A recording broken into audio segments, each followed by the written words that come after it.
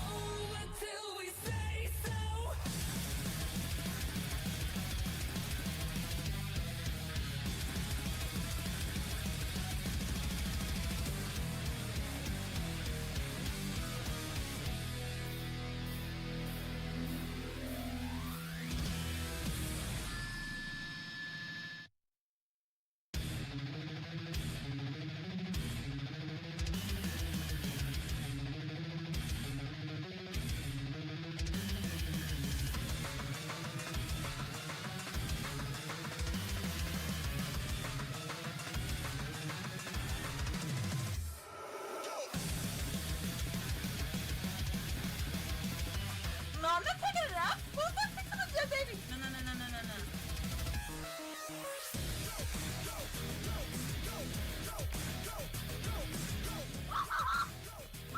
Come on! Oh my god, that was so good! You guys saw that, right?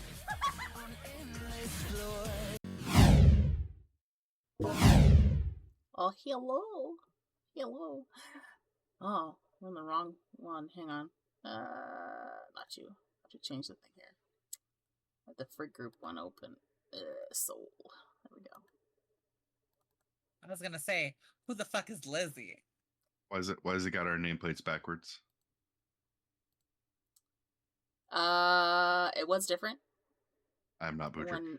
I know, but it's different because you had your camera on last time, and then it switched. So if you guys stayed still, I will be able to do it. But you freaking pushy motherfuckers. That's what I'm saying. I'm most likely gonna turn my camera on after break. Just do that. That's why. Doop. Let's do it there. One at a time.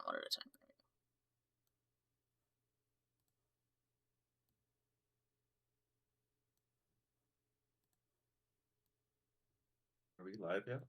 Yeah. Yeah, we're live. Say hi. Hi. Hi, John. We're live. We are beautiful. Because I'm here. I'm ready for the TPK. I mean, You don't know. Who wants to recap what happened this time? I can. Okay. Yay. So, we parted ways with Rahk. We left him with our fun bisexual pirate friend. Mm-hmm. He was happy to go on sea.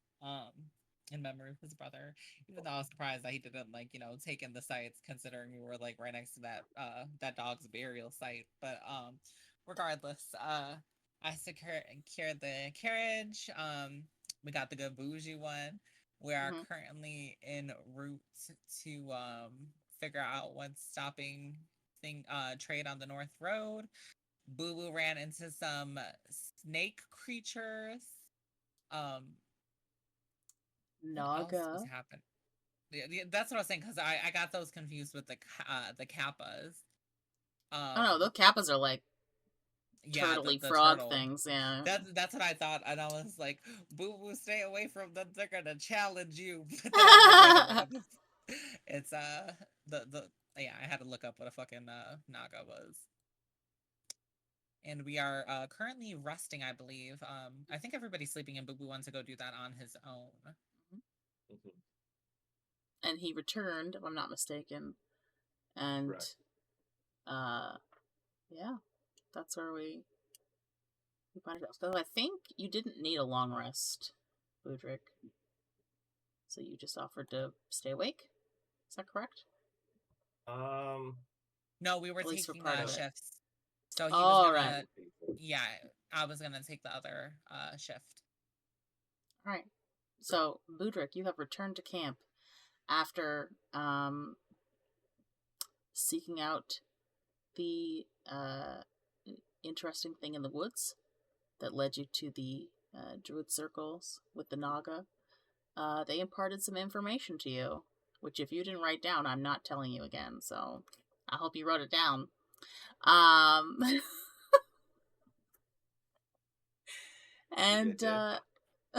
we'll see. And yeah, you have returned to camp. The rest of your shift, nothing happens. Who you waking up for next shift? I am gonna go over to Alina and gently wake her up. He said gently. Let me go ahead and make sure that did I take my trance rest? It was a new sheet, so you would have. Okay, right. Just automatically. Yeah. Sounds good. Yeah, so are you in a trance, or am I waking you up from sleep? So her race doesn't sleep. It's like meditation. Yeah. It's the same thing as like you only need half. She only needs half. It's not like she's a sleepwalker. She's gonna start smacking me though, right? No, it's just like so. If you ever played Baldur's Gate 3, you remember how like when the elf races slept, they have like their hands in like a meditative state. They're lying down like that. Same basic principle. So she's not a normal sleeper. She's just like I'm meditating sleep kind of thing. That's actually kind of how I begin to sleep nowadays. I meditate in VR and I pass out. Alright, then I gently shake her a little bit. I say, Alina, it's your turn for watch. Oh, okay, already. That meditation was quick. Alright, well, thank you. I hope you get some good sleep. You deserve it. Yeah. Did anything crazy happen? Anything I need to know? Yeah, don't go out in the woods over there. There's some Naga out there, but as long as you don't approach them, they're not gonna mess with you. I'm sorry. A what? What's out there? It's like a snake with like a person's face. Oh. They're good people, but okay. they just calmly explaining nightmare fuel to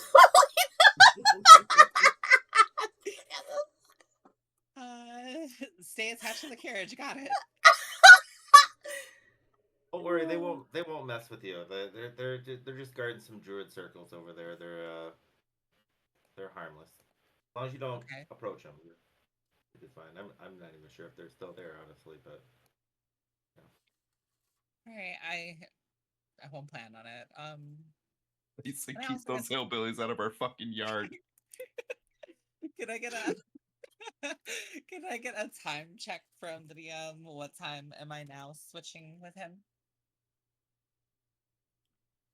You don't know, it's middle of the night. Okay, so it's dark out, I'm assuming. It is Like, dark. I can't see a fucking thing.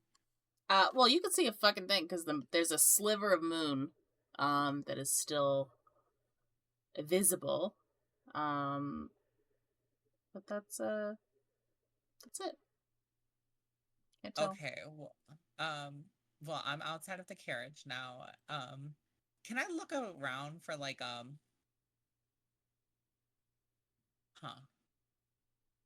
Actually, hold on. Let me see what's in my Birkin real quick. I need to see something. Oh my god, okay. I have a torch, honey. I have a torch. I want to pull the torch out because it is dark. Okay. Is it safe to use firebolt to light that bitch? I don't know, is it? Okay, I'm gonna place the firebolt, or I'm gonna place the torch on the road, and I'm gonna walk away from it. And then I'm going to blast said torch with firebolt. Do you not have, like, a tinderbox in your I don't think ship? so. Yeah, Oh, you I do. do have a tinder box. Praise God. There's Never a much mind. We're good. safer way of lighting your torch Okay, we're gonna go ahead and use the for tinder. everybody involved. I know. I'm gonna fuck around to get my wild magic surge and take this carriage out. But okay. Oh, Carriage, you can take this whole fucking forest you out. reminded me. Oh God.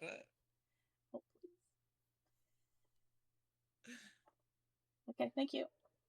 Uh-huh. So I'm gonna go ahead and use my tinderbox. That's a torch. I mean, you can use firebolt if you want. It's a possibility. No, Alina knows that her magic has no true controller, so I'm just gonna go ahead and use the tinderbox. I'm gonna strike it up real quick. Good little, and light that bitch. And then I'm just gonna kind of like look around. How's that go again? With a little what now? That little, the little strike a match to that bitch. You know what I mean? I loved how there was like a pause there. That little, like, well, why is there a pause? Well, because it's gotta be a dramatic lighting of the flame. Like, okay, I'm gonna ready this tinder. I was actually like doing like a little physical thing. You just couldn't see it because my camera isn't on. But yeah, I was giving you an action, honey. I was giving you acting. All right, method. cool. Okay. Do I see anything around me at all now? Do a perception check. God. 11. Oh, I also have dark vision. I don't know why I needed this torch. Other than maybe like up in the tops of the trees, a couple of like reflective eyes of like owls, mice, small like woodland creatures. Nothing seems to be menacing. You don't get that sense of there's a naga. Yeah, if I seen like a naga's face just completely still amongst the fucking shrub, baby, I would have lost it. I'm sorry. I would have started blasting shit immediately. Okay. I think I'm gonna go ahead and take this time then, if I don't discern any fuckery happening. I want to prepare my tarts for Boo Boo and Rahk. Okay. Where the hell is this at again? My sheet looking crazy.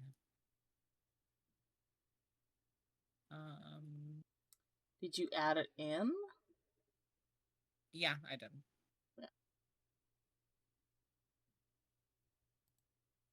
I mean, I should have. I don't think you did. Please The other hold. one.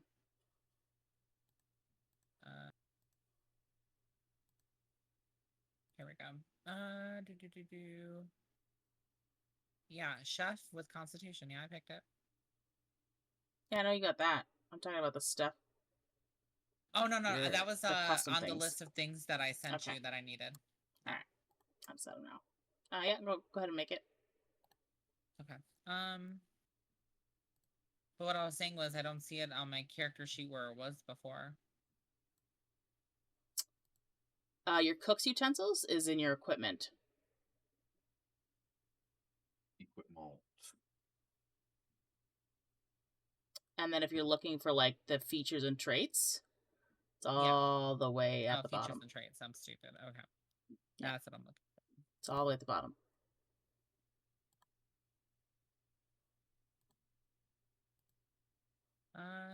Here we go.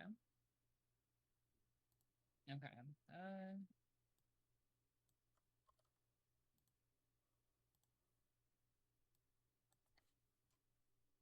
Oh, wait a minute.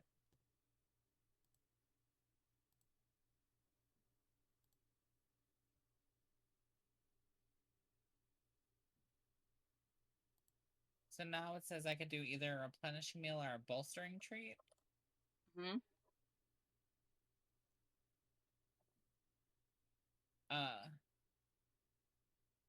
Let's see. So replenishing meal as part of a short rest, you can prepare special foods for 4 plus 2 creatures. Any creature who eats the food and spends one or more hit dice to regain HP, regains an extra 1d8 health.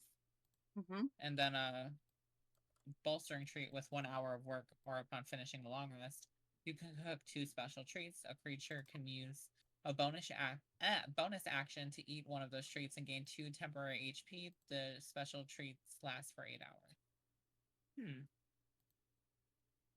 Yeah, it's a bit different than how it was before. So anybody else watching, Frigg and Soul Invictus have migrated to the 2024 rulebook. So there's a bit of growing pains in terms of getting used to that stuff with the new rules, adjustments, etc. It's changed. Yeah.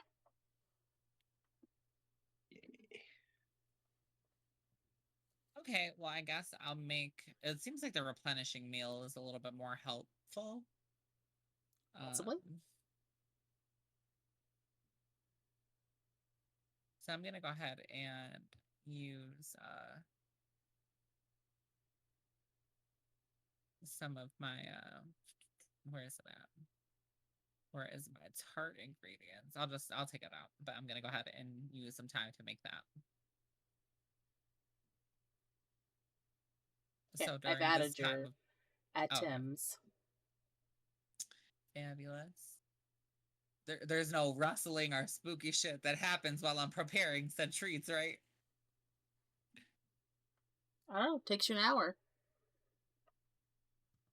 Okay.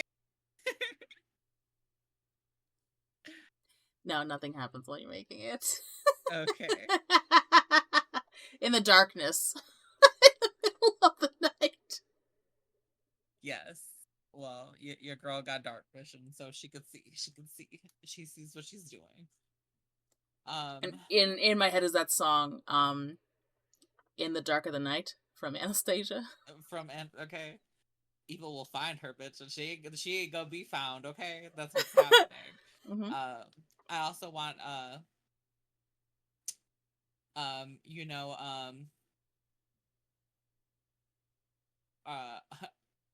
Ariella Glimmer, what was her name again? This is the Ariana Faye version. Aureliana Glimmersail. Yes, honey. I wrote it down. Okay, I'm gonna have hashtag Ariana Grande. But it's gonna be like, I want you to imagine kind of like almost like that Bridgerton version of like Thank You Next. you know, with the orchestra, honey. Yep. I'm gonna use prestidigitation to like give me a little song while I cook, honey. Okay. While I prepare said treat. You think it's wise to not only make sounds, smells, and visuals with the light of the torch in the middle of the night? Well, I forest. extinguished my torch because I got dark vision because I'm like, oh wait, I'm stupid. So that's completely you know, extinguished. You're not gonna cook with fire? Do I need the fire? In campfire, don't we? Do we have a campfire? Yeah. Mm-hmm. Baby, I need the stage set. What is happening? Anytime you set camp, you set a campfire. Okay. Well, yeah, I'm at the campfire then, and we're gonna do this. And when I say the song, it's only going to be loud enough to be heard by me. It's a very small radius. Okay. Okay. Yeah, I'm not fucking blasting a concert in the middle of these goddamn woods. I was about to be like, Rahk, your sleep has been interrupted.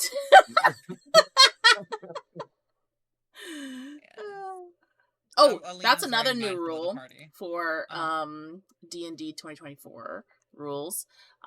If your sleep is interrupted, you can go back to sleep, and if you sleep just an hour longer than you were meant to, so like say you were supposed to sleep from like midnight till 8 a.m. to get your full long rest as a creature that needs 8 hours, and around 2 o'clock in the morning there's a disturbance that wakes you up, provided you are back to sleep within that 1 hour of you having woken up, and you sleep an extra hour, you still gain the benefits of long rest. There's no like permanent interruption anymore, unless you stay awake for longer than that hour of interruption. So like if like 12 to 2 hits, you're awake for 20 minutes dealing with whatever it was, you go back to sleep and you sleep till 9 o'clock in the morning, full benefits, long rest. Okay, it's good to know.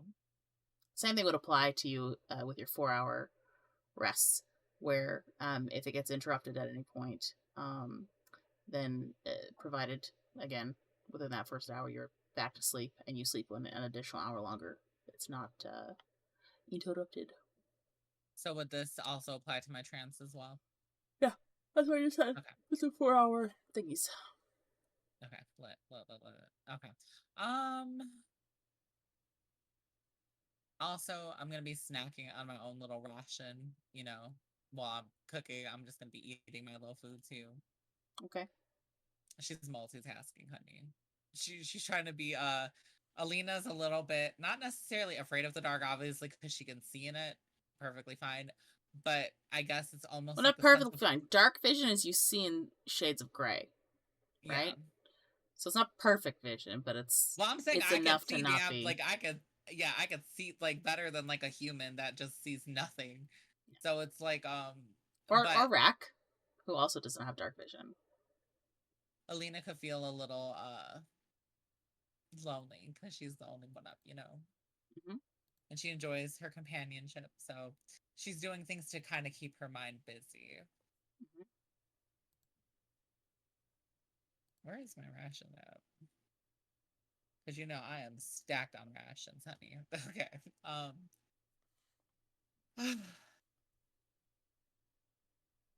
So an hour has passed. My hearts are bueno. And now I'm kind of just like looking around like, what the fuck am I gonna do now?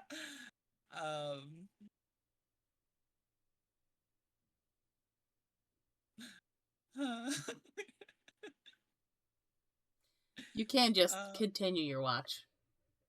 Let the time pass. Yeah, well, that's what I'm doing now. Like, my little treats are done.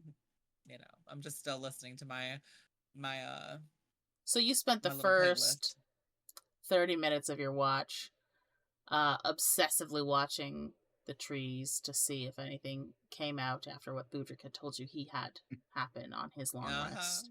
Almost that nervous, like, what's that? Oh no, it's fine. It's okay. It's fine. And like you're staring in there like you're expecting something to come out. And after the first 30 minutes pass, nothing happens. So you relax and think, okay, I'll make my tarts while I'm awake and everybody else is asleep. But you do so, takes an hour, and then you finish out the rest of your watch with nothing else happening. The sky begins to lighten. I can't remember exactly when you guys went to bed. I think it was pretty early, though. Yeah, I think we set up camp around like 7-ish. It was right when it started to get dark. Yeah, like Yeah. as So I think you would have been starting sleep like around 8 o'clock after everything was set up. Mm-hmm. So it's like technically it could come to like 4 in the morning. If you guys want to get up at 4 in the morning, or you just wait till sunrise at 6 a.m. Wait until sunrise. Me too. Okay. So Alina, you assume they will get up after 4 hours, and they don't. And just as the sun is cresting over the horizon, and the overhead sky is beginning to lighten, finally these other fuckers wake up. I want You see them the to shadow. know You see the that shadow Alina. Rahk's wings in the morning sun as he stretches. I literally want you to just imagine, like, Alina kind of, like, eagerly looking over, like, oh, they're gonna wake up. Oh. Okay. I guess. I don't have a phone with an alarm. It's true. Oh, you So- want an alarm? No. So, your carriage driver Shump wakes up with the light cresting over the horizon there. You can see him stretching near the horses. Gives himself a back stretch. He's an older gentleman. He's not spry, middle-aged. And he starts to tend to the horses as the morning quickens. Good morning, Shab. Good morning. Good morning. Are you hungry? Could eat. Okay. Let me go ahead and take a look. How many, I think, did it say 4 + 2 creatures? For your tarts there? Tarts. Yep, 4 + 2. Okay. So I'm going to go ahead and give him a tart. Okay. And then I'm also going to give the +2 tarts to the horses. You're gonna... The horses are getting a treat. Okay. That was something I wanted to talk to you about. That was what it was. Okay, I remember now. I'm gonna DM you. You could just say yes or no. It's up to you. I don't mind. Okay. Is that safe for horses to eat? Eat that? I mean, it's all natural ingredients, so nothing artificial. Okay, wonderful. And the second he brings the tart to the first horse's mouth, that first horse is gone, and just like a vacuum, just gone. And you can see the horse's lips going. It is loving it. It shakes its head. It is doing that thing that horses do where they go like this. Mm-hmm. And then he gives it to the second horse with much the same reaction. And they both like lean forward, sniffing around his hands, like, we want more. And he just goes, I don't. You can see him talking to his horses. I haven't got him. I just. And as he's talking, they realize he's got the other one in his hand. And one of them reaches for it. No. And as he's going like this, trying to keep one back, the other one reaches up above him and just sucks the other tart out of him. I didn't.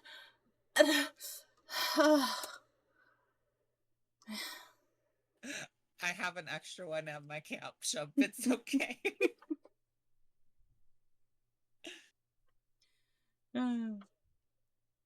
Listen, horses love sugar cubes, salt cubes. They love it. I mean, if you're offering, I'll leave Stu tacked up over here, and I'll have to eat it out of their eyesight. Okay. That sounds good. They'll probably be watching you. Then he's gonna stand like this, like, okay, if you just place it in my hand right here, quick, with his back towards the horses. Can we get a stealth check on Sean, please? Hang on. Oh! 12. It just manages. Okay. I'm gonna go ahead and hand him the the tart on the low, very sly like. on the DL, gotcha. You know, like kind of like if your grandma gave you like a little dollar bill or so, she's like, shh, don't tell nobody. Just go ahead and get it. Yeah, that's kind of the same energy right now. Okay. So he manages to just kind of like quickly like eat it. And then brushes his hands off on his pants.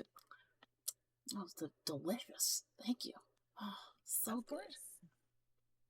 Oh, thank you. I'll have to try and get another one some other time without these horses around.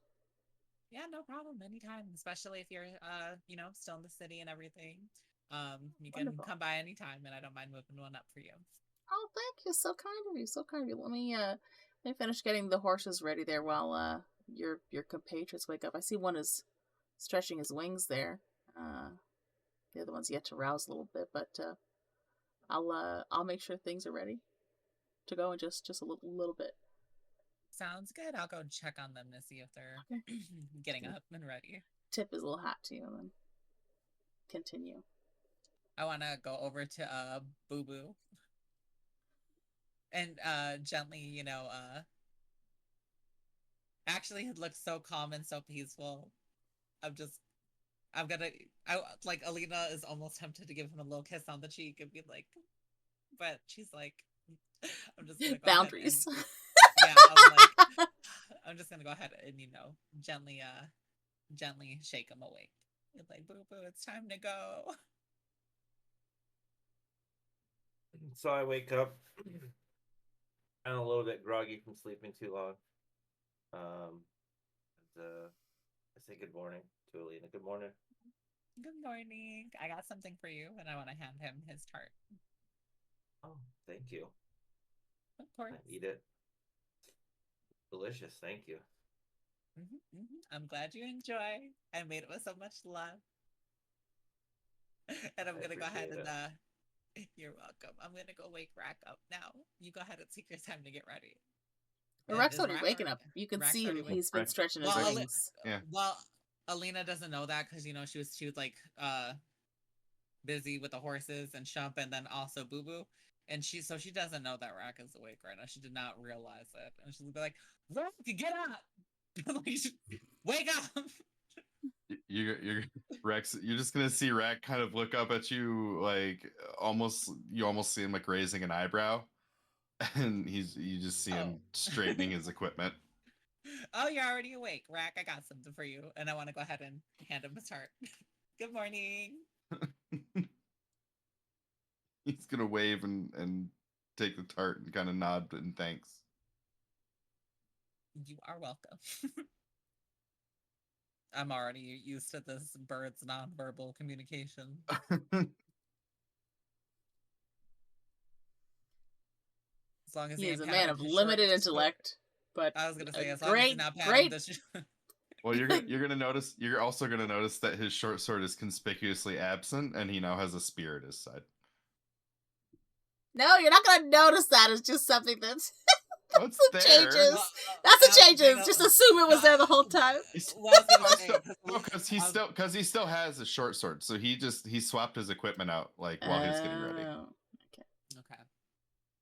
Well, Alina notices it because she says to herself mentally, like, at least he's giving me a nice nod instead of patting the short sword at me.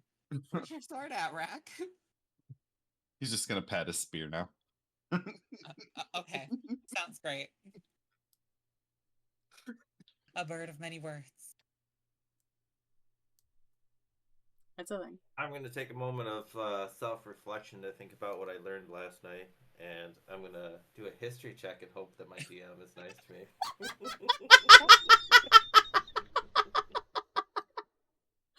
What did I just say 10 minutes ago? I don't know. I don't remember. I said, I hope you wrote it down because I'm not doing it again. Do you know what's actually great? Actually, let me hold up. I'm gonna, yet again, I need to DM you something else. This is crazy. Okay, I will give you a high high roll history check. If you get the high roll, you can get it. So go ahead and roll history. I remember some of it. Above table. Okay. I got a 16. You did not get the high roll. Rahk, you can above table share what you remember with They Budrick. said something about the trees being fucked up. I believe that's paraphrasing. I believe they said the trees were wrong. Yeah. Oh. Okay. Thank you. Yes. I will tell you, they also said there's too many of them. Yeah. Like, it's Your not fucking right. pardon? Goldie, Budrick, if you can't remember, you should watch a previous episode. I actually tried, but I don't see last week's up. You can see it on the VOD, too. Last week wouldn't be up until the end of today. I don't know what the VOD is. On Twitch. The VOD is on Twitch. So if you go to her videos on her page. Her YouTube page or her Twitch page? Twitch page. Twitch. Oh, I don't have her Twitch account. Her Twitch I account think myself. Alina wants to start study. Okay, I have a question. Yes. The audacity. You mean you're not hanging out in my stream, giving me views while we're playing this game? It's fine. You're old? Listen, I bet you I have viewers that are older than you. I can't keep up with you new kids and all this newfangled technology. I'm older than you. What do you mean? Who's older than me? I don't think you are older than him. Me. No, you're Yeah. not. Oh, no, I'm you're 97. not. No, you're not. You're not. 97. No, you're not. I'm 97. No. You're This is an RP. You're not playing an I'm a old lady. 97. Shut the fuck up. Girl. I'm not talking about Budrick being old. I'm talking about There's me our being opinion, old. but Oh no, I was gonna Budrick say, has no idea about Twitch either. if we're talking about Alina, Alina's 120 something years old, so she Yeah. is. Yeah, she's been around for a minute. I have a question, DM. Mm-hmm. Is it? Do you know what's really funny? possible- You said she's 126. Budrick is older than her. Fuck. 140. Well, okay. Damn. Sorry. Okay. What's the question? That's just a mere like 2-3 years older than us in elf years. Okay. So I am really fascinated with like the D&D universe and everything like that. Possible creatures, possible like things that could happen in this campaign, and this is, you know, the D&D session that took my D&D virginity. Mhm. Am I able to have Alina at some point study said creatures? Like whether it be like in a library or something? Oh, yeah. What kind of creatures? Just in general, like if you would ever be able to be like, oh, Alina looks at this book contains this type of information. Would I be able to read stuff like that? Yes. Because I feel like Alina would be a little bit more, you know, she's not learning stupid. that kind of information, you would need to find the particular book that you're looking for, number one. Number two, you would have to spend time like memorizing, study. Okay. studying. Yeah. Yeah. Study's actually a new action they have now too. Mhm. I don't know That's why they have it as an action for combat, why you would do that in the middle of combat, but hey. Yeah. You To each never their know. own. So like in Frigg, in the last campaign that they had, Agatha picked up a bestiary. Right? If she spends time studying it, she will learn information about beasts in the game, in the That's universe. awesome. Right? So if you find other books yourself that I've implanted into the game, then yeah, you too will know the information. Yes, honey. I want you to Hermione Miss Alina out, honey. She just wants to be the one who knows things. Because the reason why I asked is because then, like, my mind, I didn't know it was a creature in D&D, but I'm like, my mind immediately went to Treant or something. Mhm. And I'm like, are we coming up on a damn Treant dungeon or something? What is happening? I'm getting nervous.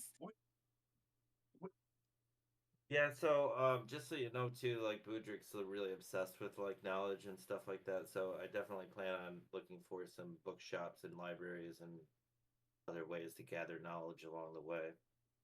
We're gonna have steady dates. Yep. Let's go find some books. need to I learn will Rahk's tell you, language. it will take Budrick a lot less time to learn than it would Alina, because he's got the sage background. Okay.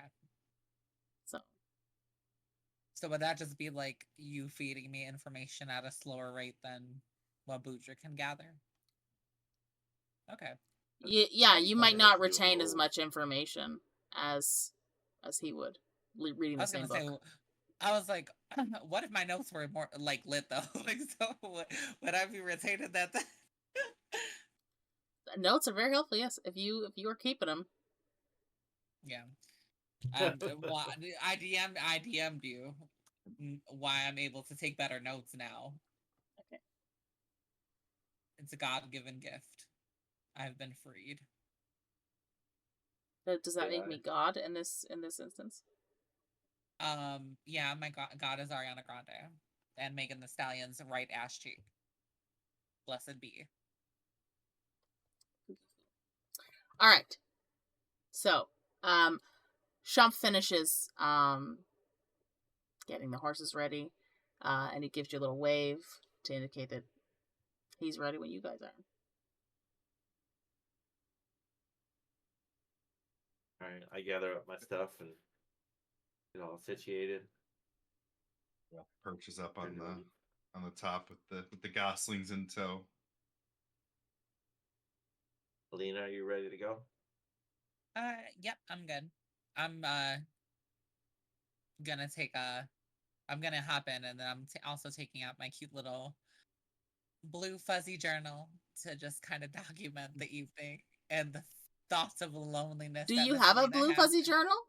I didn't see Yeah, one I in your bought it. bag. Oh, yeah, that's I bought right. one from the market.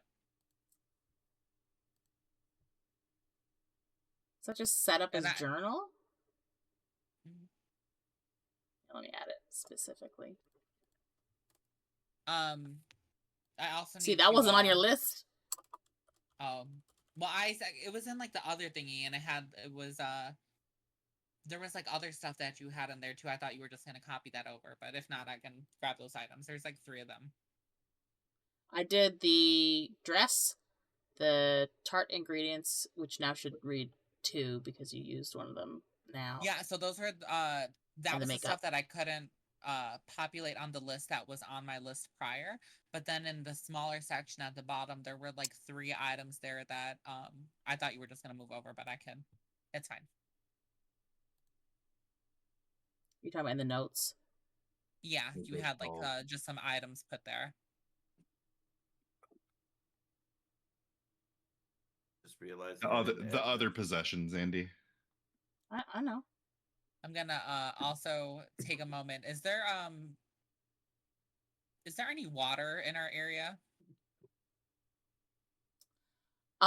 You can do a Do you need water?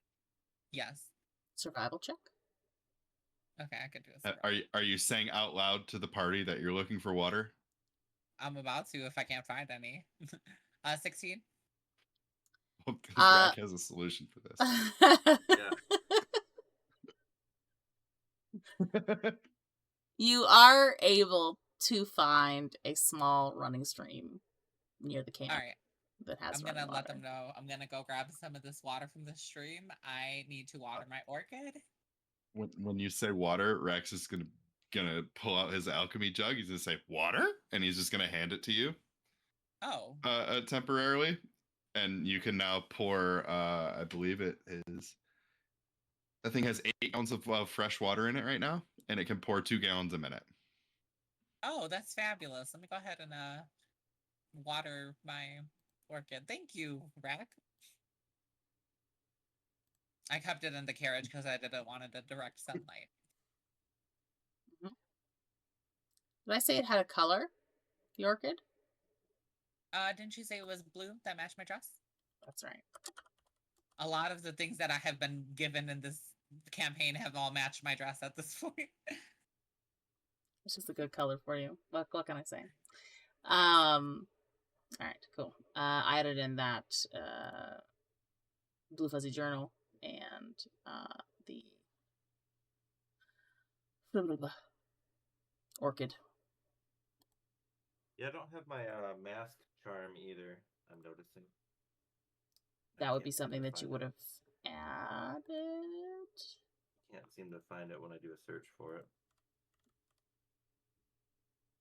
Yeah, so when Andy like added them in, like they became homebrewed items, but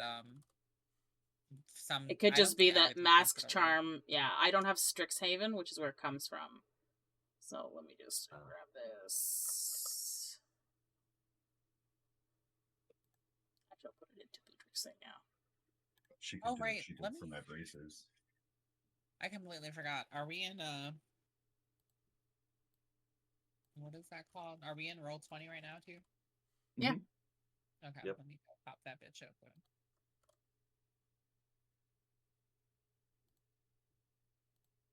There you go. It has been added to your equipment. Gracias, señorita. I also took the privilege of equipping your items that you need for armor because you hadn't, and your AC was down low. I equipped the quarterstaff because that's usually what you've been using. But if you're using a different thing, you can adjust. Using it as a walking stick right now. Stick right now.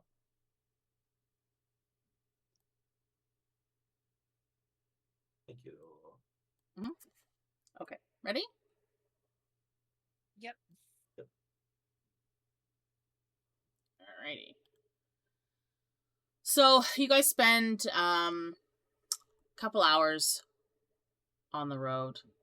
Nothing crazy happens. It's a pretty nice day. You do notice that there's not a lot of people on the road, like what you'd noticed the day before. Like there's nobody coming from the direction of like the north road this way.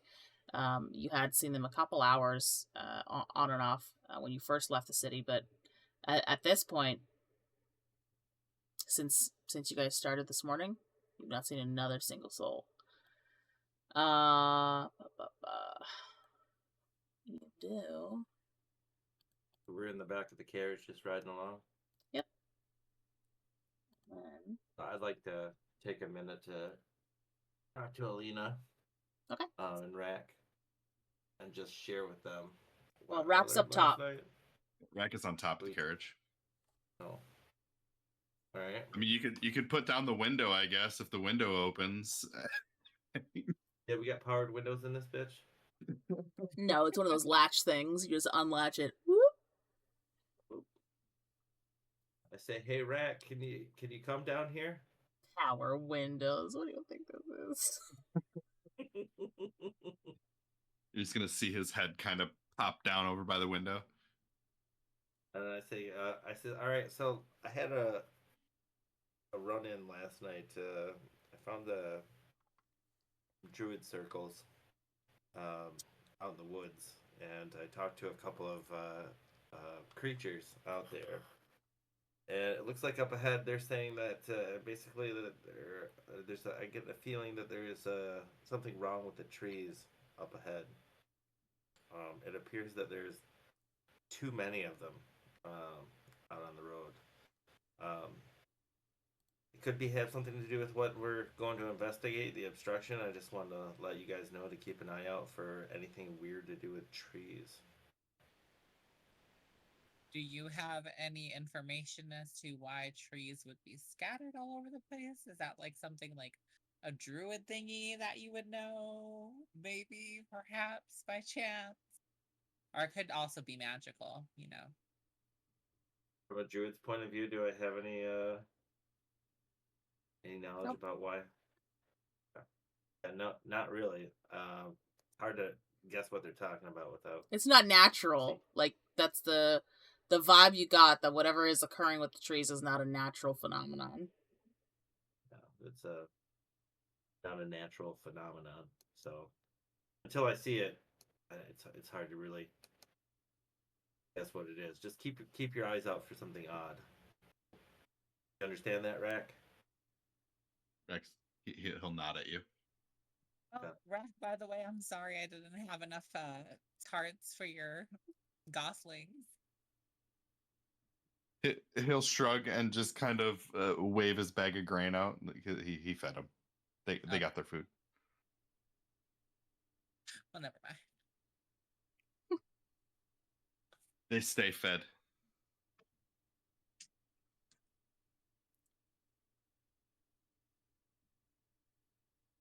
Anything else? Or just continuing on? That's it. That's all I want to continue on. So it's about midday, when your group comes. Doop.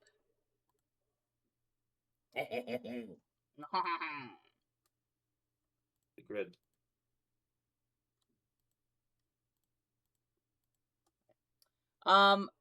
So as you guys are going along in the carriage,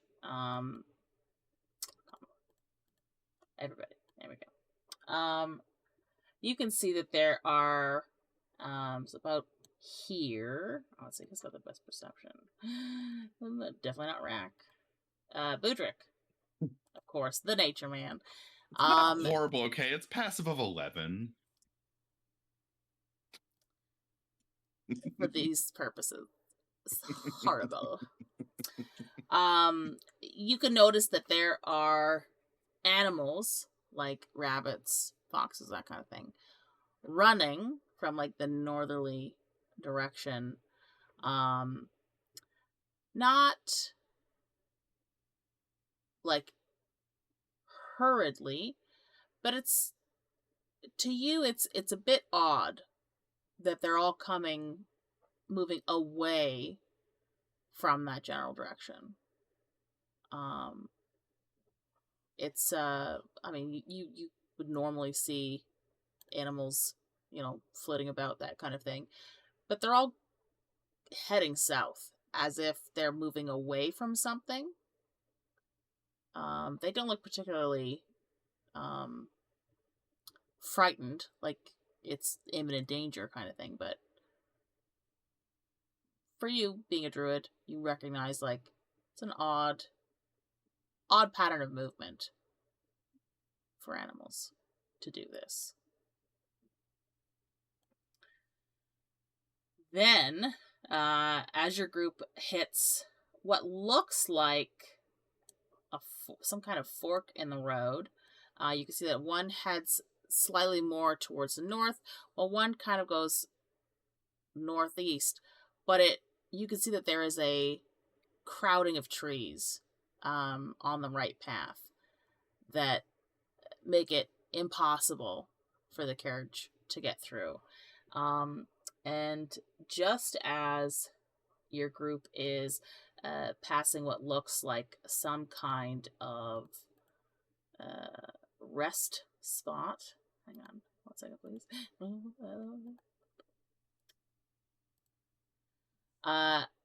You come across a pair of individuals that look like quite the distinguished pair. One seems to be, or appears to be, some kind of very well-dressed woman, almost aristocratic in nature, I would say. Alina, you could deduce that much in terms of, like, how she's dressed. Although her elegant garments seem rumpled, stained, not as neatly put together as you would sort of expect. Her companion appears scholarly in nature. He's got the spectacles. He's poring over a bunch of scrolls. His robes are equally dirty. They seem to be splattered with mud. The aristocrat that you can see, she has like a sort of like a flush in her face. Looks like she's upset about something. And as your carriage approaches this pair, she flags down Shump. Excuse me. Oh, hello there. Hello. And I need you all to do roll a perception check.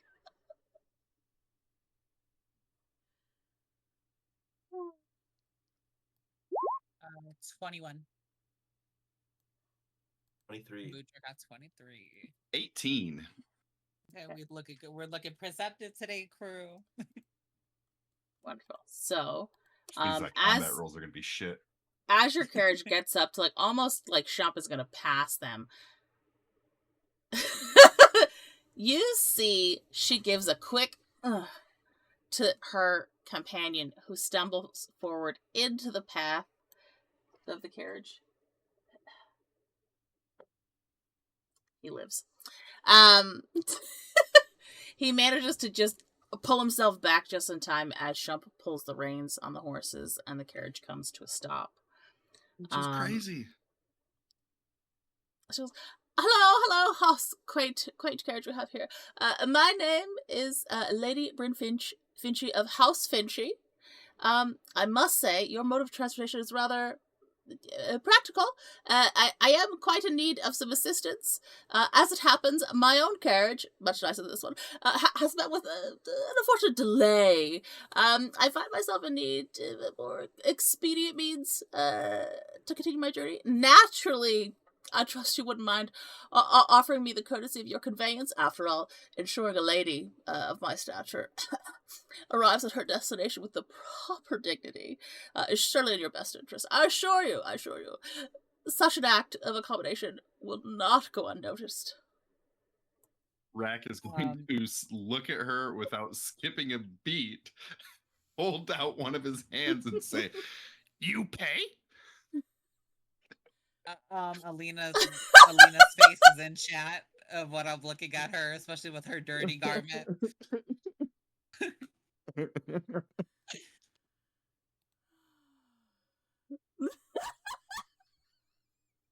How well off does this lady look?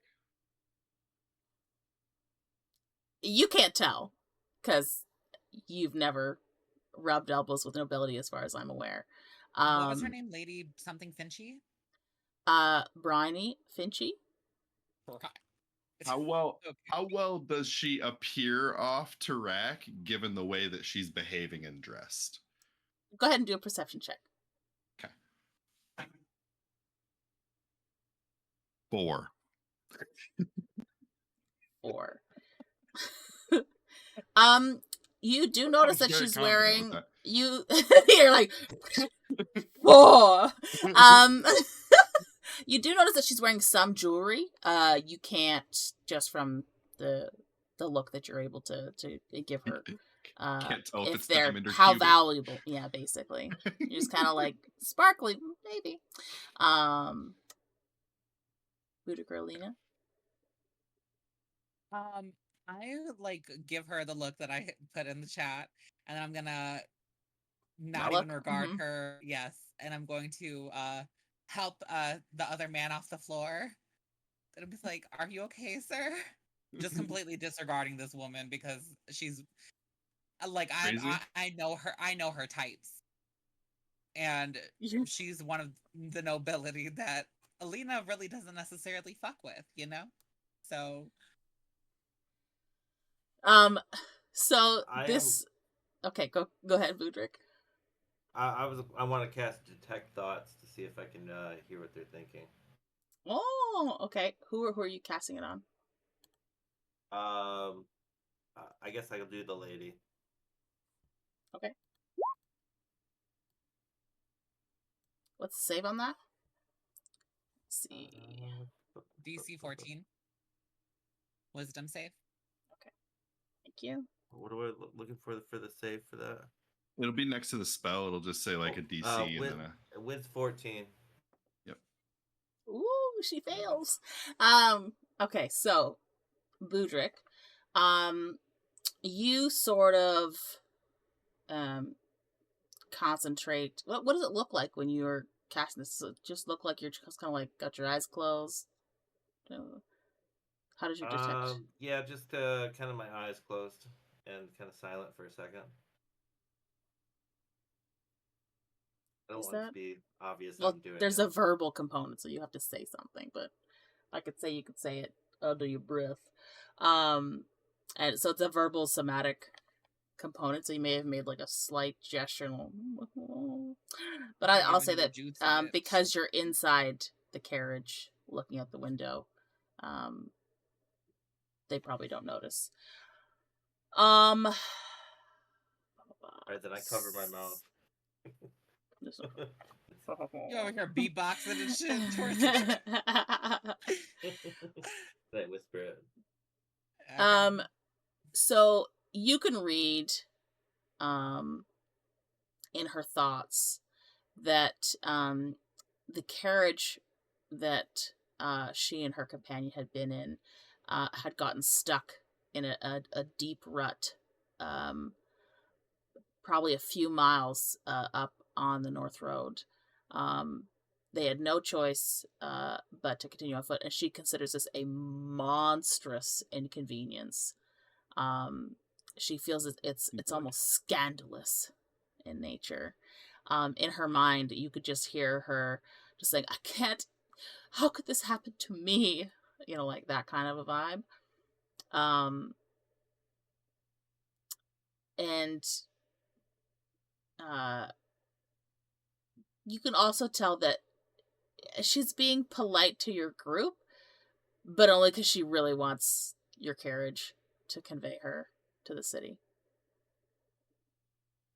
She doesn't really regard your group as being on the same level as she is. She doesn't hate you, but she just definitely doesn't think that you're like of noble standing. You know what I'm saying? Like, I also want can you please describe her her thoughts when I am giving her almost the treatment of white chicks when he was rushing to the bathroom and said, "Move, bitch," you know, like that kind of vibe where I'm just making sure that the companion's okay.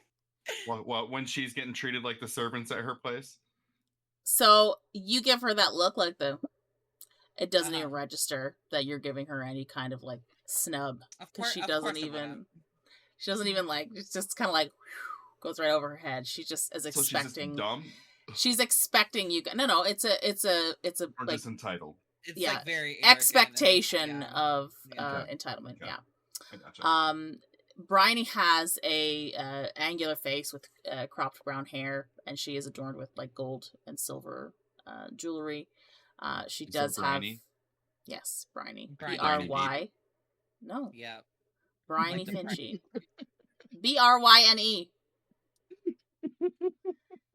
Bryne. There is an amulet in the middle of her dress that has a sort of luminous quality about it.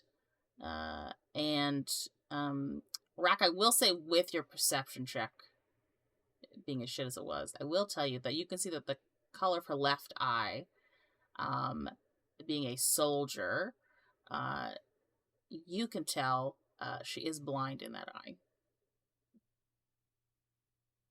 Blind in her right eye? In her left eye. Left eye, okay. But there's no Bridie deep. You better stop that.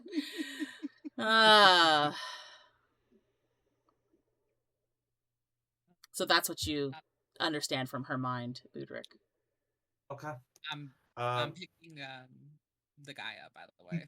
Yes, okay. Off So you help. Well, he's not on the floor, but he is definitely like he managed to throw himself back, kind of thing. But okay. I can. So you're stepping down off the carriage to do this. Okay. Mm-hmm.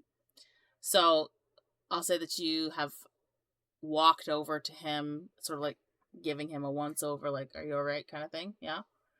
And he goes, "Oh no, I'm fine. Greetings, everyone. I want to assure you, we truly appreciate it if you could be generous and support us in the offering of sacrificing your own comfort. I'm sure traveling. I do hope you're not going farther up the road here. There's quite a odd sort of thing up there. But if it's acceptable to you, I'd be more than willing to discuss any assistance, reward, accommodations that we might provide in exchange for your kindness at a later date. But I mean, my studies have shown me that there is value in mutual aid, cooperation. I believe we can come to some kind of solution that benefits all of us. And please, let me know how we might make this arrangement work for everyone. I want to whisper to him. You pay? Oh God. Rahk just wants shining. Just give him bird face. You pay? I want to whisper to him like quietly, like blink twice if you need help. I'm gonna say, Rahk, just hold on a second. Just hold on a second. What's going on up the road here? You said there's something odd going on? Oh, my name's Willie Corby. I was traveling with Lady Vinci here towards Pelverin. Well, sort of. She's supposed to meet another noble near Pelverin. She's invited. Complicated, not what I mean. There was sort of strange phenomenon. The trees seemed to I could swallow the road. That's the best that I can describe it. They nearly grabbed our carriage, and it got stuck in the mud, and he's gonna move over to just lean closer to Alina and be like, I don't want to scare the lady, but I saw the trees swallow the carriage. I don't saw think the trees anything would moving. scare that horrible person. But give me one moment, Mr. Corby. I'm gonna go ahead and walk over toward. Just give me a moment, fine person and companion. Just, I want to hop in the carriage real quick and have a private conversation. Rahk, bring your ass on the other side. We need to talk. I'm just gonna make these bigger so you can see their portraits while they're having a conversation. Rahk's gonna walk back towards the carriage, but in bird fashion, his head is gonna be almost turned around like an owl, just staring at the lady.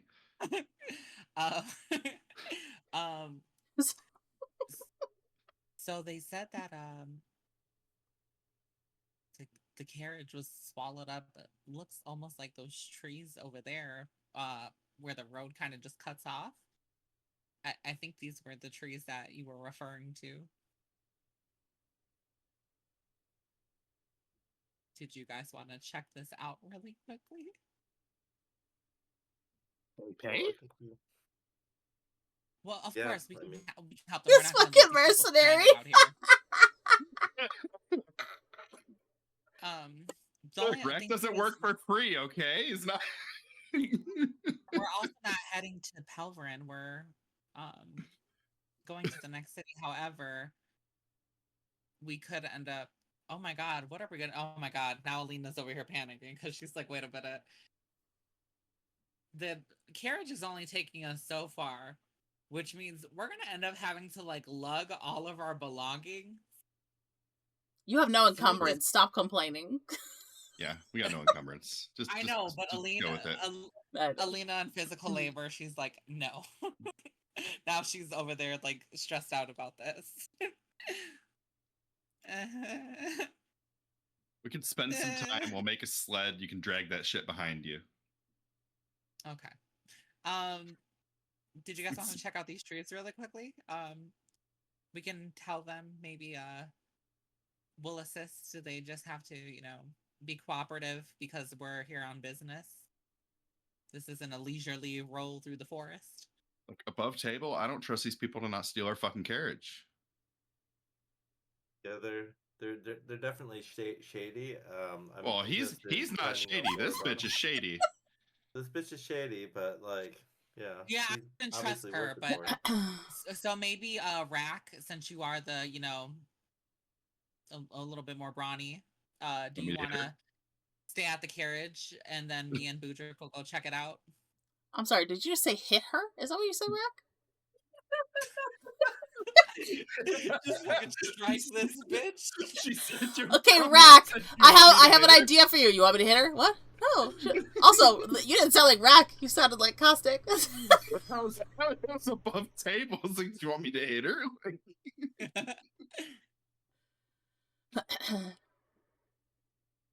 What do you want to check out? You want to check out the trees?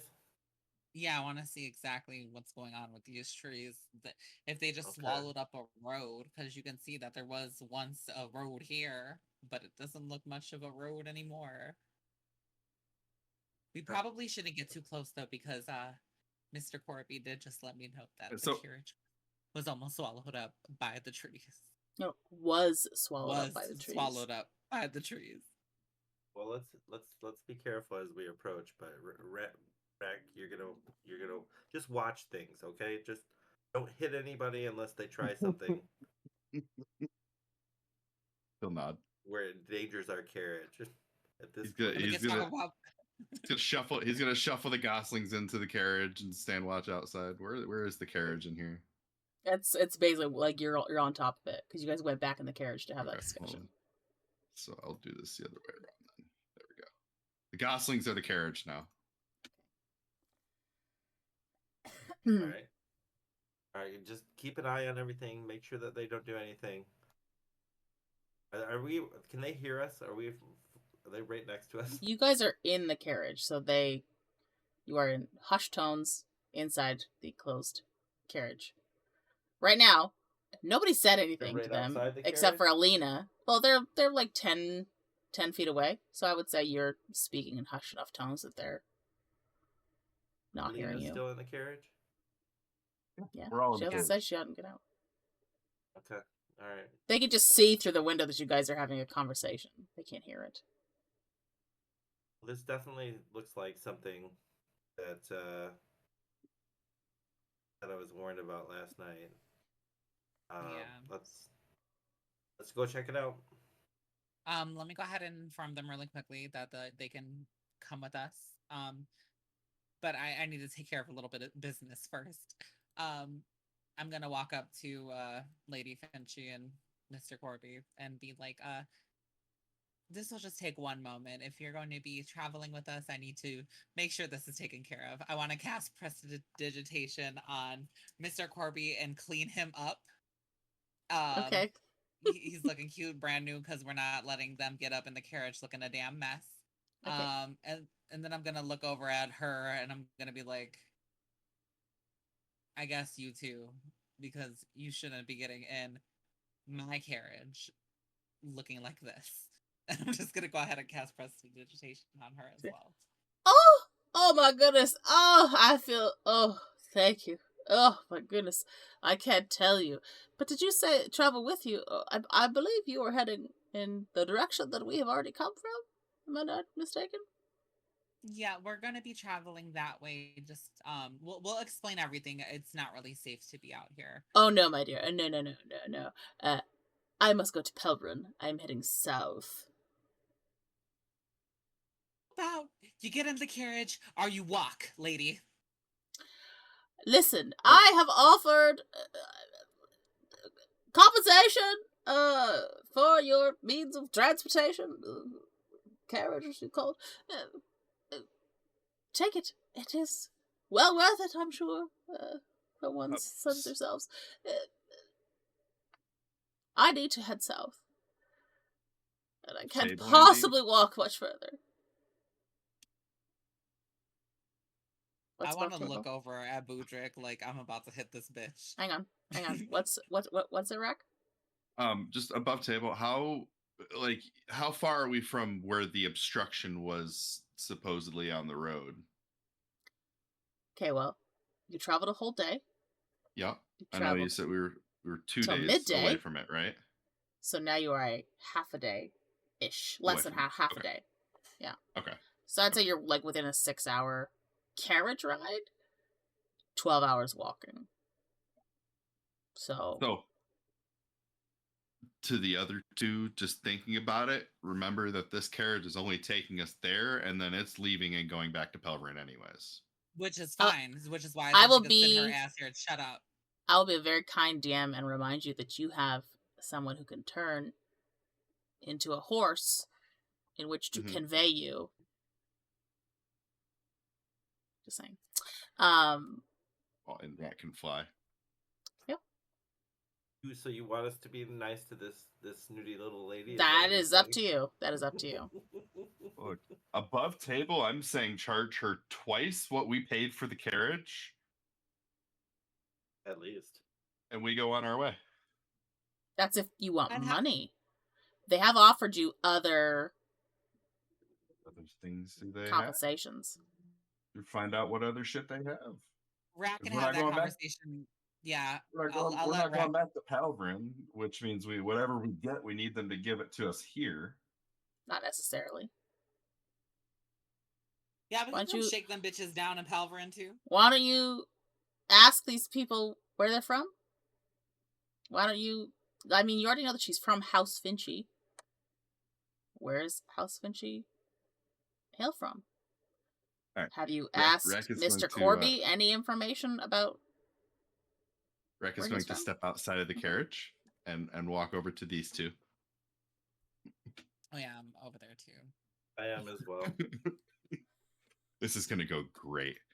Where are you from? And he's going to point at the lady. Let me pull out Are you trying to box him in? my... Just crowding around. Just a friendly Okay. conversation.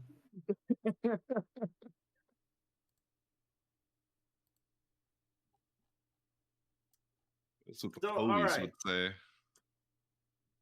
From what I'm understanding, what you want to say here, you would like to purchase our carriage to ride back to Palvrin. Is that correct? Well, not right Well, back to. I was on my way there. I asked a On the question. way there. Sorry. House Finchy has our main house in Brighthelm, which is the capital of this province. Why go to Palvrin? Well, I was invited. Lady Winbrand, well, I should say Lord Winbrand, sent me an invitation. She hasn't been seen in the capital for quite some time, and I came to see if she's all right, because I am a good friend like that, you know. I've not met her that often, but I still consider myself her friend, you know. You missing? So kind of me, I know. Missing? No, she just... No. I don't believe so. Why else would we get an invitation? Invitation to what? To come to their country estate? I mean, why else would I come down here? Food? What did you say? Food? Did you say food? He said, why else would I come down here? He said food.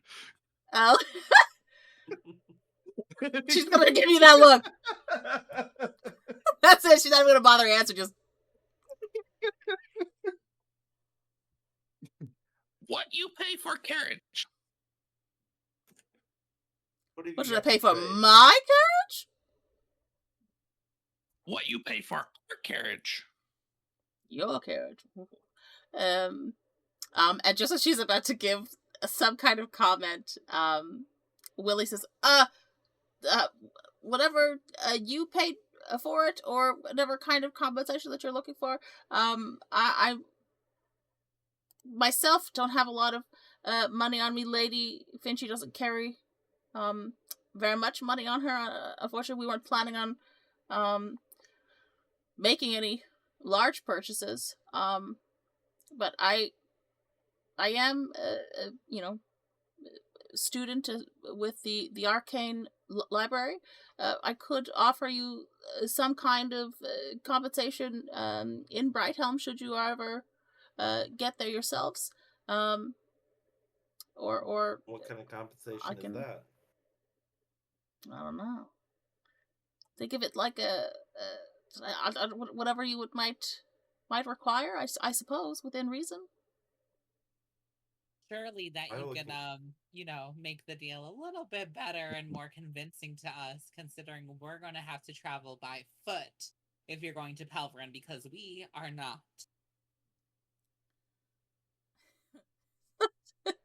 You could So just see. note that he just offered assistance at an arcane library. To Yeah, someone who and loves I'm making knowledge. sure. Yes, and I'm making sure I know what he just offered, but I'm also saying this is a great inconvenience for us. Because now we And have to fucking travel by foot Is it? and wing and hoof. Yeah, they I don't know heard that that. though. So just as a note for Aarackocra, they prefer to fly. Walking for Rahk is more of an inconvenience. Well, I'm just thinking as Elf by myself. My lady brings up a very good point. It's a very big inconvenience for us to give up our carriage, especially for such a beautiful lady as mine, to have to walk the rest of the way on her journey. I'd have to say, for that kind of inconvenience, we'd be looking for a pretty steep compensation. Just give them whatever they want. Like, just Alina's gonna kind of remove herself over here to the other side of the carriage, and she's just gonna be like, Rahk, What's going on? Rahk.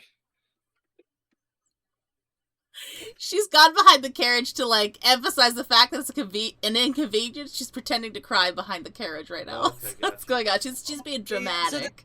no, that's what they perceive, but really it was because Budrick called Alina my lady. Really, she's having a relationship epiphany, and she's having a fangirl moment behind the fucking the carriage, but they think that she's actually crying in distress because she has to walk. So Willie, when you go behind the carriage, honestly, we haven't got much on us right now, but I could write you a writ and provide that to you, and I could offer you compensation, as I said, if you should ever reach a Brighthelm, or I could arrange once we get to Pelverin to have something sent to your party wherever you might next find yourselves. Rahk has obviously taken note of the shiny jewelry around the lady.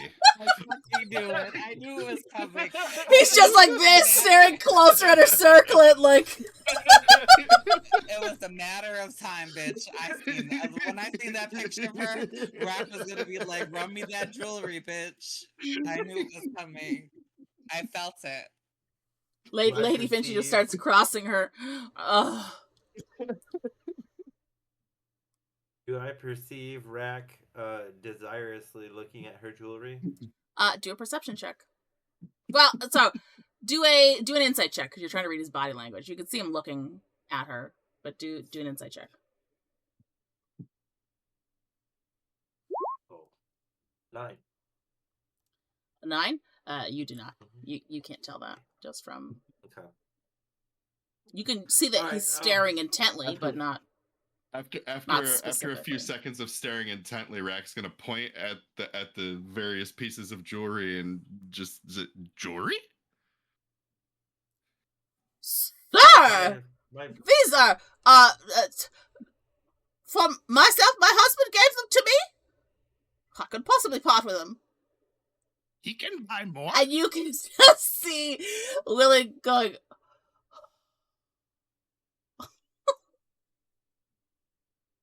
My lady, my lady, hang on. He goes, my lady, if you surrender these jewels to these people now and describe the situation to her husband, perhaps for your own travesty and suffering, your husband would see fit to buy you better jewelry.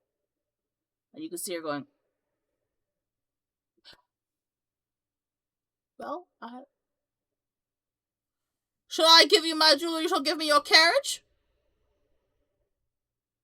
Well, right for carriage, maybe yes. a little bit more than that. That's a good Right, start. yes.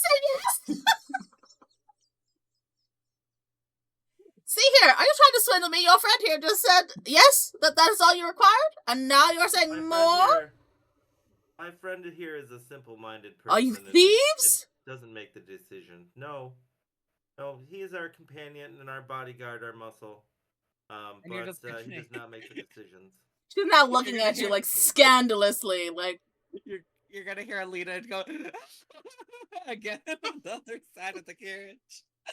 As you can see here, my lady is also now in a desperate situation because she's looking at not having a carriage if we should bend to your will. It's gonna have to take a lot more to convince us to see trade here, over I this could piece of buy jewelry. several carriages with the amount that this jewelry is worth, and you expect me to hand it over to you? A carriage that with you, that jewelry I'm that sure, you're wearing, rented. Oh. with that jewelry that you're wearing, that does not look like that good of quality jewelry. The audacity! Sir, I should tell you this was... Not enough to buy a couple of carriages, by far, I'm sure. Oh! I cannot even look at him! Oh! I'm coming back. What did I miss? Let's continue with the You lack negotiations, taste and understanding of the finer things in life. Like, oh my goodness! Oh, I say jewelry for carriage. Rahk, be quiet. What about this knowledge that you mentioned at this library? What can you do for us there?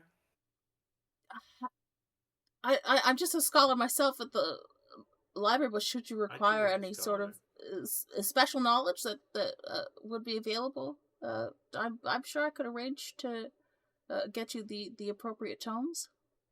So jewelry and an IOU for this carriage is what I'm hearing, is what I'm gathering. Yes. How much gold do you have on you again? I just said we're not thieves. Alina was okay with the jewelry and the IOU, but you know, somebody got to be the greedy one at the party. The fucking druid. And he's just kind of look at you like, Make sure this goes with your alignment. I'm just saying. I'm neutral, and so. Okay. And just to verify, Mr. Corby, what was the Arcana library that you hail from in Brighthelm?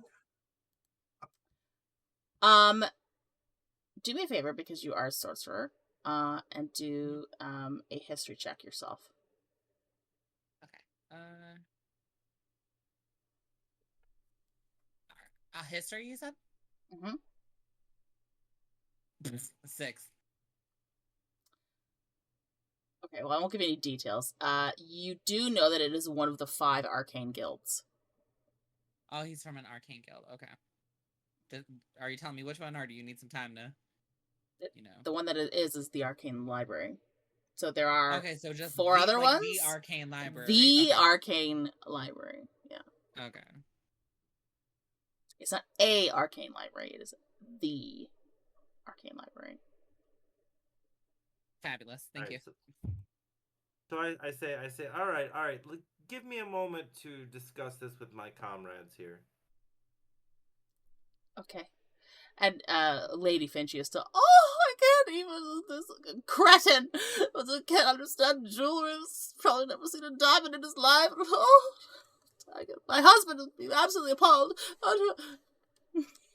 Rex just nodding along with her. He agrees.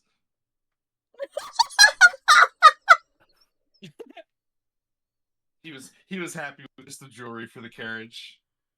Alright, so I'm going to move over behind the carriage here, a distance away where they can't hear us, and I'm going to ask Rahk and Alina to come join me.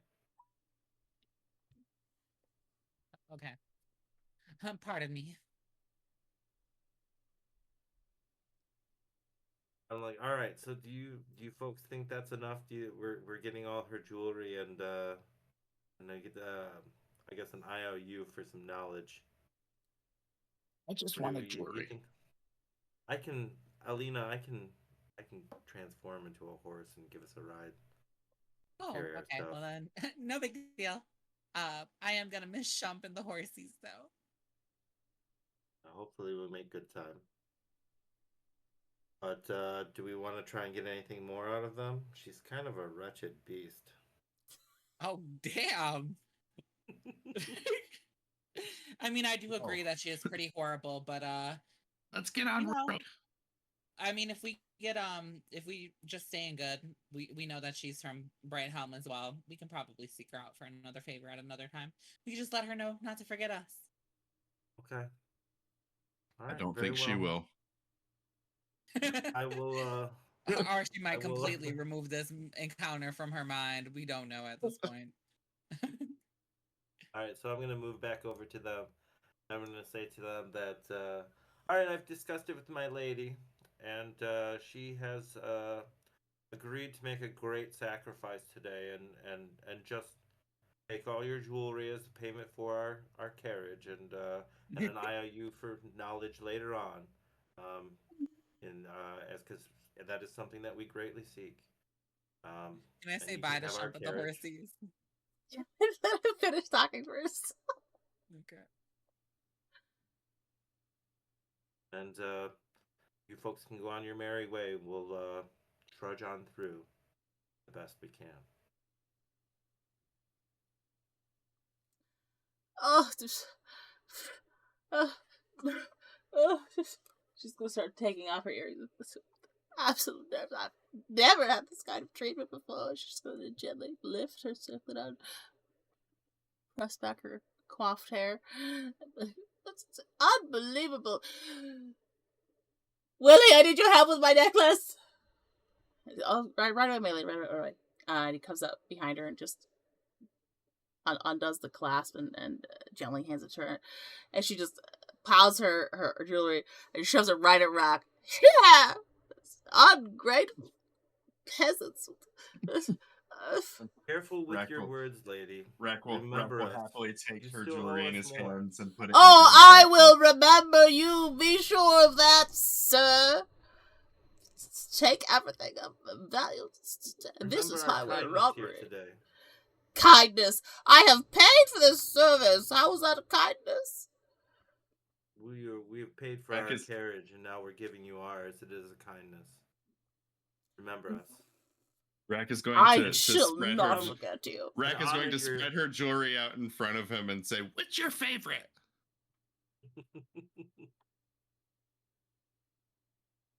What do you mean by circlet? Obviously. Okay, he's gonna gather them back up and hand her back her circlet. You would give this back to me? I mean, as you should. As you should. Just gently. As I said, lady, remember our kindness here today. You, sir, have shown no kindness. This gentleman, however, very kind. Not a robber. He I just speak wants for them. shinies and wanted some payment. They are gentle souls, and I'm here to make sure that they don't get taken advantage of by ruffians along the road. I don't see how they could be taken advantage of when you ask and demand everything of value for every stitch of clothing. I'd imagine if they didn't say anything else. That's exactly the point. That's why I'm here. To rob others so that you are not robbed To protect yourself? my- How is that anything? Protect my comrades as best I can. And Remember Lily's our just like, kindness. sir, I would just, please. Please.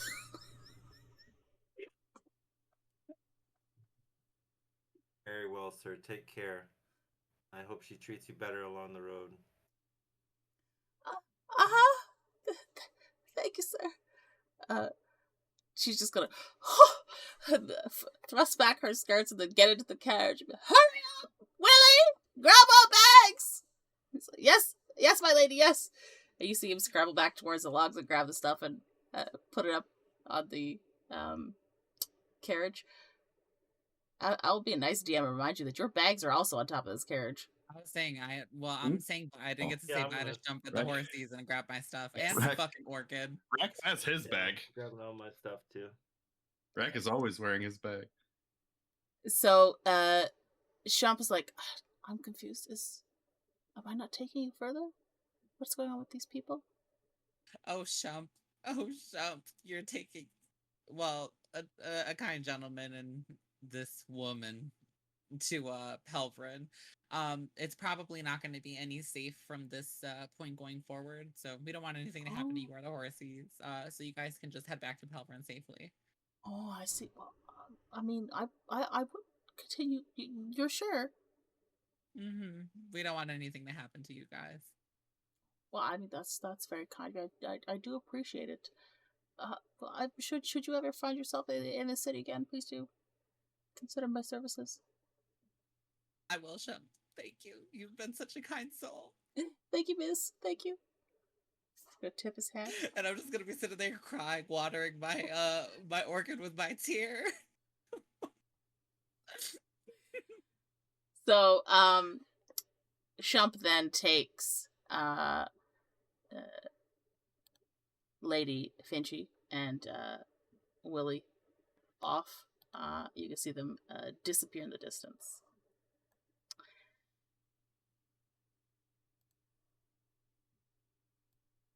You are now left on that road.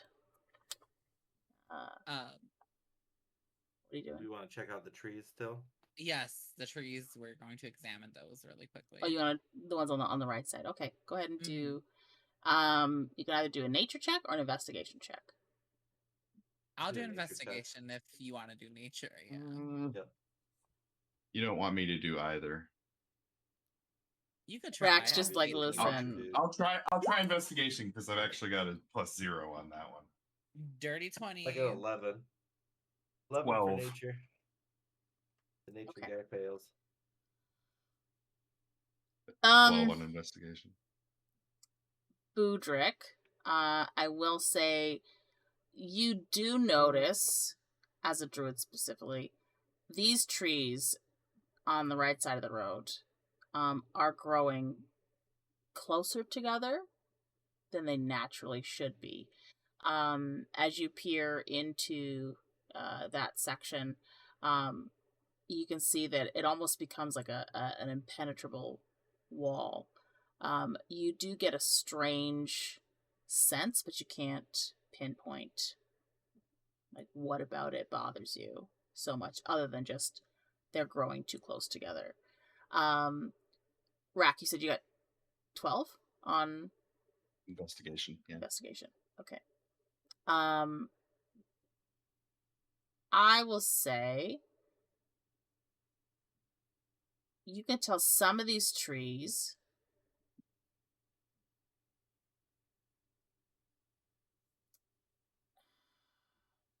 how much time would you have spent in the woods? Not a whole lot. Based on the map you sent me, it looked like he lived in the mountains kind of area, so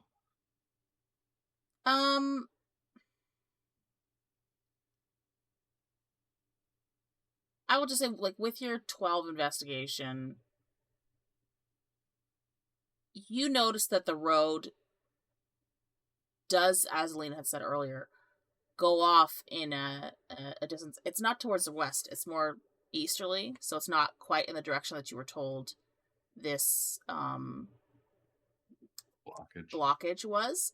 So, keeping in mind that the task set before you, your group should head on the left path, which heads more north.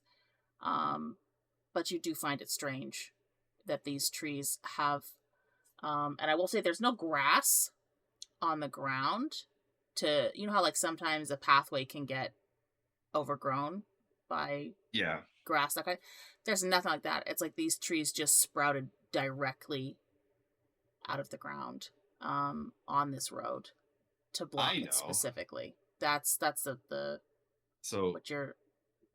So Rahk is going to crouch down. Hang on. I gotta do Alina's. Okay. hang on. Okay. Okay. Alina, did you roll? Rahk can be doing this while Alina's doing hers because it takes time. Okay.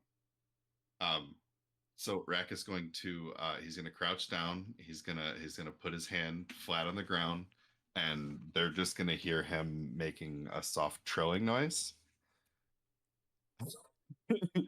Just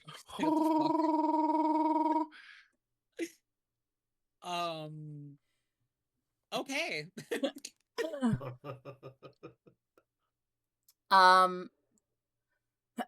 Alina, did you roll DM'd you, Andy.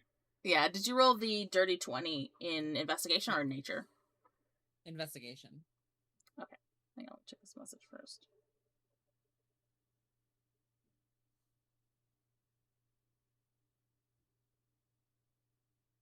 Okay.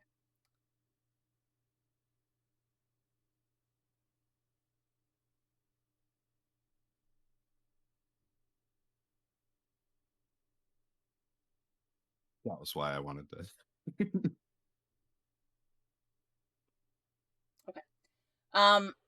So,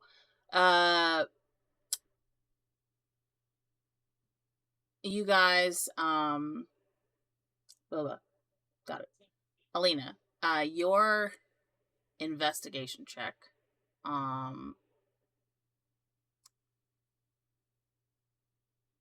you can tell, the to consider because you don't really do nature. You could tell pretty much the same information that both Budrick and Rahk gather. You would also notice some of the trees, especially the trees on the road,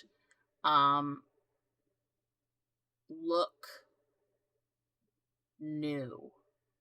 Like, you know how sometimes as a tree ages, like parts of bark comes off, you might have notches, all that kind of stuff. From these, there's a quality about these trees, some of them, that look almost as if they sprouted all at once. Not all of them, but just especially ones on the road, and then some just off to the side, some smattered around in different areas. Especially the ones that are growing close together. They give you that feeling of like fake trees, but you can tell that they're living, right? Like, you know how when you see a plant, it's like a plastic plant, but you don't know till you touch it, kind of thing. But you can kind of just glean that from seeing it, touching it slightly. That's what's up with these trees here. You can also tell as you're peering into the way that path goes, it does not look like it's traversable. Okay. I'm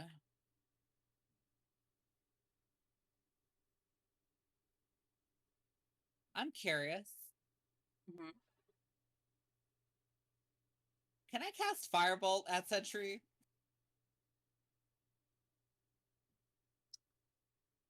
Trees, yes. Okay, that's fine. I'm gonna cast Firebolt at the tree. Okay.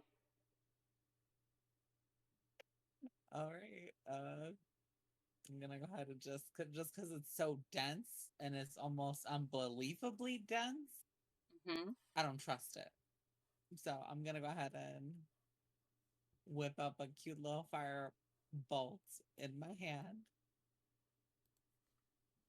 And I'm gonna fling it at the tree. Like the direct center one. Okay. I'll have to bring you guys back to the map.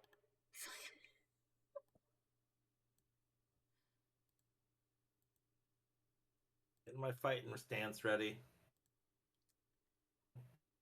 You guys moved over here.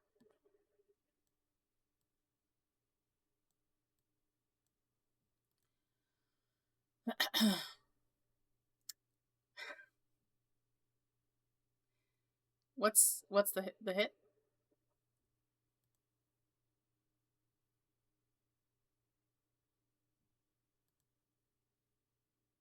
What happened? You have to do a hit chance on the tree. Okay.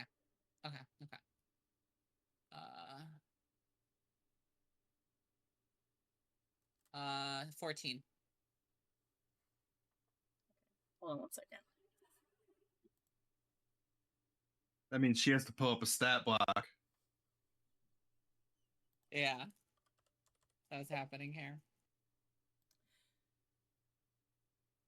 So? Should have just let Rahk finish roll his initiative. fucking mystery ritual. I didn't know what you were doing. Rahk didn't communicate. All Alina saw was Rahk go on the ground with his hands and go. Yeah, so I just thought you were doing some weird shit. I thought you were about to take a shit. Roll initiative. He's gonna fly in the air for that. All of us?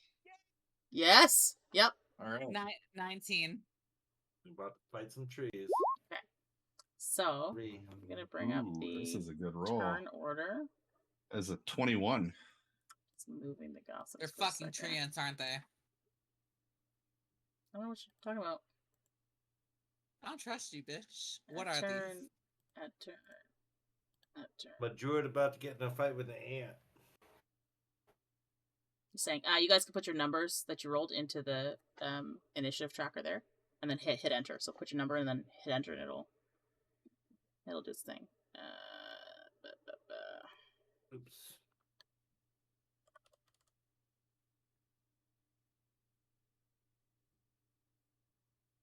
Mine says 21. That's not what I got. Well, mine says 21. Yours says 0 right now. Oh, yeah, okay. I'm clicking on the wrong one. Sorry. There we go. Oof.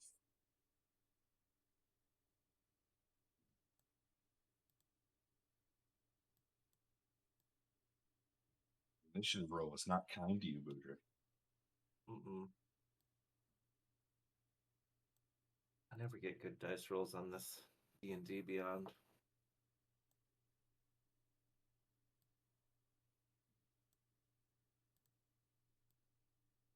Are you using the actual dice, Rahk? Yes, he is. Yes. Alina, do you want to do your damage roll? And can you just ping which tree you hit? The one like right in front of you on the left there? Oh, I can barely see them in there. I know. Yeah. They're trees. Yeah, Yeah. No, I know. Yeah, to answer your question, Budrick, yes, for the money I paid for these metal dice, you're goddamn right, I'm using them. Okay. It's the center one that I pinged. It's that one. Okay. And then and I fucking knew it. I fucking knew it. Do you see? I literally, I was like, I feel like it. I'm feeling it in my body. It's giving me treant vibes. I don't know exactly what type of whatever these are. This is why Alina's like, yeah, I need to read more, bitch. I'm gonna go ahead and... But if their carriage was destroyed by these treants and it's still in there, maybe we can get the shit. We can try. So their carriage came from the North Road. This is not the North Road. Okay. Okay. 4. Damage is 4? Yeah. Okay. Or fire damage. Yeah. Burn this motherfucker down, bitch. So, deforestation. What does your firebolt look like? Like, how do you cast it out? Oh, it the power emanates from the fingernails, honey, the tips, and then swirls up into into her hand, and then she like flicks it at them just from just with like, a little flick of the wrist. Okay. Not the flick of the wrist. Okay. There's a lot of flicks. Okay, so Budrick, as a druid, I need you to roll a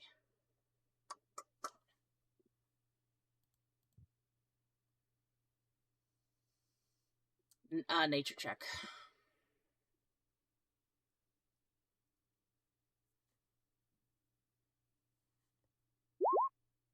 $23. Oh yeah. There we go. That +8, goddamn. You get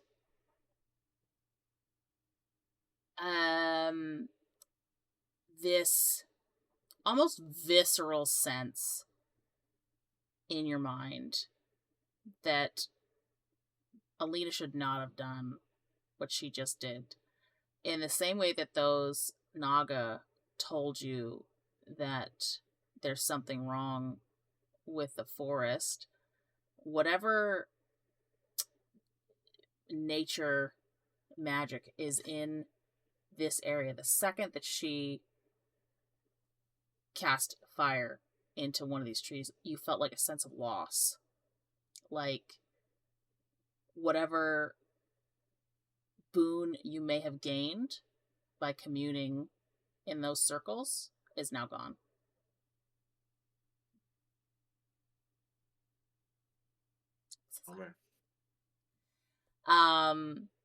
Alina, as your firebolt strikes the tree in front of you, the entire tree shudders for a second, and scorch marks and burning are evident on its trunk.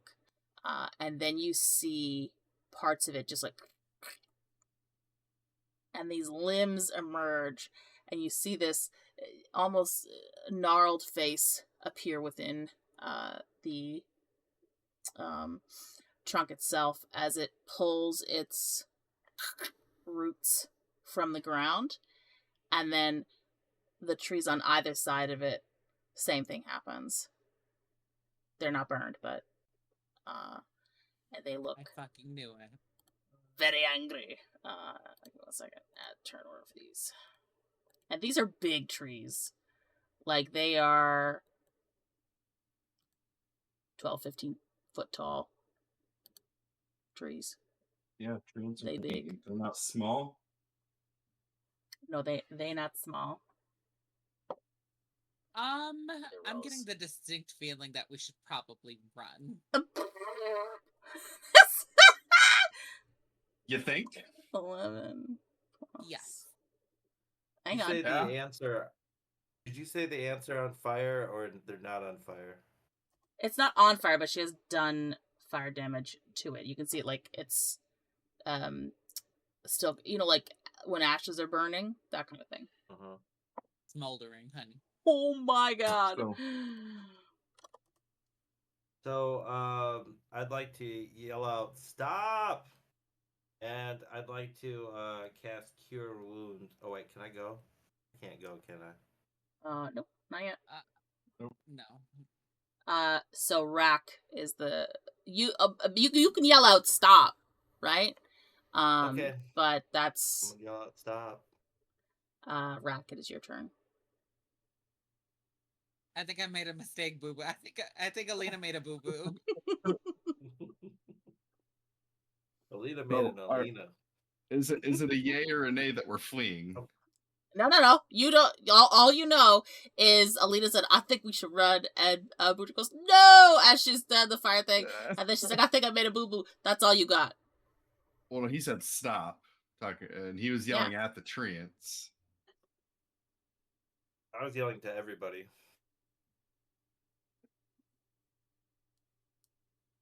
What's Rahk gonna do? Trees? No. You've already had your speaking 6-second turn. That's it. Rahk. Well, what are you doing? What's Rahk doing? At this point, they have not done anything threatening to us. Alina straight up just shot a firebolt at them. All right. I'm looking at something. I'm looking at something. Hang on. There are a lot of new actions available.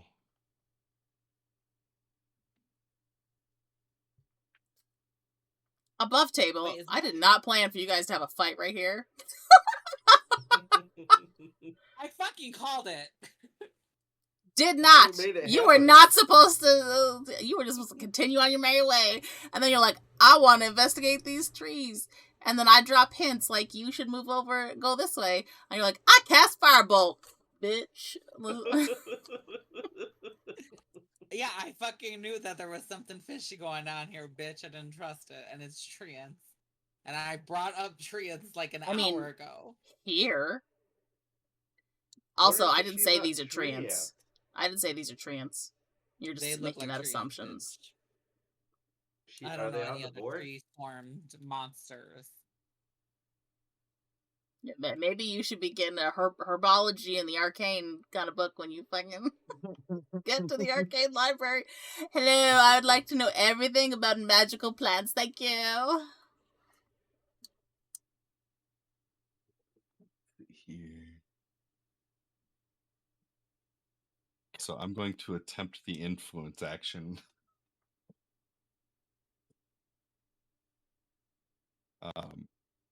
Rahk is going to step forward in front of Alina.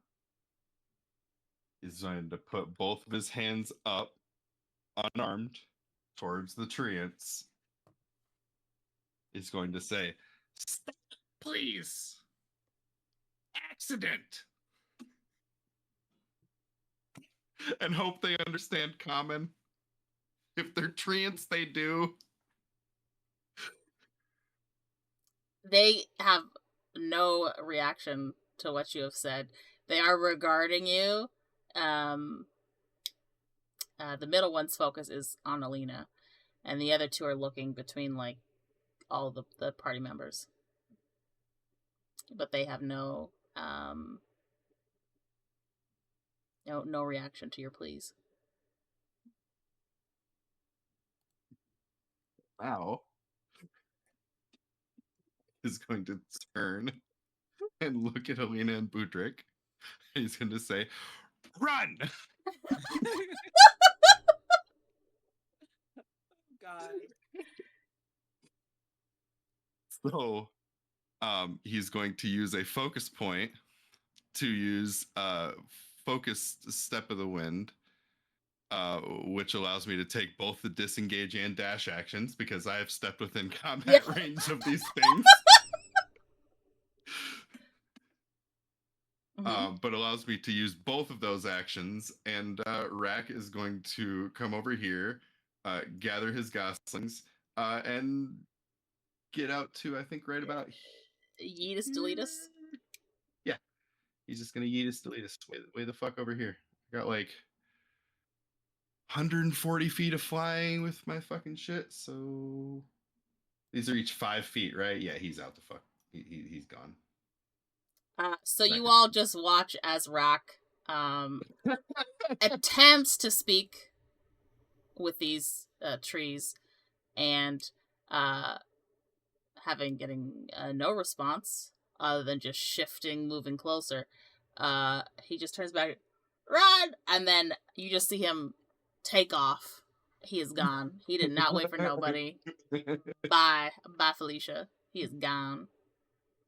So he's now out of combat because he's gone. So next is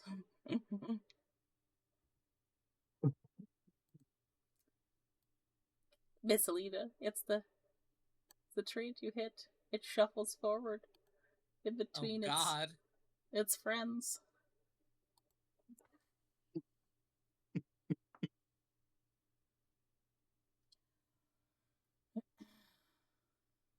Have I heard about this monster before? It's a 24 to hit. That does. There's no one in this party that the 24 is not going to hit. Let me pick up my multiple dice. Multiple? 10, 11. You take 15 points of bludgeoning damage. Praise Jesus. As this fucking Lord. Tree lifts its arms and slams it down on you. Oh, God. And it is now your turn.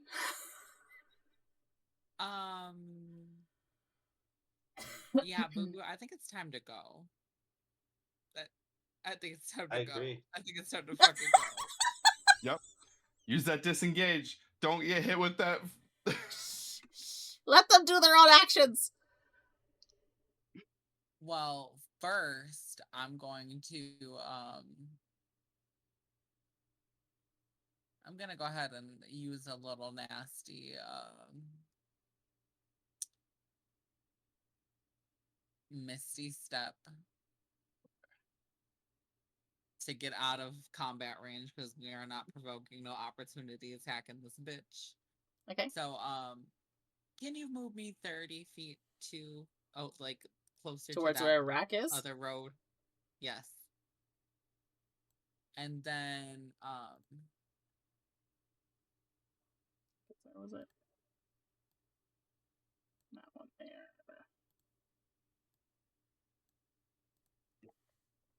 You know you can move your own piece too, right? Yeah, but I'm in D&D and Beyond right now, looking at something.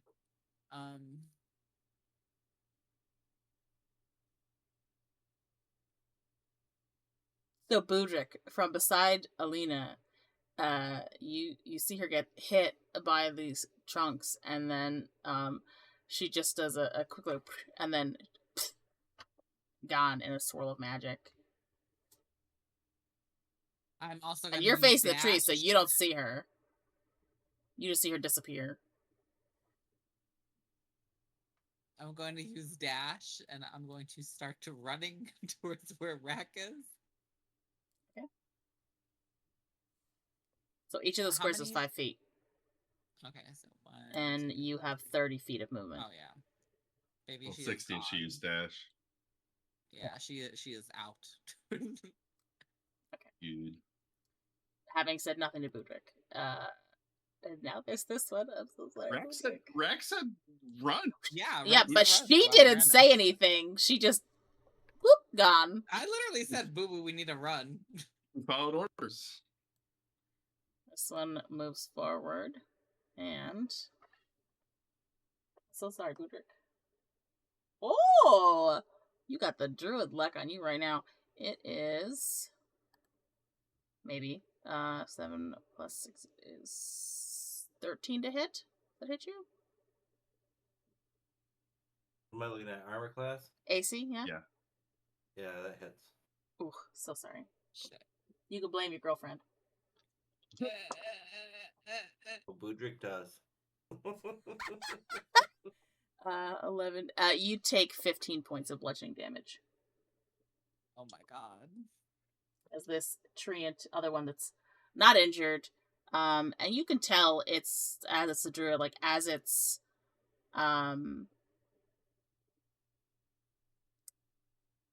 bringing its trunks down on top of you. These creatures are very not highly intelligent. They basically follow like nature's command kind of thing. Like you get the sense that if you hadn't bothered them, they would have been no bother to you.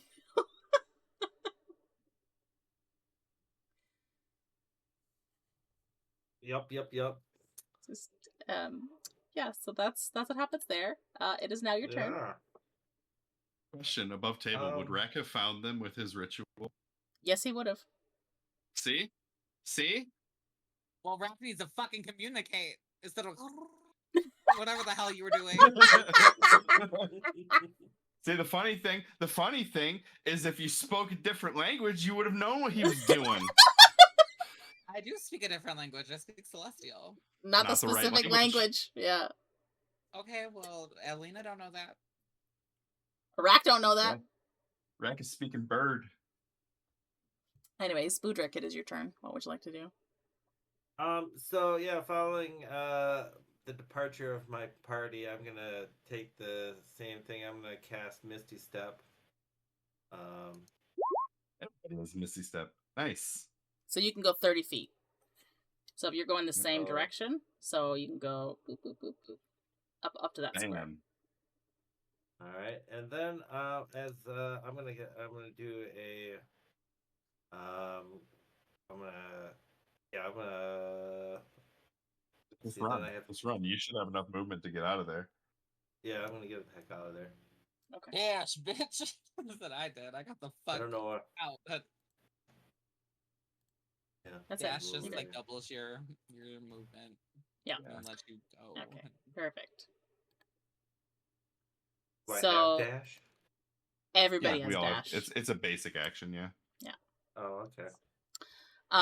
So your entire party, Scooby-Doo runs it. Right the fuck out of there. You run for, I don't know, probably like 20, 30 minutes until you feel like, okay, they're not following, and the road stretches out ahead of you. Oh my god. I will made a say- horrible mistake. I will say, Budrick, Time to as the druid, you definitely note the same kind of trees smattering along the forest edge as you're walking down the road. They're not getting pissed at us, are they? Only the ones back there. They haven't moved. Okay. So I take it Alina shouldn't fire any more fireballs in this vicinity. Probably a good idea. Yeah, I'm gonna turn to Alina and I'm gonna say, listen, when it comes to nature, just give it a minute. Let me figure out some stuff before you fire a fireball into a bunch of trees. Please. My curiosity got the best of me. Let's just talk about those types of things before you do them. Curiosity to set fires. It'll burn. Yeah, I'm chaotic. What do you expect? Smokey, the bear is very disappointed in you, Alina. I appreciate your chaos, and I do, but when it comes to nature, just let me have first crack. Okay, Boo Boo, I could do that. This is why I don't belong out of nature. I belong on the dance floor. And I turn to Rahk and I say, Rahk, what were you doing there? You're just cooing, like. Thanks. Okay, thanks. Thanks, buddy. Are we able to take a moment? I was gonna say, do we want to take a short rest to recover a little bit after that unexpected encounter? I'm You okay can. with the short rest. I'm okay with a short rest and a break. It's like 2:00 in the afternoon. So Yeah. there's you can I figured we'd take a short rest and do our break at the same time. Yeah. now. How long's the short rest? 4 hours? Yeah. Well, it's anywhere from 1 to 4 hours. Okay. I'd say we take like a 2-hour rest. Okay. Are you resting on the road, or are you moving in towards the tree line? Just resting on the road. I think I'm not would be the going good towards idea. those fucking trees. You guys don't want to go oh. What's wrong? Oh. Why are you guys resting on the road? We don't want to go in the trees there. It might Are word there might spread of our fiery habits. Our arsonist ways. Okay. I'm gonna go Okay. ahead and shift out of my fucking blue dress into my black armor because I don't want them to look at me. So you're gonna just use your shift weave and just armor time. Yeah. Okay. All right. So you guys can take your short rest. We will take a break and be back in a couple minutes.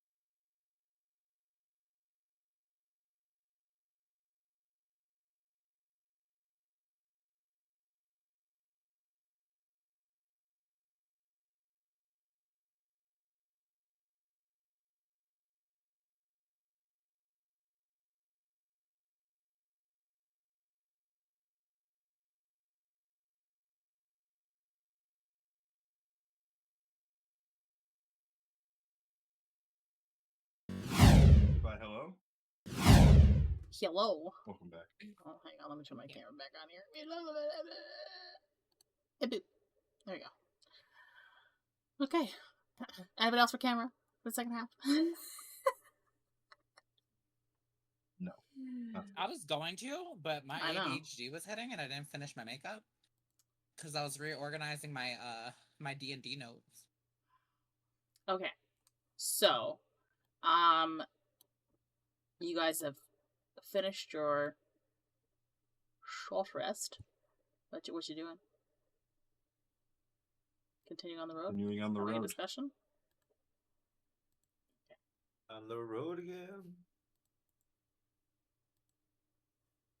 I am going to. Well, do we have any baggage or anything like that? Beyond like backpacks and all that stuff above table. No, you guys aren't carrying anything with you. All right, well, then back on the table. I'm going to turn into a horse. If you want to jump on, Alina. Rahk, I assume you can fly. The goslings are free to ride with us if that makes it easier for you. He just kind of fluffs his wings out, and the goslings climb up onto his shoulder, and takes I off wild into shape. the air.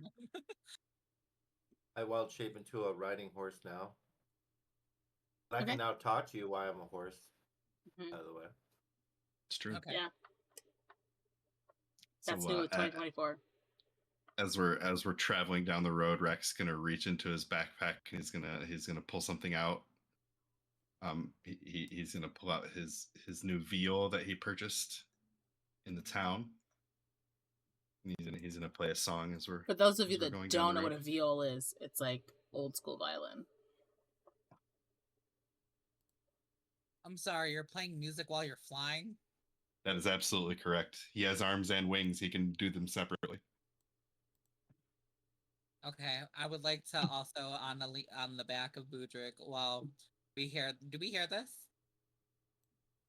Would you hear a musical instrument 20 feet above you? Yes, you would. Yes. Okay, fabulous. Not even 20 I'm feet, gonna- probably 10. Yeah. I'm gonna.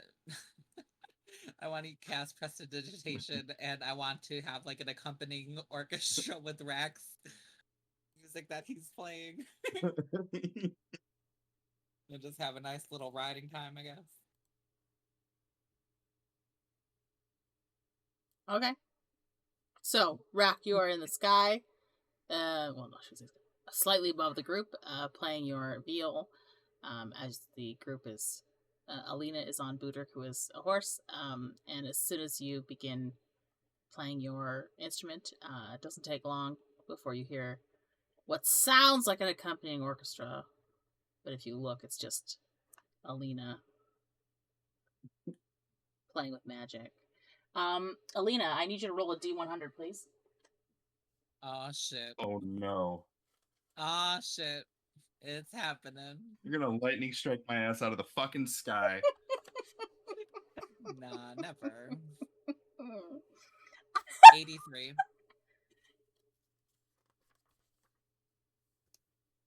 Think of the goslings, Andy.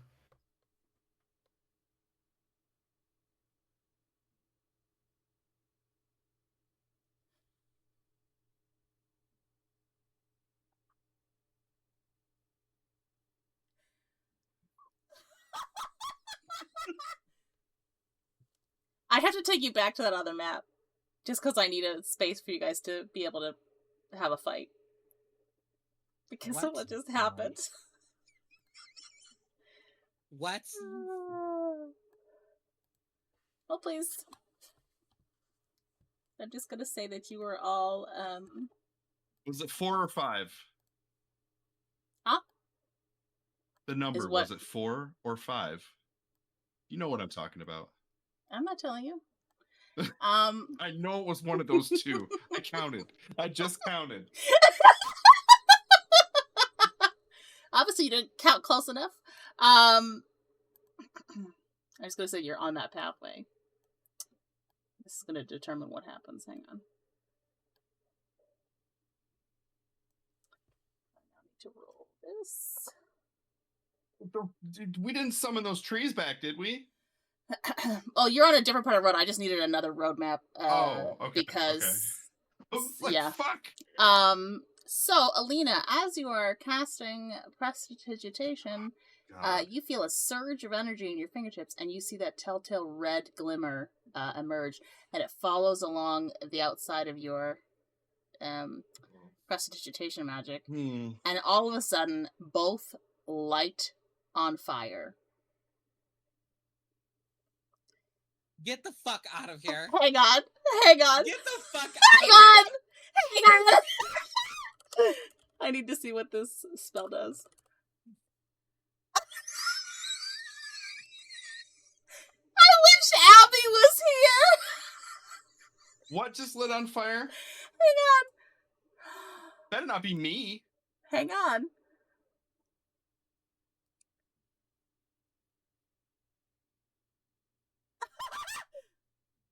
Oh no! Oh god. Okay, hang on.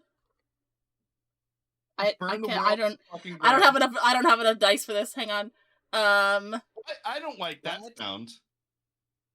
What did you do? What did you do?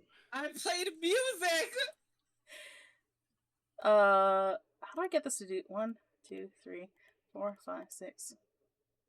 Oops, that is such. Oh my god! You're gonna TPK us because you wanted an orchestra. Yes.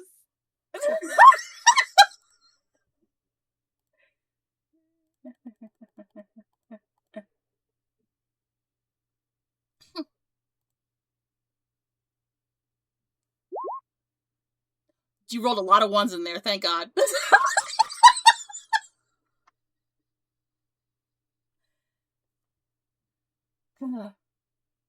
Unfortunately, one of these... Well, that's just the one that's centered on you guys. This might outright kill the other one, so pray. It does not. Okay. Oh my god. So as the fire sparks off of your fingertips, one swirls around your entire group, and a fireball lands down on all three of you. The other one shoots up towards this tree right here. Which then you realize is a tree. Well, not tree, but like the same type of tree creature that you guys had fought earlier. The fire spreads quite. Are you taking on the fireball? It's 20 fire damage. So Budrick, you're a tiefling. Each. Budrick, you are a tiefling, so you take half damage. You only take 10 damage because you have resistance to fire. I'm also a horse, and I don't know how much extra. Wait, if it's a fireball, don't we have a dex save for half damage? Let me check here. Yes, sorry. Do dex saving throws. Thank God.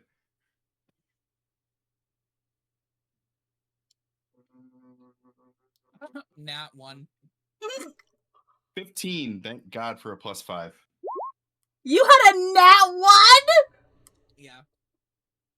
Well, +1, but you know it's a nat 1 regardless. I got 8. 8? Okay, you also fail. Rahk? I had a 15. 10 + 5. Alina, what is your spell save? My spell so save? when it's a spell cast by you, the save for it is your save DC, which is 13. So the dex save would have to be 13 for them to avoid it. Okay, so 8d6. What fucking level did it cast that at? It's a 3rd level evocation spell.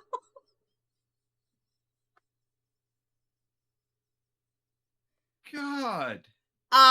Okay, so Rahk manages to avoid it. Okay, so I take half damage then, right? Yes, so you take 10. Okay. Budrick and Alina, you... I hope be kind, even though you got a nat 1 and not do anything further to you. But Alina, you take 20 fire damage, and Budrick, you take 10. Oh. And I need you to roll an initiative. Okay. So, how do I determine my hit points? So, in the next to your hit points on the left is the heal damage. So you put in 10 and you hit damage. Well, I think he's saying because he's wild shaped. He's wild Yeah, shaped. Oh, right. You turn into a racing horse, right? Riding horse, yeah. Riding horse. Which, according to the old website you gave me, is like 13 Yes. hit points. You also have 3 temporary HP, or 4 temporary HP because of your level. So that's 13 and 4, 17. So you have 7 hit points as a horse left. Plus 3, so 20 for my initiative. Do I still have 4 temp points? No, that 8 through it. So you have 13 as a horse, plus 4 makes it 17, minus 10, 7. Okay. Okay, so you have 7 7 on top of my current max. Correct. Okay, I'm at 42. So the actions that you as a horse have is a hooves action. So you have a plus 5 to hit, 5-foot range, and it's 2d4 plus 3 bludgeoning damage. You do also have the option to, as an action, drop your wild shape and go back to being Druid, but you don't get to take those 7 back with you. Initiative, right? Yes. Didn't I just roll? There we go. That's a dirty 20. Okay, hang on. Add turn. Add turn. Add turn.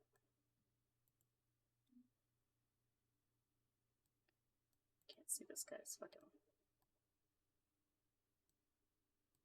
8. There. And then,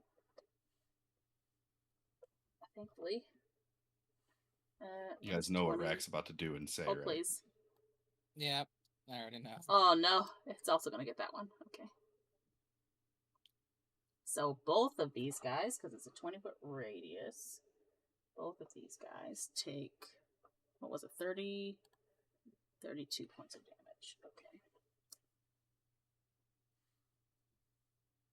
I could change the tide really quick if we wanted to, if this was a lot of extra work. That's not. Okay.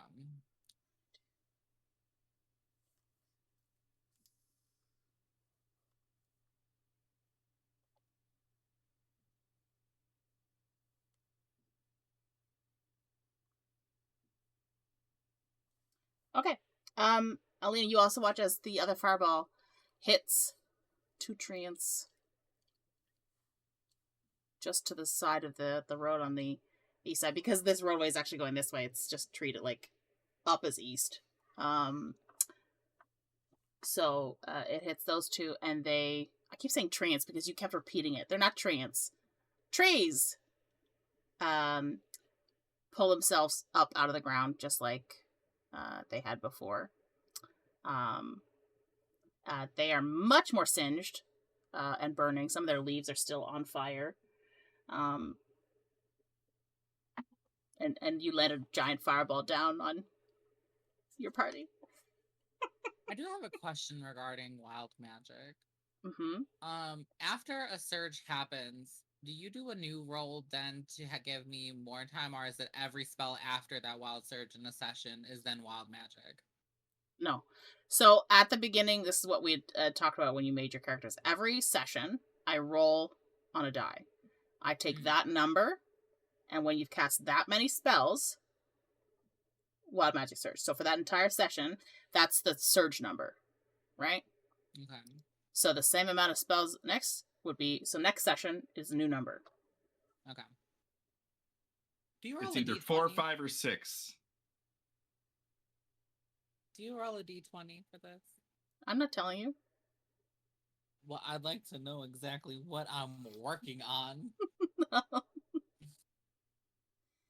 not telling you. You can't know. She's about to go magic vegan, bitch, and we never go catch her cast magic shit again. She's gonna be a standard melee person. You're right. You're right, Andy. I didn't count right because I forgot one spell. But Alina, remember invisibility in that last big fight that you did? That was really good, right? Yeah, but getting fucked and almost dying and spawning 2 more fucking tree bitches really is the best save right now, especially if it might kill us. That's wild magic. She's gonna go vegan. Okay, so oh, right. I'm doing this because I'm stupid. 1. Ooh, okay.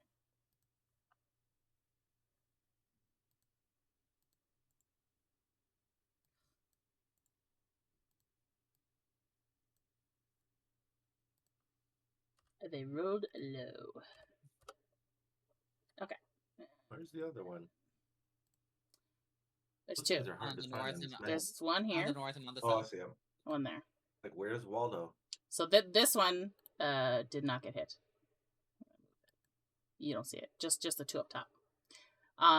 They are like slightly burning still. Some of their leaves are still on fire. So you did more damage to these ones than your firebolt did. I sure hope so with the fucking level 3 invocation. It happens. Yeah, what would you like to do? Rahk is first. Is Rahk still in the air? Yes. He managed to dodge Okay. it, so he's fine. I took some singe damage like from the heat from the blast, but so Rahk is going to go ahead and use his bonus action to use Step of the Wind to take dash as a bonus action. You go land first? No. Okay. So you're flying. Does dash work with flying? Yeah, I guess it would. Okay. Continue. Yeah, it just doubles your movement speed. That's all it does. Okay. And he's going to get the fuck out of there. 140 movement speed. Boo Boo, how much movement speed you got on this horse? I got 60 feet. So if you dash, it's 120. She is Am I on your still back on? still. Yep. Praise Jesus. Take me with you. Get me out of Oh, yeah. here. So with I'm not next. Yes, you Oh are. yeah, I am next. Yeah, you are. Oh yeah. So with Alina on my back, I get the fuck out of there. Okay. See, everybody was fine.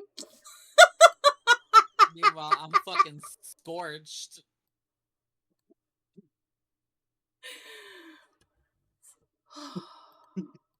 I just yeeted him off that fucking map. Just nope. Out.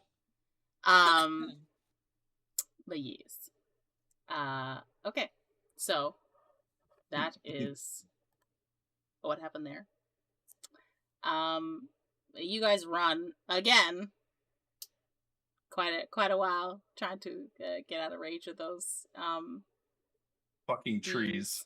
trees. As you're running, any talking? No. I make a horse noise. Alina, you know he could talk to you, and he made a horse noise on purpose.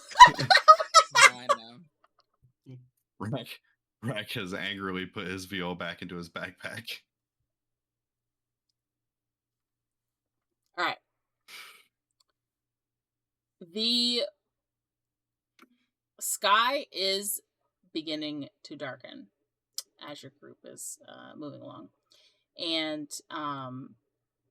you are all tired from all that running. Rahk not like the other ones, but Alina and Budrick, you sore, you hurt. It has not been a good day.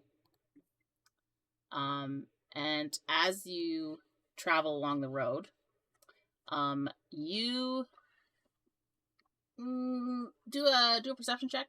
All 3 of you.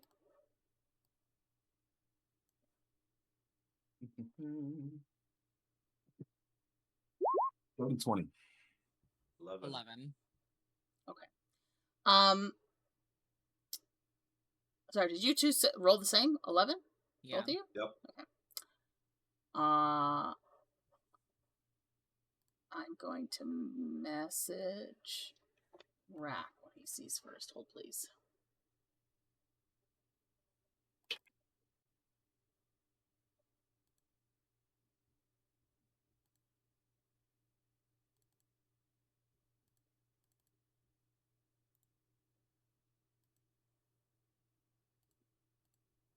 So Rahk, probably about 100 yards ahead of you, towards the end of the road, you see something that looks like this. You would also see that just to the side on the right, that appears to be some kind of person. You're not sure from this distance. Ooh. No, but I zoomed in that picture and I can see it.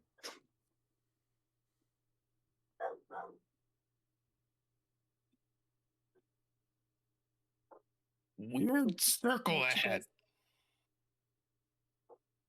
Weird circle? Weird circle. A round path. Are there more trees in said circle? Circle in trees? Okay. Looks weird. Okay, we could check it out.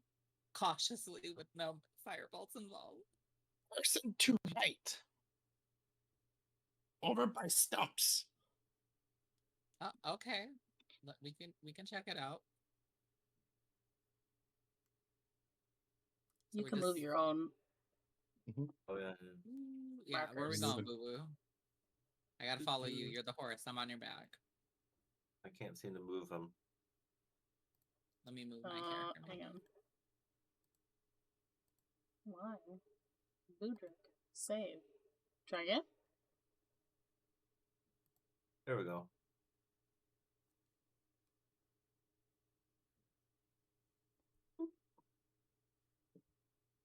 If they're gonna move, I can't move you. Wonderful. Okay, I'm So, on top of you.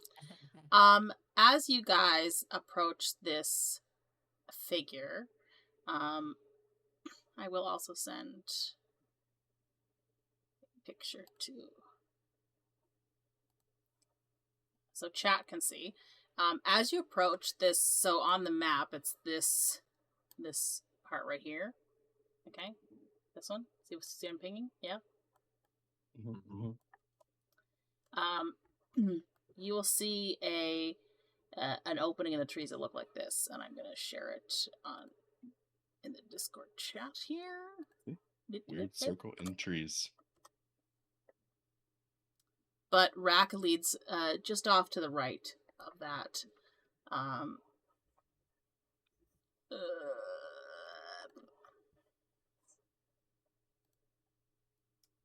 Which you see.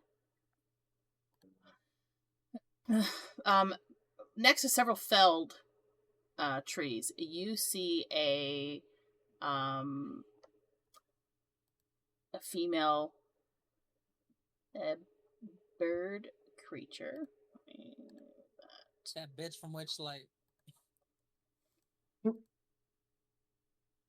You don't know that! Stop it! And I'm gonna just do this. Sounds like Rahk's getting a girlfriend. So that's what she looks in her blue cloak, that kind of thing. And she looks quite put out as she is staring at a tree with an axe stuck in it. And I will say, Rahk, you probably, as you approach first, can hear her sort of like chittering to herself in some kind of bird language. It's not your bird language, but it's a bird language. And which means she's not Aarackocra. That's correct.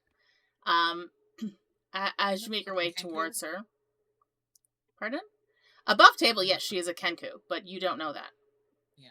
Unless you know that. So, I need you all to roll perception as you get closer to her. Yeah, it says, would Rahk know that as a member of a bird species?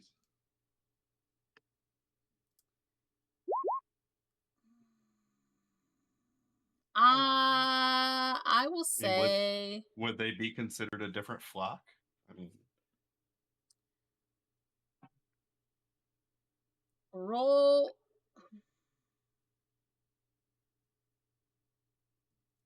Roll a survival check at advantage.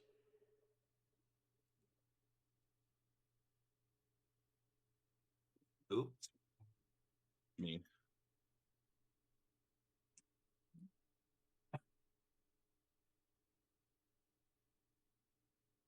Be a 14.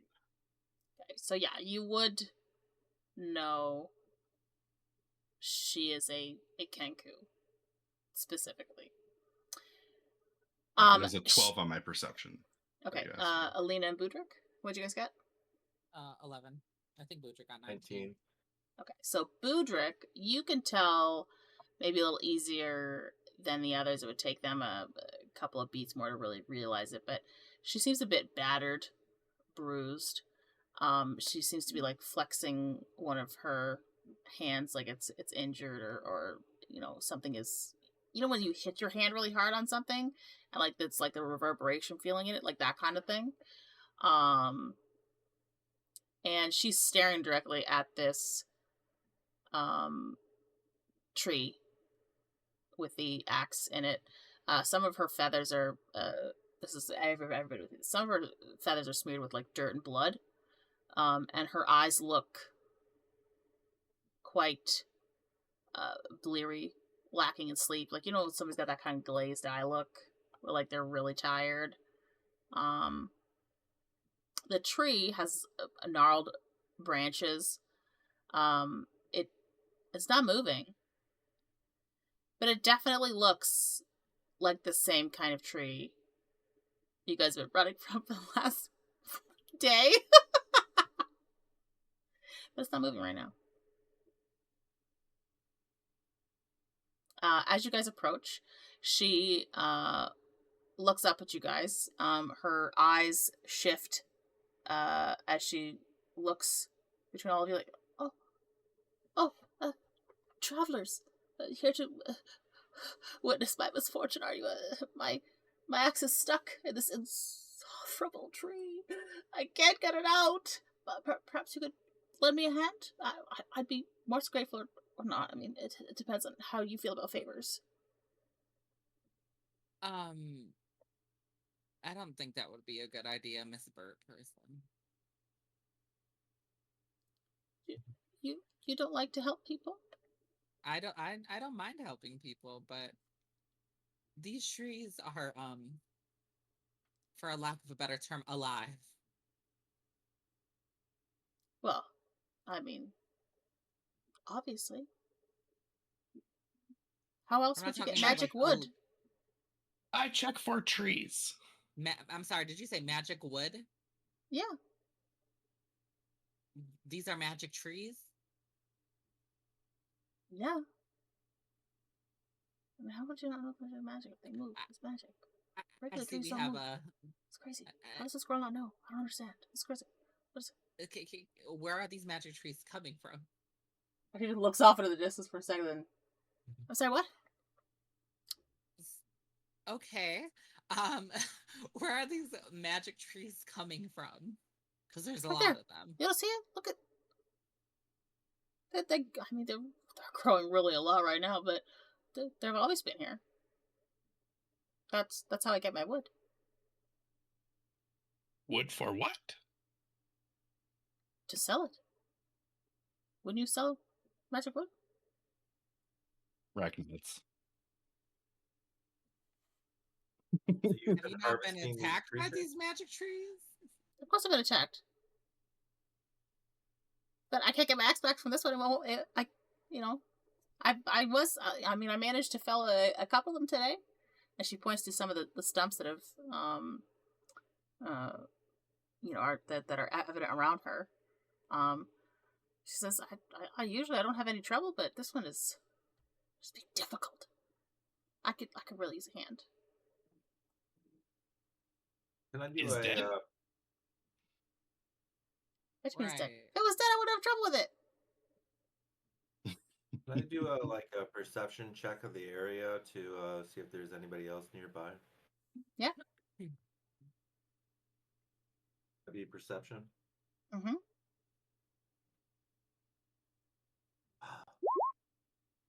Eight. You cannot tell. Every So- time I try to do something proactive. Rahk is going to say, I check for trees. And he's going to crouch down and put his hand on the ground, and you're just going to hear him trilling. Yeah, I'm gonna let Rahk do his thing this time around. Is he checking for trees? Sir, are you checking for trees? There are trees everywhere. Is he blind? No, he's not Looking blind, I for believe. the live ones. I've told you that there are moving magic ones. trees all around here. There's more around than usual right now, but they've always grown in this forest. More than usual, you say? About how long ago did more start appearing?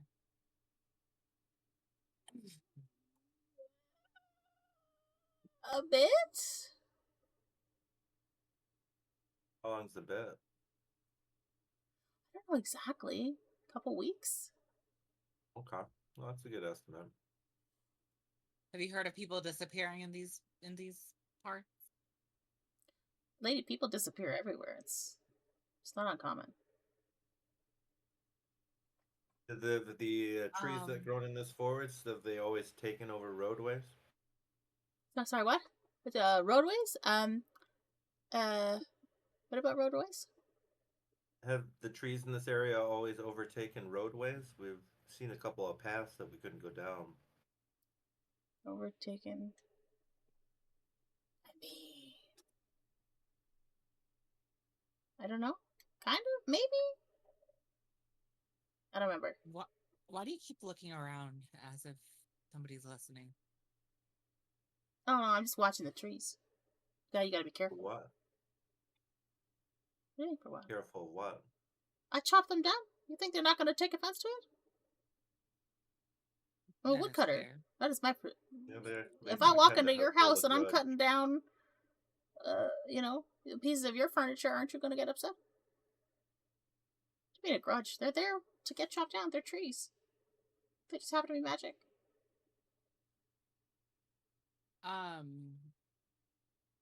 What's your name? Oh, my name is had it down here. Where is it? Bird bitch. Tilsa Creel. Tylsa Kreel. Tulsa Creole. What's And your I name? don't think I've ever. My name is Alina. I don't think I've ever met somebody of your stature. Stature. She looks at herself. I mean, she's only 4'7". She's Well, just for like, example, I'm and she looks up at you and she's just like, 5'10". "Do you have a problem with short creatures?" No. See, I'm. Which she I'm should be also- looking at Rahk, because Rahk's the same height, almost the same height as her. I kind of want to push my hair back and just show her my little elf ear, and Is this the first time you've shown your ears to even in front of the party? I don't often. I don't think you've shown it to these guys yet. They've seen it once. They've only seen Okay. it once, and it was like very early on in the campaign. Okay, so you have pointed ears and you don't like short people. I'm asking, what is your race? I don't think I've ever met. I am a Kenku. Interesting. Okay. Now, if you would be so kind, I really do need to get my axe back from that tree over there. Could you help me? Does every every time you take some of these trees down, do they put up a fight every time? When you bring an animal to slaughter, does it not struggle?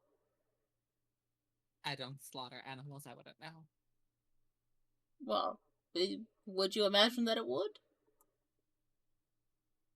I don't like imagining things about these trees. They've done horrible things to me. Then you should have no problem helping me get my axe back. Hey, Okay. Rahk. The lady's looking for a strong bird to get her axe back. You think you can help out with that? Rahk is in the middle of a ritual and tuning everything out. You just hear him on the ground.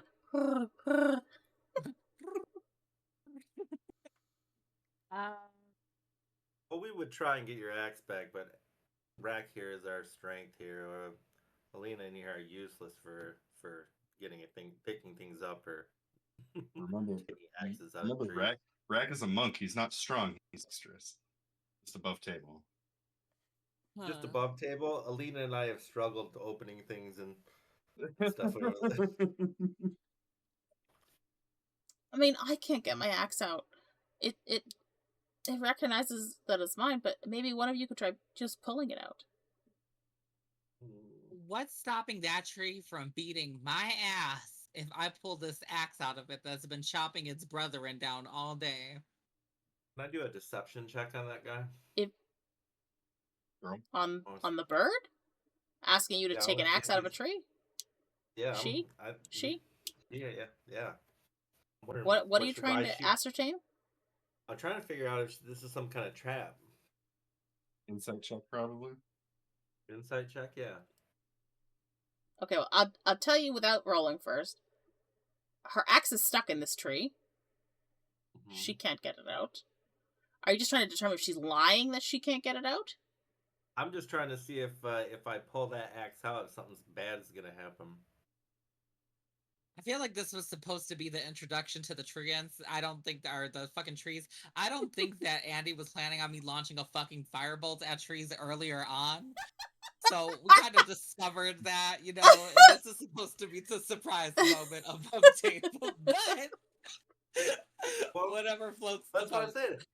If I pull the axe out, is she gonna point to me and say, "Look, it was him. He killed the trees," and then all these trees are gonna come out? And Okay, kick well, my butt? as a druid, I would say that you would recognize these are relatively sentient creatures. So she wouldn't be able, what she's telling you wouldn't be able to discern how this tree is going to react. Okay. All right. You could Getting think a of it sense like from if the an GM that this animal. is not a trap. You could as a druid, trees kind of think of it as like if an animal has its foot caught in a trap and you release the trap, what happens? Maybe. Sometimes they bite you. Sometimes they just run off, right? No. So. All right. I'll give it a shot, but Has Rahk's ritual resolved yet? No, that takes 10 minutes.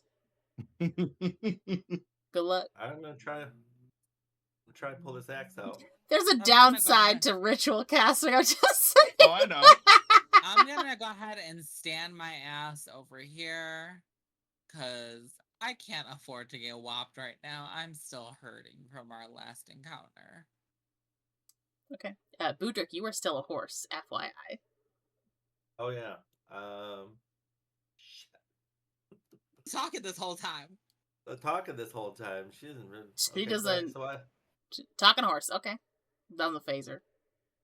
all right, I wild shape back. Into That my leads you human to believe she's met talking animals before. Oh wait, Alina, do you want to get down for a second? I'm going to try to get this. She already axe hopped out. off and ran across I the already road. hopped off and I'm by she's the like, road, bye. honey, just in case shit goes south, because I can't get rocked again. What's with this bird lady asking a horse to pull an axe out? Well, she wasn't asking the horse specifically. She was asking the group. You're just there.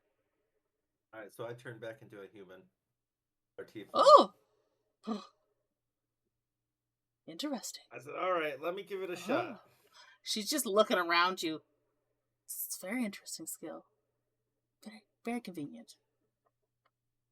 It comes in handy. And then I'm going to try and pull the... She's giving me vibes. She's giving me vibes, honey. This bitch. She's like a fucking... This bitch! Yeah, This fucking woodcutter in the middle of the woods is telling you she's been cutting down magic trees, and you're like, she's shady. Lesbian bird woodcutting bitch. I thought at first she was checking out Budrick. I'm like, understandable. I probably would have said something to her ass, but no. She's fascinated with selling magical things. I don't trust this bitch. I don't trust her. Kenku are sneaky little whores above table. You don't know that. Don't use that information in this campaign. I'm just saying. Okay, Budrick, what are you saying to her, sorry? I was gonna try to pull the axe out. What does Rahk know about them?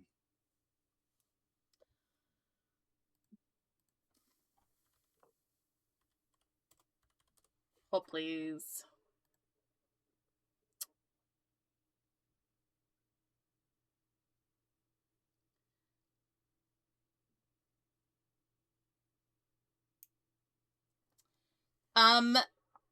I will say it is uncommon for a Kenku to have what appears. This is only information Rahk has, and not you guys.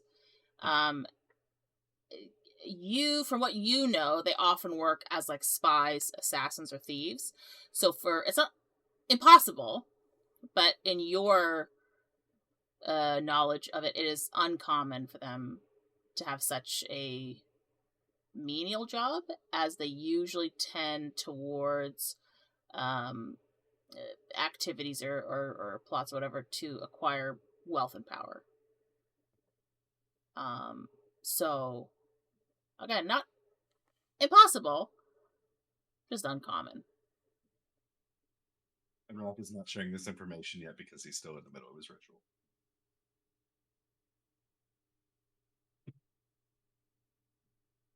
You also know that they do not have the capacity for flight. I'll break that bird bitch's ankles if she tries that. Only Rahk knows. You don't know. Well, I said if she tries anything shady. I got an eye on her. She's a cloaked bitch in the middle of the fucking forest. I don't trust you, Holt. She's got a hooded cloak, that's it. Calm down. Yeah, like a ninja, that's shady. Ninja penguin. Shady. Oh my god. Shady. So, Budrick, lady. you are going to try and pull this axe out, yeah? Yep, I'm gonna do that. And before I do that, I'm going to send a telepathic message to Alina to watch my back. Say, hey, something's not right with this chick. I'm gonna try this, but she moves. Set her on fire. I'm gonna message his ass back. Do you honestly think that me and fire right now are the best combination? Well, you're definitely destructive, and if she's gonna fuck with me, I'm not gonna. I will remind you that these are sentient trees. Not the bird person. Right. But if this tree... Never mind, go ahead. The tree's gonna come to life and rock our shit. We'll find out. Fucking tree. So you place your hands on the shaft of the axe, yeah? Say something Try and before pull he it. pulls it. Is the tree dead or not? Budrick! It's not moving. Boo boo. She said it's not dead. Boo boo. So, I need you to do a strength check. Before you pull it, should we wait for Rahk because he is in a fucking ritual? That's a good point. I'm gonna wait for my buddy Rahk over here. Okay. If you had already rolled, I would have been like, too late!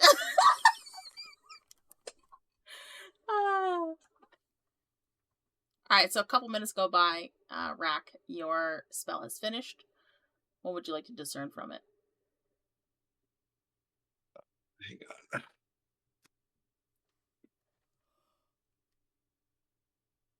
on. So, first of all, do I sense any magic effects within 30 feet of myself?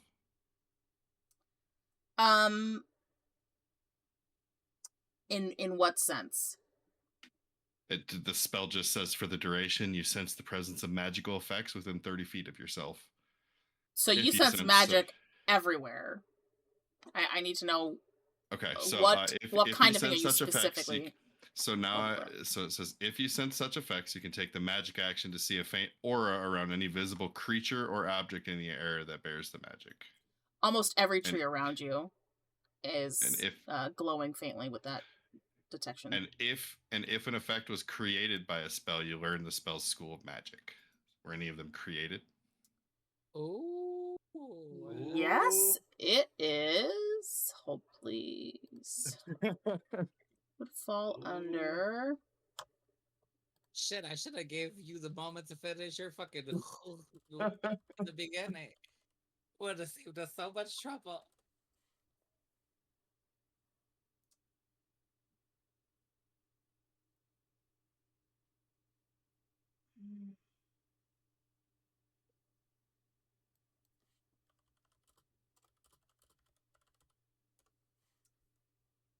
It would. Conjuration magic would be closest. It's nature magic, but I would say that these trees that you get this detection from have been conjured in some fashion. Are there specific ones scattered throughout, or is it all of them in this area? Almost all of them. Okay. Like, I would say more than half of the trees in the area. Many trees made by spell. A spell? Do you know what spell, Rahk? Shakes his head. Something conjuration? Conjured trees. Okay. Bird person, do you know anything about these conjured trees? What do you mean? Why would I know? Do I look like I use magic to you? You chop them down and sell them, so I would hope you know where you're pulling your product from. I know the tree grows. Tree's magic. Cut tree down, so wood. Uh-huh. I eat the bread. I don't ask the baker how he did it. Where do you sell the wood to? Magic shops. Carpenters. Magic shop. And carpenters? Yeah. Who's purchasing these magic to items? Anybody that can For fashion them what? into other things. Wands, staves. I was gonna say above table they'd bows, be using it for like arcane arrows, focuses. focus, anything magic that need wood. Magic wood. Interesting. And Rahk, did your ritual tell you about how many we'd be dealing with if we pissed this one off because this person wants us to pull their axe out of a tree? Many. Uh-huh. Like, In this? many.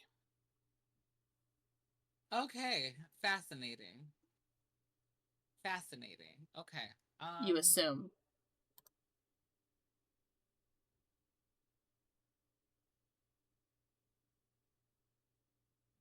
Can I walk up to the tree over here? Mm-hmm. Can I search for that knotted face? You don't see it right now. It looks like any other tree in the area right now. But I would just say the reason you can tell it is different is because it has the same like color as the other ones. But otherwise you can't tell like if there's any knotted face or limbs or anything like that. Nothing appears different than a normal tree. Fascinating. Yeah, lady, I think I can't help you with your axe. You can maybe one of your colleagues, sirs, could I don't think it'd be a good idea for any of my colleagues either. How much you pay me to take that axe out of that tree? I mean, hang on, let me check what I have. She's gonna open up her little belt satchel. Like, I have 25 gold. That's all I've got on me. Boo Boo, is 25 gold worth your life? I just Life? wanted to see if you. Why would it be worth his life? What's stopping this tree from coming alive and whopping us? You still haven't given me any type of guarantee that that won't happen. The tree is still alive, very much alive. I mean, I've pulled my axe out of other trees before, just this one's a bit, you know, attitudey. You are the experienced axe removal person amongst the four of us. Yeah, but every time I go near that tree, it tries to hit me. Aha! Well, like I said, it's just myself. You could see your friend there went right up next to that tree. Nothing happened to her. That's I think that if you just pull it out successfully, then it should be alright. Did you I'm not put that trusting axe it. in the tree? Of course I did. I was cutting the tree. Yeah, it's still alive. If I Yeah. take the axe out of the tree, isn't it going to come back alive and try and attack? It's alive either way. I'm gonna go take a little breather by the road. All these trees are giving me claustrophobia. All right, Rahk, I'll leave it up to you. If you want to earn 25 gold, you can go for it, but I'm not messing with this. I don't know what the hell's going on, but I don't trust this guy. Rahk is flying over to the road because he ain't fucking with no more trees. Well, if you're not gonna help me with my axe, you're heading north. Yes, Tilsa. We are heading north. Could you in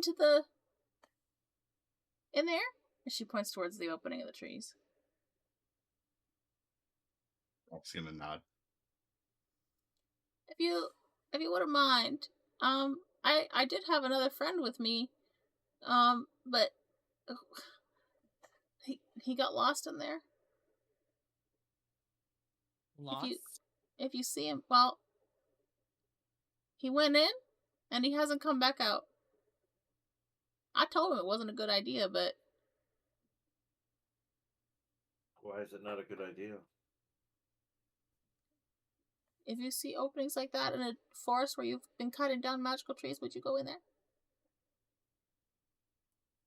I suppose I don't cut down many magical trees. We look for a friend. You know. Okay. What is your friend's name? His name is Turneroth. Turnuroth.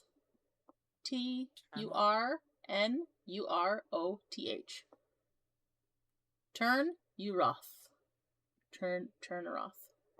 Turn wrong. Got it. And what does your friend look like? Can you give me a description? He's a green dragonborn. He's really good at hiding. Okay.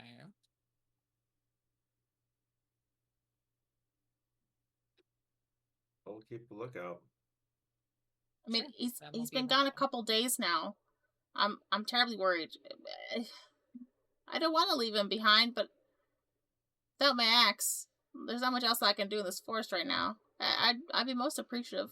I'm sure he's got something on a value on his person. He usually kept a lot more than money. He'd probably give it to you as a reward if you help him. If he is stuck, you know. And at the very least, if he doesn't have anything left on him, he'd be doing a good deed. That's true, Tilsa. That's true. Well, I don't want to disturb the tree and potentially risk my life. But we will search for your friend. Are you just going to sit here, I guess? I'll probably head back to town. Try and get myself another axe. Yeah, I would recommend But I'll it. come back. Okay. Well, keep an eye out for your friend then.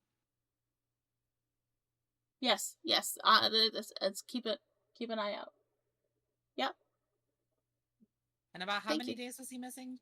Just so I know. Probably like 4 or 5. Okay.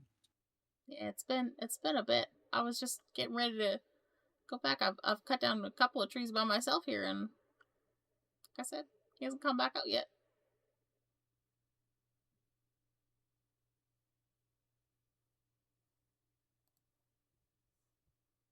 Shall we wander down the road? Yep.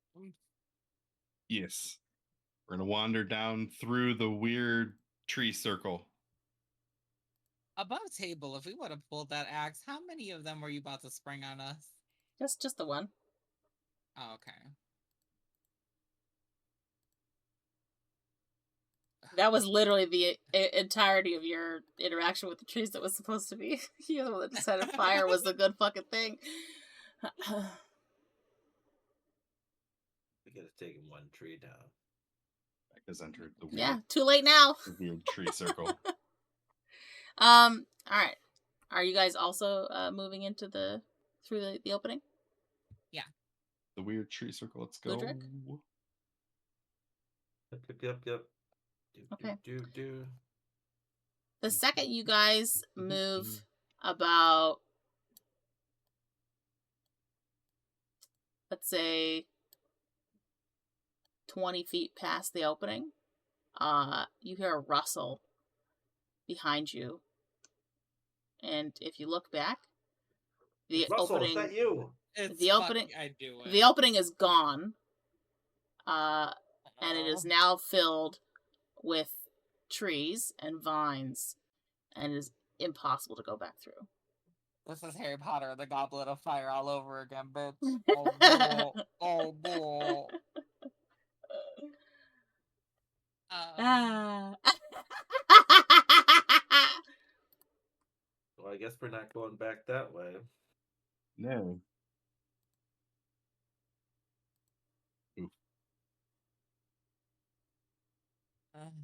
Rack's just gonna continue forward. No Yeah. other option. No other Can't go option. back. I'm still a person right now. I've not wild Yep. shaped back.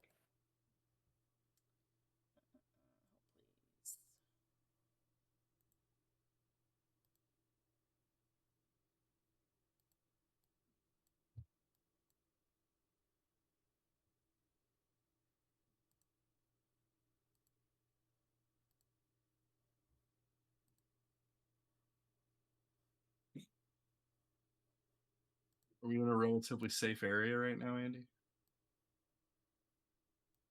I don't know if I'd call this place safe. I mean, we're stuck in here, like safe enough for a short rest so we can heal up a little bit before we move further in.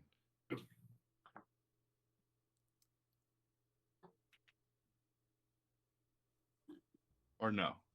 That's a The look no. on your face says. Oh my god, this That's thing no. is fucking massive. Hold up. It's the Gouldiekun. Well, is this clearing, I guess, safe?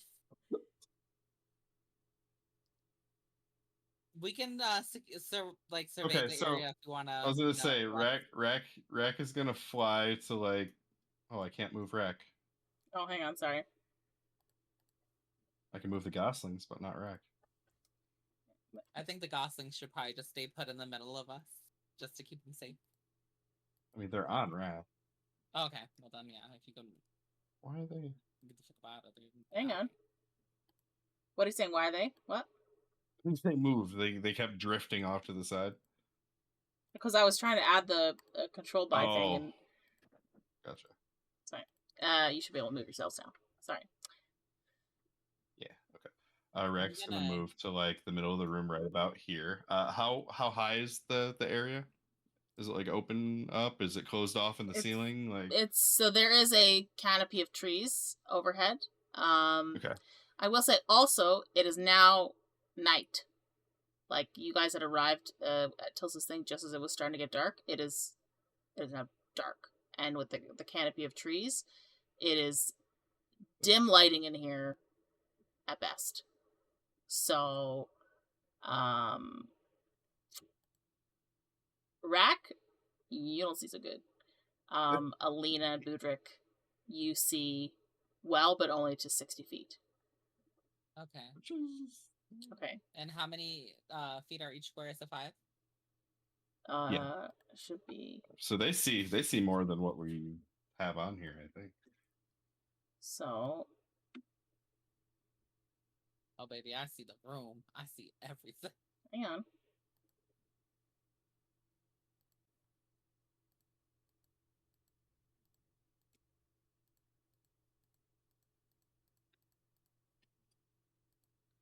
think it should be more like that.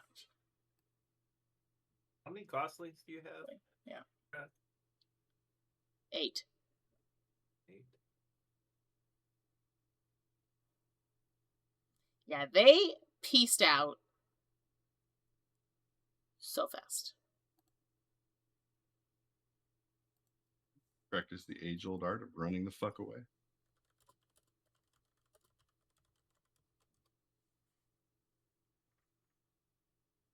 The age-old art of running the fuck away. Iconic.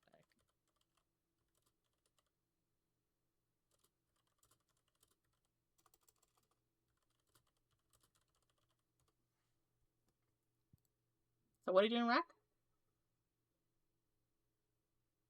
Well, do they see any enemies or anything in the range that they can see?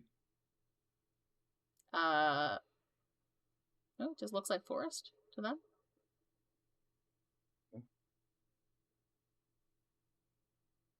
We put down camp, short rest, wait till light. That sounds fine. If you want to wait till light, it's going to be more than hours of short rest. Well, Yeah, it'll be a long rest. Well, we take short rest and then move along with torches. We all got torches. I mean, we can always do a long rest too. You know, I could trance it out. We could do another shift by or sleep by shift again. Rahk can take first watch. Okay, yeah, and then and I'll trance and switch off with you. Can I Budrick do a already. perception? So, Rahk, are you only taking a short rest? Yeah, I'm only taking a short rest. Okay. Budrick, what did you want to do? Perception check. Yeah.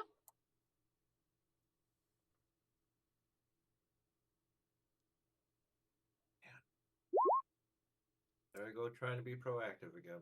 What are you trying to perceive, specifically? Just to see if there are any threats in the area. As far as you're aware, nothing looks outwardly hostile. You just see trees, bushes, that kind of thing. You don't see any other living creature. But I will say that same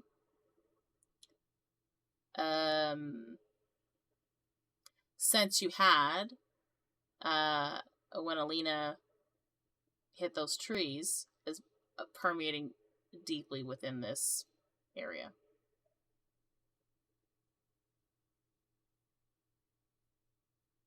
Can I do an arcane check? Yeah, what are you checking for? Trying to see if there's another one of those druid circles around. Yeah.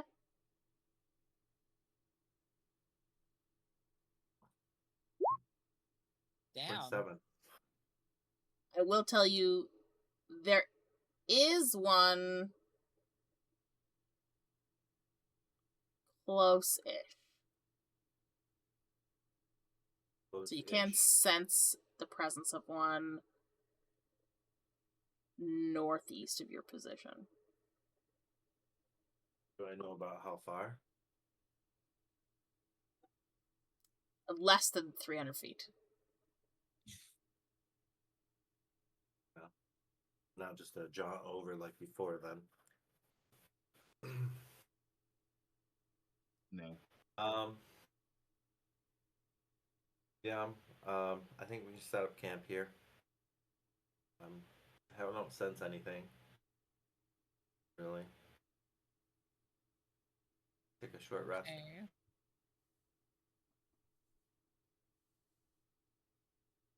I mean, if it's nighttime, do we want to travel in the middle of the night, or do we want to take a long rest? Yeah, I'm taking a long rest. I'm only taking short rest because I'm doing a watch shift. The watch. You're Okay. gonna be able to long rest, Budrick. Me and Rahk are doing the Okay, shift. cool. Because watch. I could get my slots back then. Mm-hmm. Cool. Works for me. I'm gonna go to sleep. Okay. Which you two is doing the first watch? I am. Okay, you want to do a perception check? 19. Oh, okay. So, Rahk, about halfway through your shift, Alina is sleeping. Budrick is sleeping. Did you guys light a campfire? Yes.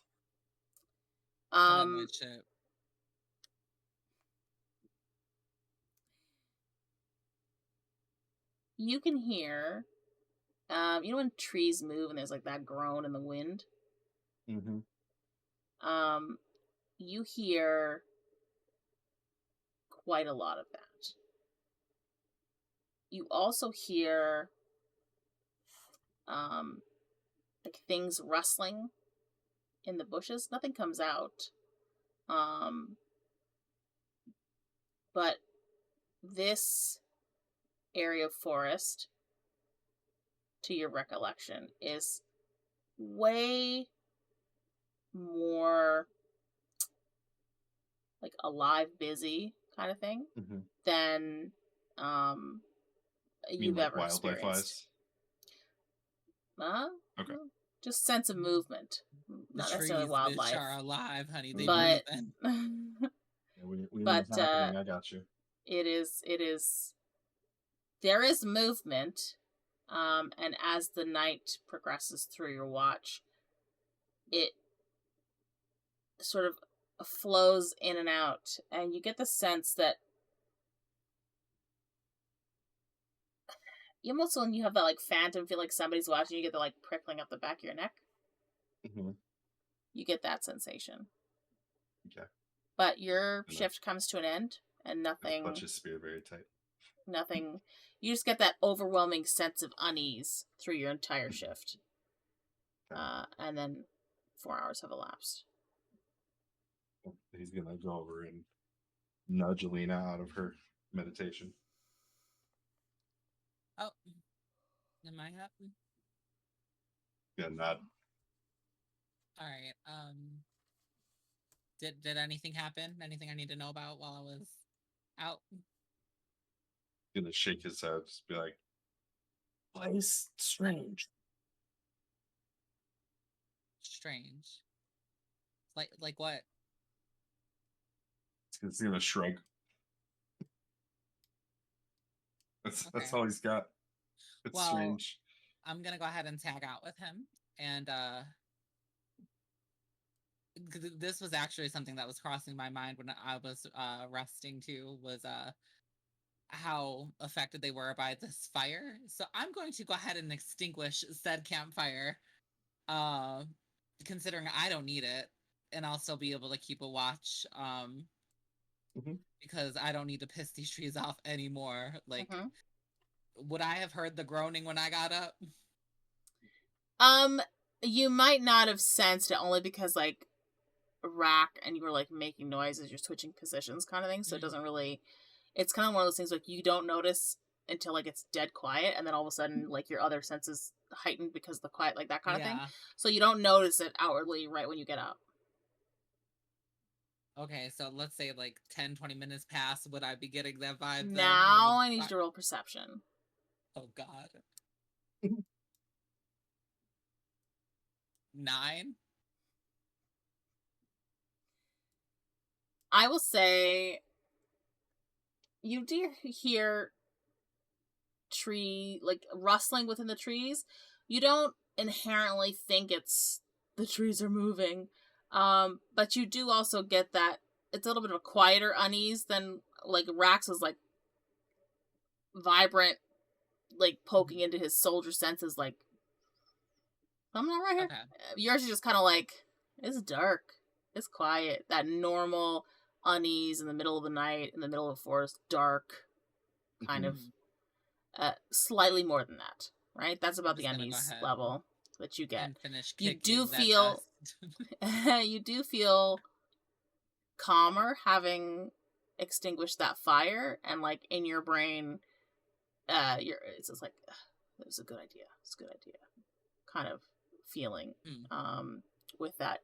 And that good feeling for having thought about the fire kind of overshadows anything else that you might actually notice. Yeah. And the rest of your shift, so sorry, goes by without much to do. It's now 5 a.m. So it's not light yet. Budrick, you can do a long rest, and Alina, you can do a long rest. Rahk, I saw you roll for the thing, so I know you've done it. Yeah. Yep. It's still dark. It's not yet light. What are you guys doing? I'm gonna go ahead and go over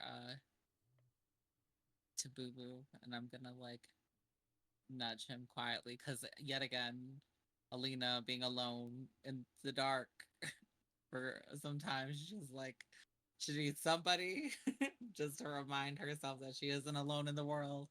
And she's gonna like quietly like nudge a Boo Boo, and also because she knows these trees are alive, she's going to like speak in a hushed tone, like, "Time to get up," because I'm not trying to disturb nature right now as much as I have already. That's muted. Boo Boo. Good morning. Shh. It doesn't feel good yet. I'm sorry. What's wrong? Something happened? No, I just don't want to upset the trees any more than I have previously. I'm sure they'll forgive you in time. We could hope so. But then again, Rahk said that it was conjured, so I'm wondering if that person who conjured said trees will forgive me. Well, in that case, then we don't really need to concern ourselves about killing the trees. I guess just you're right. conjured. Shh! Not so loud. Above table. You remember how upset Nigel was when we killed Henry? Just Good point. But at least from my perspective, above table, like I'm not killing like a life. I'm killing it's like a conjured thing. That's where I was going. See that? So you're not necessarily seeing it as magic or nature. You're seeing it more magical than anything. Yeah. Okay, I can see that. It's almost kind of like a mockery of nature. I guess you could kind of feel the vibe from. Yeah. Yeah, I can see that. I will say, even though it is, unless I'm understanding, conjuration. I'm trying to see. Do a nature check for me now that you're in this thing. I'll see if I can tell you. Otherwise, this conversation. 27. Damn. I will tell you. Now that you've spent the night, your druidic senses have sort of focused within this dungeon. Did you say dungeon? Even though these creatures have conjuration magic in them, you can tell that they were once living trees in some fashion. So they're not wholly made up of just magic. Okay. So imagine that they were made from actual trees or seedlings or whatever, but they were some component of their creation was from a living being. Okay, that's so just a tree. For like an analogy purpose, it would be almost like if Budrick were a doctor and these people were once live, well people, but now they're instead zombies. It's more like the tree necromancer. By somebody. Yeah. Kind of, yeah. Kind of. So I guess it would be up to Budrick to discern if it would be evil to kill a tree that's not living but once was a tree. So they are neutral, unaligned, right? Like they don't have intention in that regard. Like they're not evil, but they're not good. I was kind of going off of the idea that you said earlier that there are too many trees. Yes, there are. For this forest. Right? So they came from a different forest? Ooh. I'm gonna wake Rahk up right now. In the gosling. Alina, before you go wake them up, uh-huh. Very close to here, about 300 yards or so, is another Druid circle, like I told you I found the other night. Mm-hmm. I need to go approach it, but you guys can't come with me. Would you like us to at least be kind of close in the vicinity? Not necessarily approach the circle with you, but at least be like, I could come running if something goes south? No, I think it's probably best if you stayed away. Okay, if you say so. They may attack if you're near. I'm gonna go ahead and wake up Rahk, and I guess while you take that time away, that'll give me a little time to make some tarts for us. Okay. You gonna relight that campfire? Oh, that campfire is because you took it out. You smothered it. Yeah, I have a tinder box if I need to cook a little something real quick. As long as I didn't leave that fire burning all fucking night, I don't think it would be that big of a deal to make a quick little meal. So, Budrick, you want to go towards this Druid circle? Yeah. Alone? That's what he said. I offered. Okay. I need you to roll initiative. You gonna be dueling in the Druid circle. So just sure with this part you guys wouldn't see. I'm wondering so with Roll20, if we ever do decide to like chat through there, is there ways that like you'd be able to only speak directly to Budrick or vice versa, like for certain things, for things that we wouldn't be privy to, you know?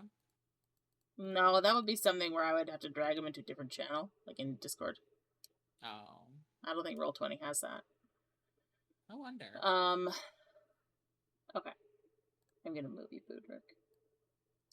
So I'm gonna say you get up to about here. You can see Rahk and Alina still, but there's trees are sort of getting up on either side, and you sense like there's a large outcropping of rocks ahead of you with like trees and bushes on either side. But you can sense that past these rocks, which would be difficult to climb over them, but you could get around them. You sense the druidic magic from that direction. Okay. Which way are you going, left or right, around these rocks?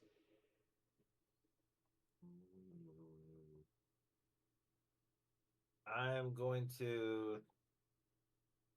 Let's see here. Cast, yeah, I'm gonna cast Pass Without a Trace, and I'm gonna go to the right. Can I go behind the bushes, just to the right of the bushes there? Yeah, so you want to go like this way, around? Yeah. Yeah. Okay. I want to pass without a trace. Yeah, that's fine. It's the first time I've ever done it. I don't know what else I have to do.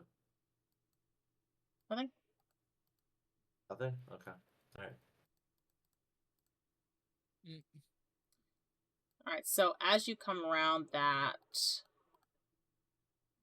Hang on, because this Robiel area is really stupid. As you come around that, the bushes and the rock face there with the trees on your other side, ahead of you, you see a large druidic circle with a giant stump in the center.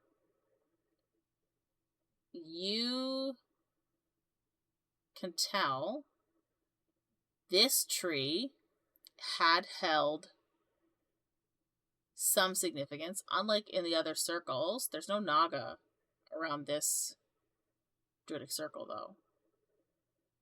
But you can see that there's a tent with what looks like cold embers in the fire next to it.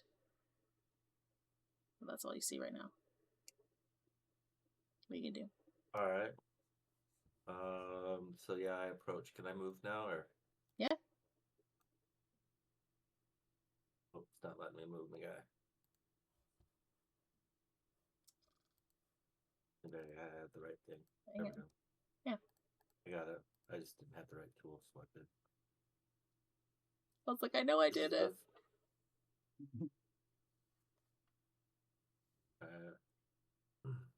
I'll move there.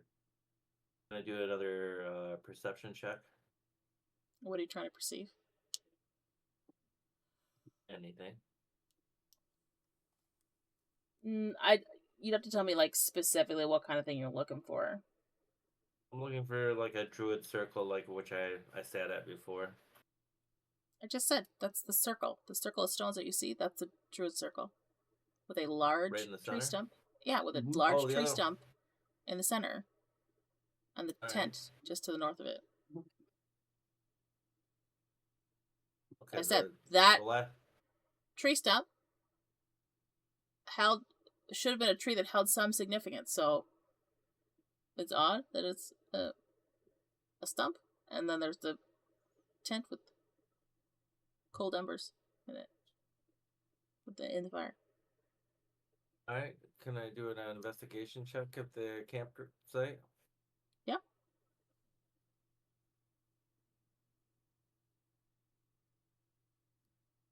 What are you looking for specifically? Anything in particular?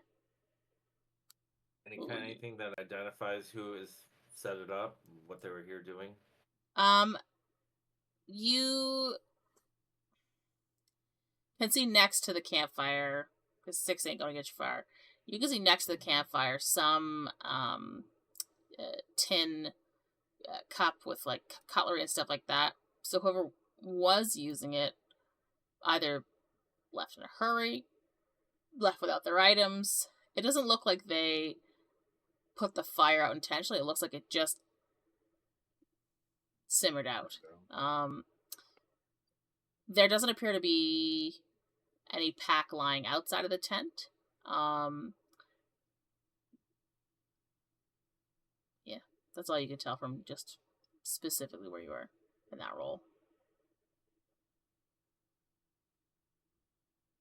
All right. I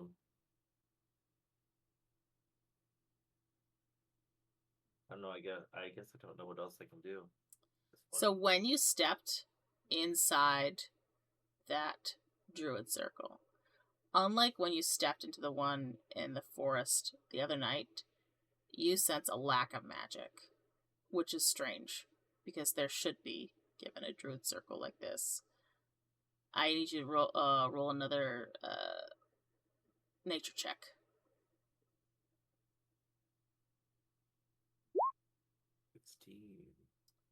As you get closer to the large stump in the center of these circles, you can tell that there are fresh hack marks from an axe on this tree. And any power that this tree had that connected with the druid circle is gone. And that, for you as a druid, should, like, hurt you. It's like seeing a dead child. Damn. Like this is a desecration of your religion right here. It is. Can I do any kind of like another investigation check here to see if I can find any more clues about who might have done it? You can take a look inside the tent. Okay. I'm gonna go inside the tent then. Do another investigation. Mhm. Mm-hmm.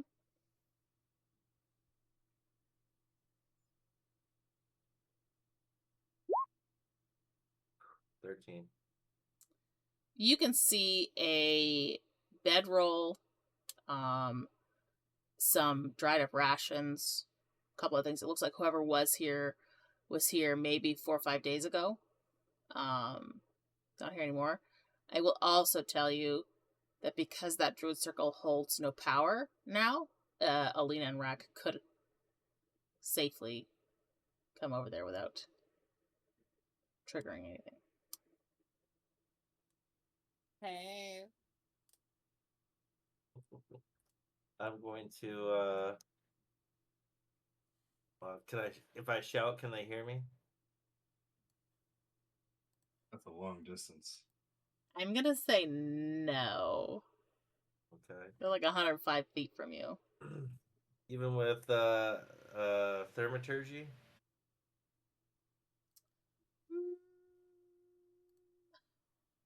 See what that does.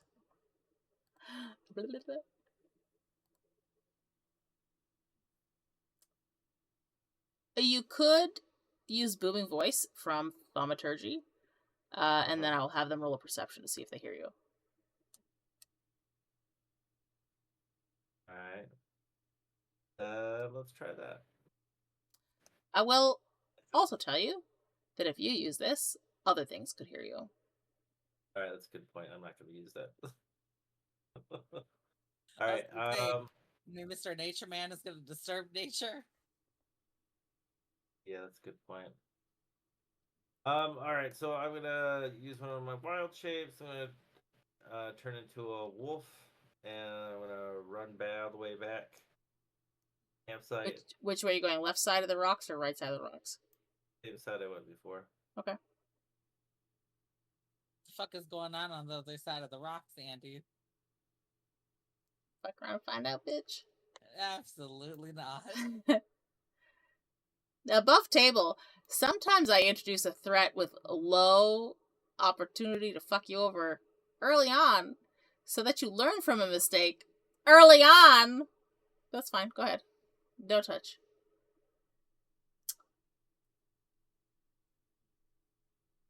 Uh-huh. I'm feeling something I'm supposed to get there that I'm not getting, but okay. Does that mean you put something extra spicy there to make us learn from our mistakes? Maybe. Maybe not. You'll find out.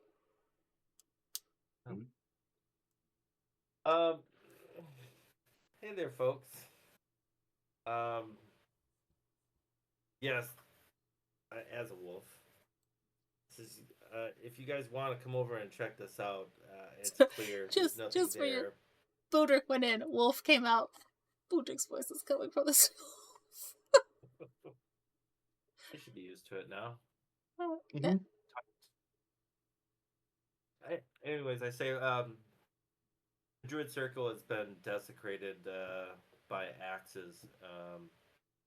You folks want to come over and help me do an investigation of the area? There's a campsite over there. I haven't found anything yet, but... Did you say it was desecrated by an axe? Yeah. That fucking bitch. That's what I'm thinking too. That Kenku bitch ruined a Druid circle? Yeah. She does seem like the type that'd be like, oh, Druid magic? This is gonna be pricey. See, I told you I didn't trust her. I told you that beak-faced bitch was giving me vibes, and that was the vibe that she was giving me. Above table, if you had fought her, she had so much loot. Well, I know that she might be around again, so it doesn't mean I won't see her ass again. Bird bitch. I didn't trust her. I knew something was going on. So lay down, Coco. Alright, well, let's go. Lead the way, boo-boo. Rahk, you want to join us? It's Oh, He Rahk, will. before we go, can you give me a little water for my orchid, please? he's gonna pass you back the alchemy jug. It still has a lot of water in it. That's great. That was a great investment, Rahk. I'm so proud of you for getting it. Go ahead and just pour water into Only the we orchid. had thought to steal a bag of holding. Oh. Why would you we need a could do bag of something like holding? that. Bob? We Why don't do have you need a bag of encumbrance, holding? so Well, the only thing that'll be is if you guys are trying to hold too much in terms of like awkwardness. Mm, Like if you're like, I want to take these 15 guys a plate armor. No, I'm not letting you do that. makes sense. Sooner or later, we're Let's gonna have go. to make- Whee! Whee! I'm following Budrick's direct pathing because, yet again, I disturbed the forest once. I'm not doing it again. I've been going around to the right here, but I haven't investigated to the left. What do you mean investigated to the left? I'm still looking around the campsite. Rex going to the left. Rahk. And Budrick. Ah, beautiful. Beautiful. Hold, please. Look, you teased something. I'm gonna let you have your DM moment.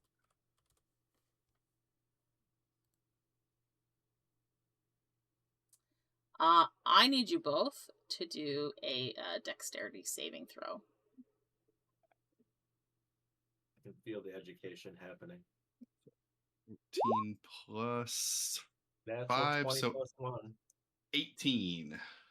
Okay. Is that So a nat 20? At 20. if you guys see this type of green Mhm. here, it's what you've just stepped in, right? The dark green. The second Okay. you guys step where that dark green is, Rahk is flying. well, you didn't say that. Well, he's been flying. You didn't say that. I didn't know. You He like he always just goes here. flies. Well, you're still. How far above the ground are you? Probably not that far. 2 feet. Then no, it still counts. It's got a 30-foot range. It vines shoot up from the underbrush and try to latch around your legs. Rahk, it takes you a second, but you manage to struggle free, flap a bit farther back out of their Yep. He's gonna range. flap his ass over this way and fly up onto this rock.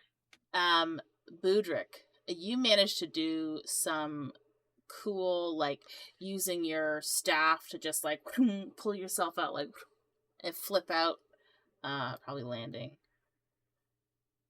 Nice. I'm on the wrong sheet here. Wukong style. Yeah, Mm-hmm. land about there, just outside of the range of it. Alina, as you're traveling around the right side, managing to bypass any touching those things, just as you're getting over to this side with Budrick and Rahk out of sight, you hear like sharp rustling, like so it's like quick moving things within the leaves kind of thing. A wild Pokemon appears. Basically. And then you just see Rahk perch up on this rock and Budrick come flipping out from the other side. Interesting. What happened? Dark ground bad. Oh, okay. Good to know. Ground bad. The mean Dark vine ground. over there. Dark ground? Okay. I'll go ahead and Looks put like that some down mean in the vine. journal. Can I, what do I need to do to find out what to do? Can I do a nature check on those? Yeah. I know what they are. I'm guessing a spell. Bitch, that's Devil's Snare, honey. That's what that is. Mm-hmm. 13. Unfortunately, you're just below what it would take to figure out Where is what they are. this? The one time my +8 doesn't help me.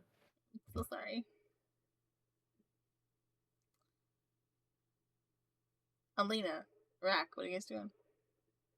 Can I go to the Druid circle and actually examine the the chopping marks of the Sure. What are you looking for? just to see if it kind of looked like the same strike from that Kenku's fucking axe that was on the previous tree that we seen that I looked at. Sure. Do a history check. Okay. Oh my god, nat 1.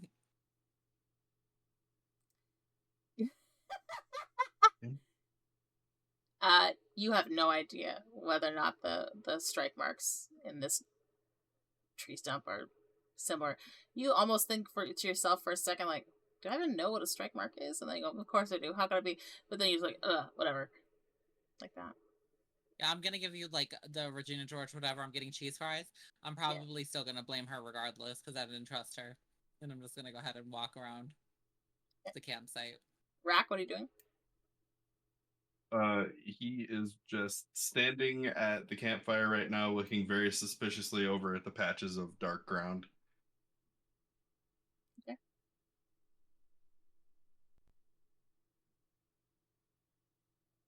Budrick, what are you doing now that you've returned to this area? I'm gonna go back over there, report to the group, and say, any thoughts? I'll have to check it out. Did you go inside the tent at all, Boo Boo? I did. I didn't find anything, but I don't know, man. I didn't look very hard. Okay. Well, remember, we're here to find signs of disappeared people. That was part of our commission. Yeah, I'm just bad at locating stuff. It's okay. I gotta take a look. Let me go ahead and take a little gander, honey. Would that be investigation or perception?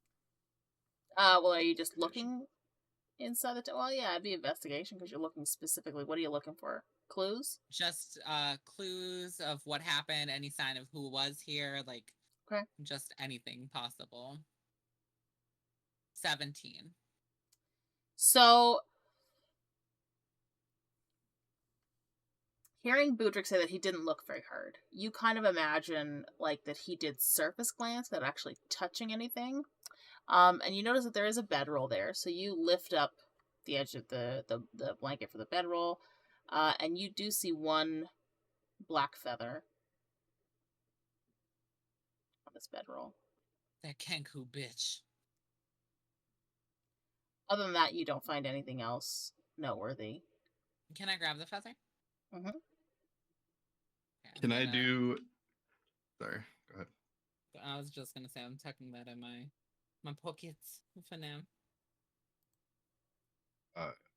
Can I do an investigation check of the camp area to see if I can tell which way whoever was in the camp went when they left? Yeah, do a survival check. Okay. What? Ain't failing me today. I don't know what my thing is for survival. Dirty 20. Okay, sorry. I've added that feather into your... Means if we get into a fight, I'm fucked. So you said dirty 20? Yeah. So you can see there are several tracks around this campsite.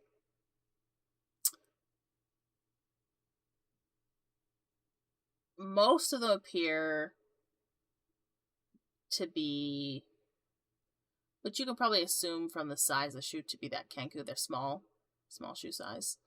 They lead south back through the way that you guys came. You do notice also that there are only her footprints. No friend. No other tracks. No. Of people. A couple of animal tracks, but They just look like Only, normal pathways. only footprints of Lady Kenku. No footprints of friend. Fascinating. Boo Boo, about how long ago would you say this camp was made here?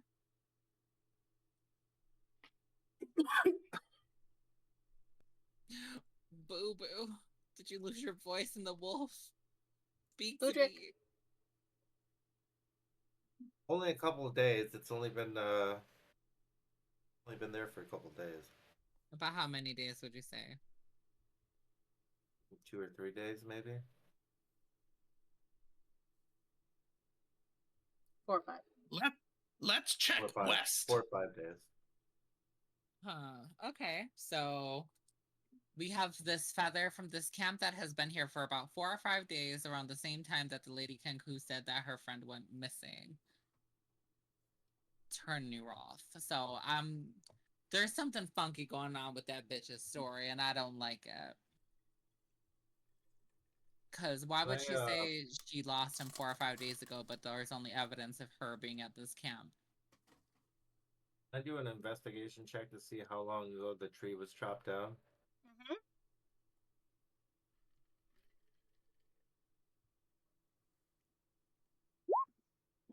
14. I would say the chomp marks on this tree are no more than a week old. No, sorry. Some of them are no more than a week old. I will say it looks like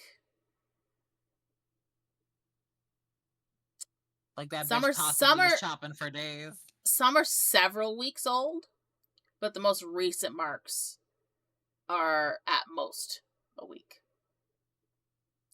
So you could potentially deduce that it took quite some time for whoever it was to chop this tree. And as a druid, this being a druid circle, you could also infer that because of the amount of magic in this circle, it may have actually taken weeks for somebody to cut it down all the way.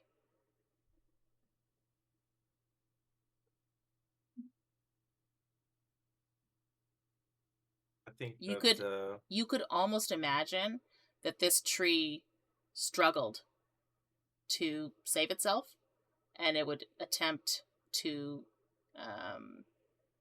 regrow whatever damage had been done as quickly as possible, but wasn't fast enough. This tree suffered for weeks. And about how much would you say a druidic circle tree would fetch on the open market? Probably a lot. I feel like a fool. That would be so above table. As a druid, you would know, no one in their right mind, like this would be black market, like completely black market, and be punishable. It's desecration. Like, it would be punishable by law for the destruction of this tree. See, that fucking Kenku bitch. I told y'all, that bird-faced bitch.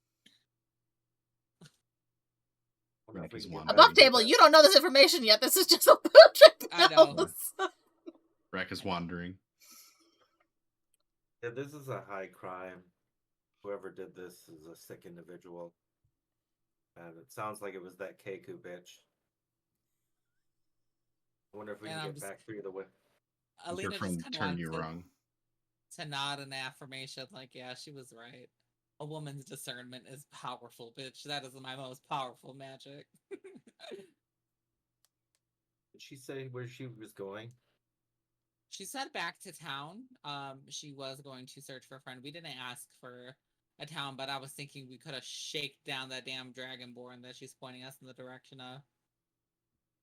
If they even really exist. Possibly. I don't really see for her sending us on a wild goose chase for somebody that doesn't exist. So she could very much have a partner. You know what I mean? What said partner has in store for us, I don't know, but I don't think we can necessarily trust that person either. So, but you know, they don't have the knowledge that we have now. We're on to them. Above table, Rahk. You are the only one that knows that are just her footprints. No, I told Well, them. he shared. Did you? He So shared then, that. Yeah. so then, You did? okay. Yes. You Yeah, think that's why I she's- said we can't necessarily trust in everything that she's saying, but I said regardless- only Lady Kenku footprints, no friend. Yeah. Oh, you did. So there could be a green dragon board here, so born somewhere. I just don't get why she would tell us a random name. You know what I mean? Well, let's keep exploring and find out. I guess so. Let's go You could be west. hoping we find him and bring him back. Listen. She may be hunting him. While you're here, we will take our second break. Just Okay. for a few minutes. All right. Go let your dog out, Budrick, and Care of the dog. All right. we will be back in a couple minutes.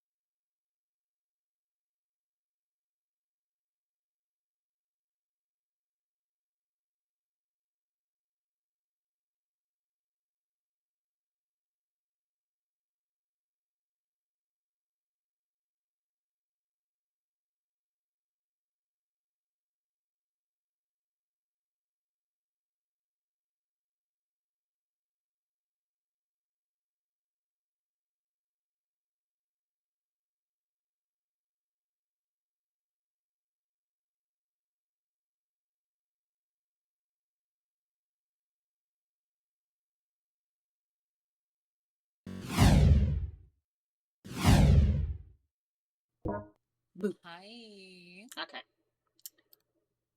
So, you guys did all that investigation there. What are you doing now?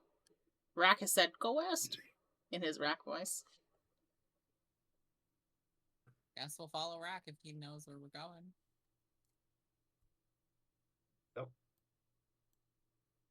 These people just think they know where you're going.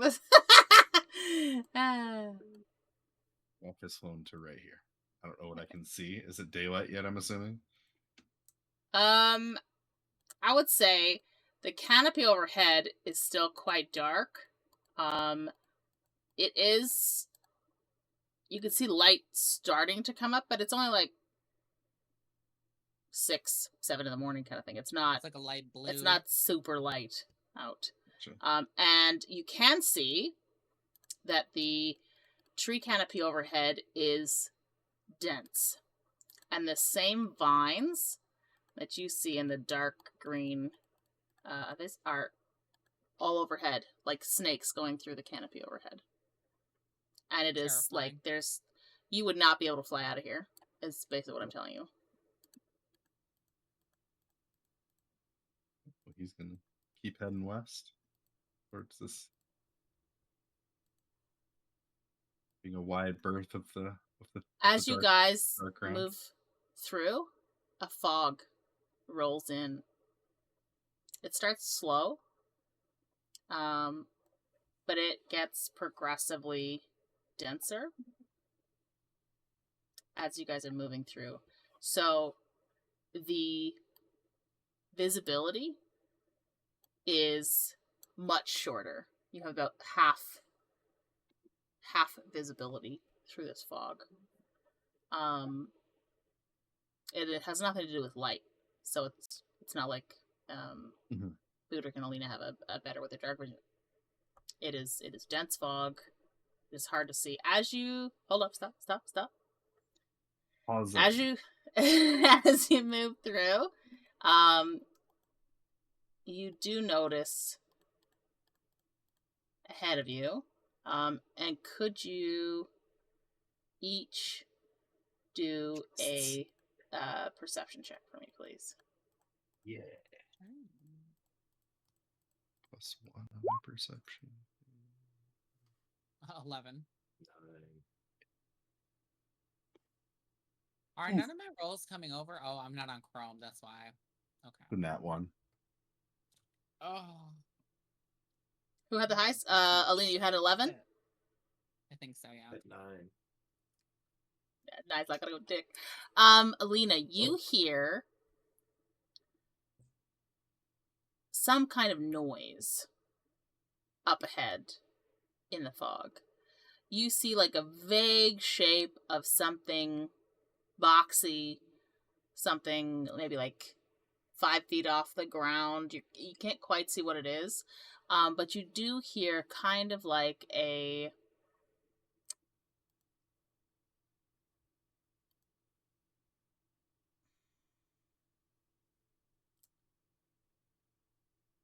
something that sounds like a voice, but it's got a strange quality to it.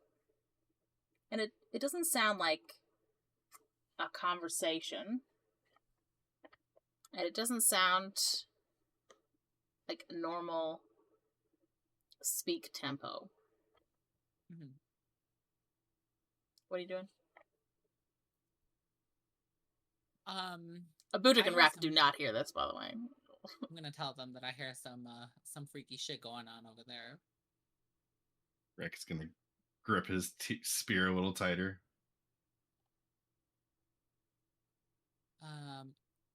Usually I'd have my fireball ready, or my little fireball, but we're not gonna be doing that right now. We're just gonna go ahead and pull out the crossbow just in case. He's gonna take a couple steps forward. I'm going to cast Find Familiar. Okay.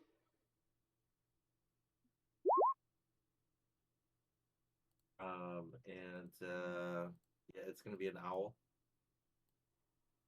And I'm going to have the owl fly over there and check it out, and I'm going to try and see through its eyes. Okay.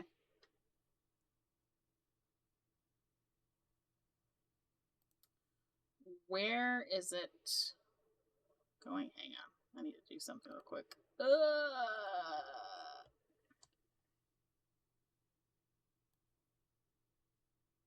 Have it in Discord. Un momento.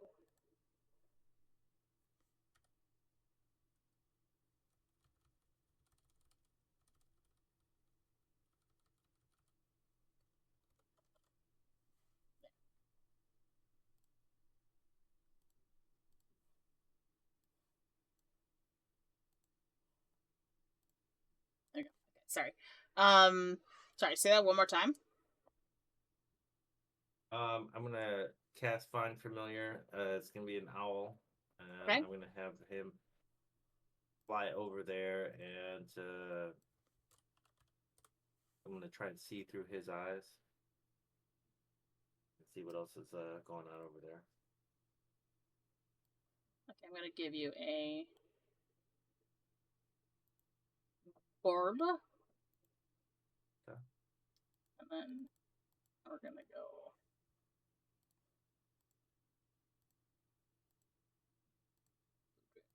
Save. Okay, you can now move him.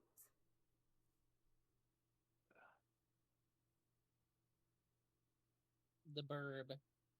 Does Rahk see Maybe- the wagon yet? That's in front of us here on the map. You can see a shape. I wouldn't say you can tell specifically it's a wagon, but Okay. you get the sense that it is some kind of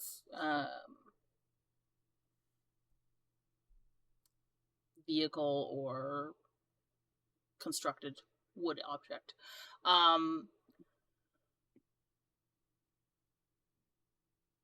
Sorry, your owl, what are you having it do? You're looking through its eyes?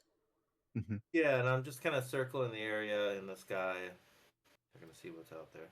Okay, so you see through the owl's eyes a wagon, 2 chests, and another larger chest down next to it. Whatever horse was with this wagon is gone. There are no people about. That's all you can see with that owl. I'm gonna There are flowers on the ground. Pink and purple flowers. flowers, purple flowers, Pink and purple flowers, yeah. pink and purple flowers. This looks like we have a cart up there, up ahead. There's a couple of chests. In the back of it, I don't see any people or a horse or anything like that. But there's all these weird purple and pink flowers around it. I didn't say they were weird. I'm just saying you see pink and purple flowers. I see pink and purple flowers around it. Sounds Rahk good. hears Rahk hears chests, and he is going to fly up Oh, God. and head over towards the wagon here. Okay. Rahk. As soon as you get within, I'm just gonna pull you back slightly. Okay. About, let's say there. You hear, come out, little one. Don't be so sly. I've got a sweet treat that you simply can't deny. Behind that barrel where you think you're so clever, I promise you'll find fun. Unless you'd rather be my dinner. Oh. Rahk hears that last line Oh, God. and is now looking around for whatever has just fucking threatened him. Do we hear that as well? You're not close enough yet. Roll perception, Rahk. It's gonna be a 7. You don't see anything in this fog that could have made that sound.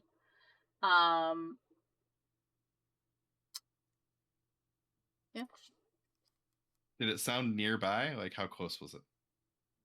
Do a perception check because it's foggy out.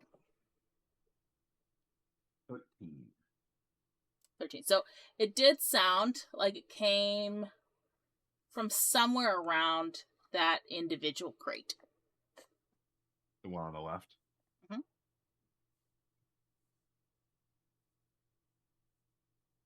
So he is going to very suspiciously, as he stare at this left crate, as he flutters over to this first crate and kicks it. Okay. Nothing happens. Okay. Gonna flutter to the second crate and kick it.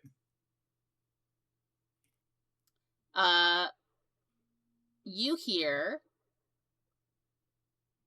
right next to your ear the sound of very small wings.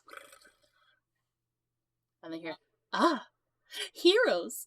Did you come to be my next snack or just watch the show? Did she say next snack?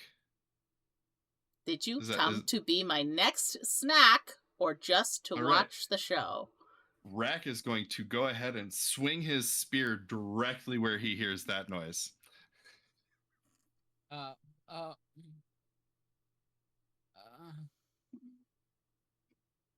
Okay. Would you like me to roll to hit?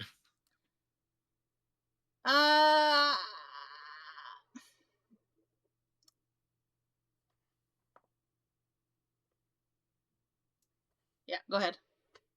Okay.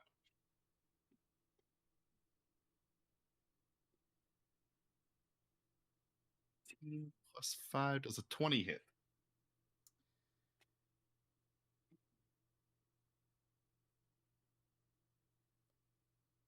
I will say that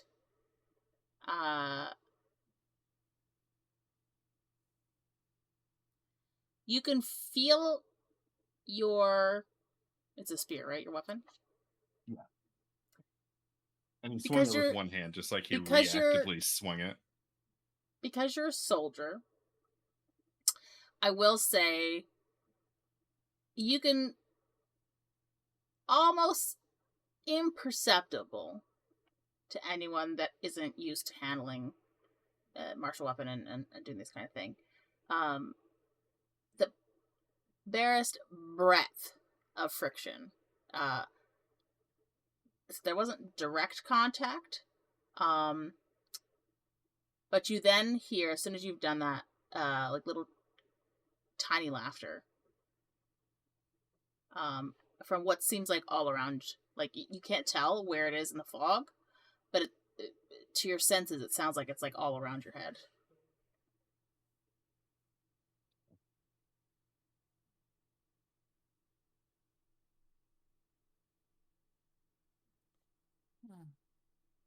Budrick and Alina, you guys would see in the fog just Rahk's shape. You don't see, like, because he's still farther ahead of you guys there, but you do see him just make a jerk movement at one point, and then nothing. I'm gonna whisper to Budrick, like, what the fuck is he doing? I have no idea. We should probably go check it out, get a little bit closer. Well, Budrick, are you still looking through your owl's eyes? Yes. So you would have seen Rahk kick that second chest and then make that motion, but you can't see what he's hitting. You would have seen me swing my spear, so you would have known that I swung my spear if you're looking through your Yeah. owl's eyes. Okay. But you don't see In that case, anything. Okay. In that case, Rahk went over and kicked over the crates with the chests, and he swung at something, but I couldn't see what it was. I don't know. He may be in danger. I'd still be careful around the pink and yellow flowers. Something doesn't feel right to me about that, but I'm gonna get a little the bit chests closer. locked? Do you know anything Yes. about these flowers at all? Have you seen them before? I'm not close enough to see them yet, but I'll check them out when I get closer. I'd say be careful. Things Yeah. in this forest don't always appear what they see, and I don't trust it. Can I do a nature check on these flowers? Can I do an Arcana check on these flowers? What makes you want to do an Arcana check on these flowers? Considering that the fog got dense in this area, there's a abandoned wagon, and the wagon seems to be the only place where the flowers have grown. It kind of gives me the vibe that these flowers aren't normally occurring here, and it might have a magical property. So that's why I'm kind of getting the vibe. Okay. Let me do Budrick's first, and then you can tell me if you still want to do it. So Budrick, 27. These flowers have hallucinogenic properties. I fucking knew They it. do. You don't know this yet? No, I knew it, bitch. I knew it. I felt it. They do occur naturally in nature. But that is something that you know about these particular flowers. All right, so these flowers. Usually they grow in a much larger quantity than just what you see right here. So this seems like a trap of some kind to me. I only see the flowers right by this cart here, but they're hallucinogenic flowers. I think Rahk's probably seeing things at this point. So I don't know how we're gonna deal with that. Rahk. In the same all around your head, you can't pinpoint where it's coming from sense. The voice answers again. It says, "Feeling feisty, but such rudeness. I suppose you'll make a lovely appetizer if you feel like it."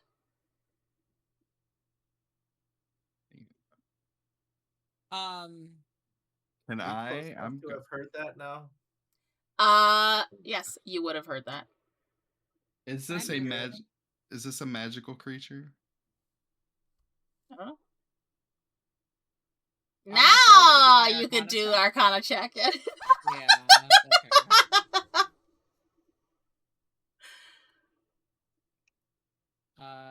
12.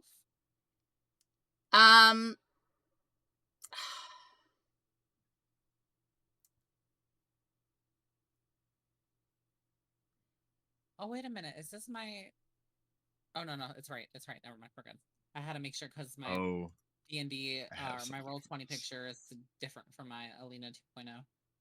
I was nervous for a minute. I thought it was Roll20 is what I put in. It's not going to be from that.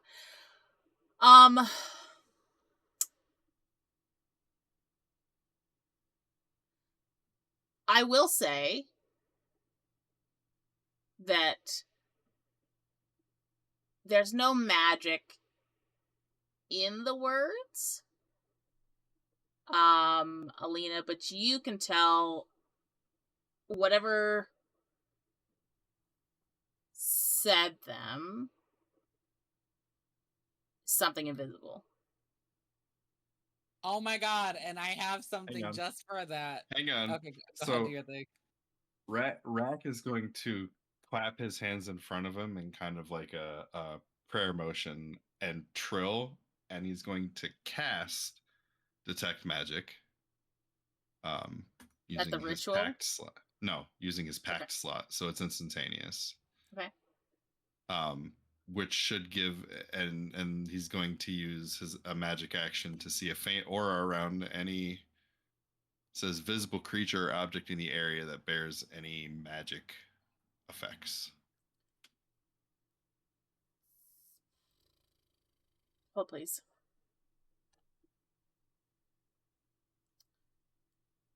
You see, hovering above the box, just about there. Okay? The tiniest outline, maybe like half a foot of something hovering in the air. That's what you're saying, right? Is that you can see like an outline of it, but you can't really see like...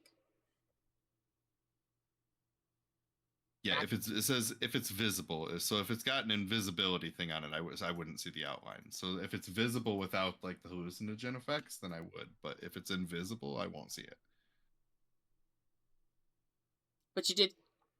So what is the detect magic that you're doing? You want to see if there's magic? I guess I misread it before I did that, so it's okay. I didn't read the visible part before I actually casted it.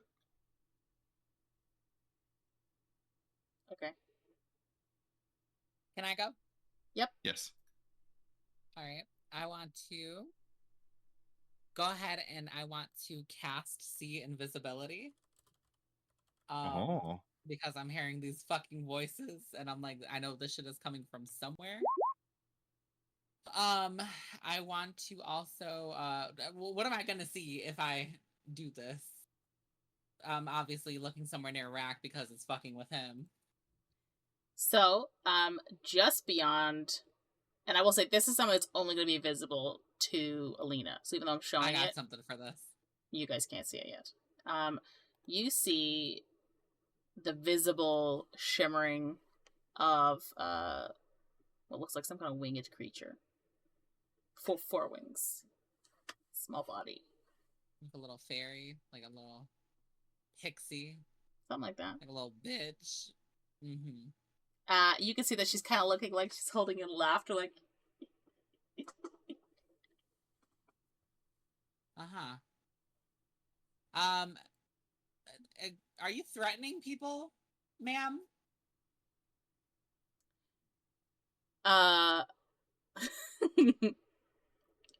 Threat? I've threatened no one.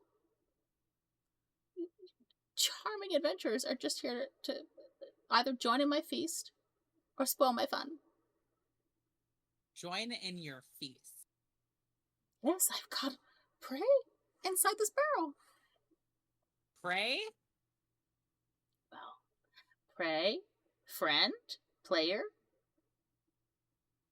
something like that. And what is your name? Hurry up and help me open it if you're just going to stand there. There's something in the box, Rahk. There's something above the box, Rahk.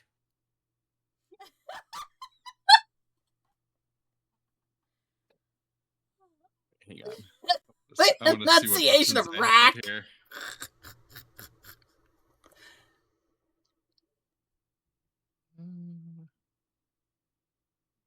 Okay, so she says above the box. I'm assuming she's motioning towards the box. So I will say the fairy is here. She's saying above the box, which is here. Just so you're aware. Like here? Because I'm not seeing what you're talking about. So the figure that Contour sees is here. That Alina sees. The box is here.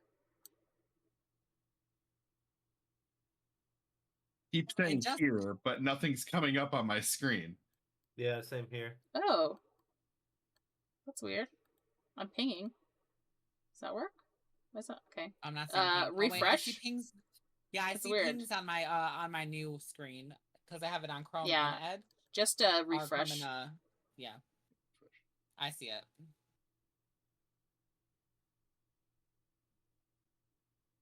I also got a little insurance policy for this bitch too if she want to play games. Would you do, Rahk? Just leave and come back? Just Just refresh the refresh. Roll20.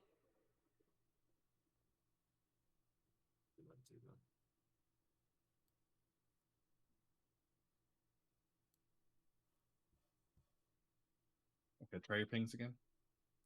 So the thing that Alina can see is here. The box is the next square down. Yeah, so it's like So how she has described it to you right is next it to is where I'm above. at. Right, but the way that she's described it to you is it is over this box. Okay. Not here. So she's So is it she so said is it's it over the actually- box, but it's just beside over the box. Like it's a diagonal above. Okay. It's still within pack range. I'm Can I also move gonna while do. this is going on? I'm gonna do one thing too, just in case for you know, our adventuring purposes.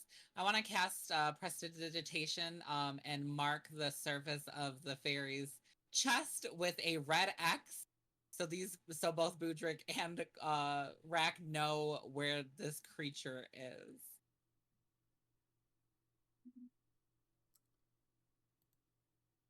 But her chest is invisible to them. It's not to me though, and it's any surface that I can see. for 1 hour.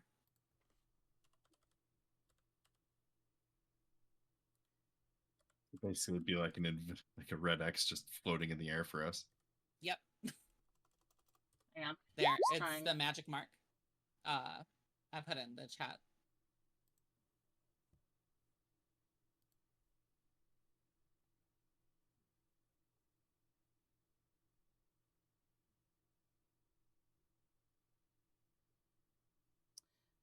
It says you put it on an object or surface for 1 hour. It's not necessarily that, like, yes, you see it. It's with prestidigitation, right? That's what you said? Mm-hmm. Mm-hmm. So we wouldn't see the object, but we should be able to see the mark she puts onto it.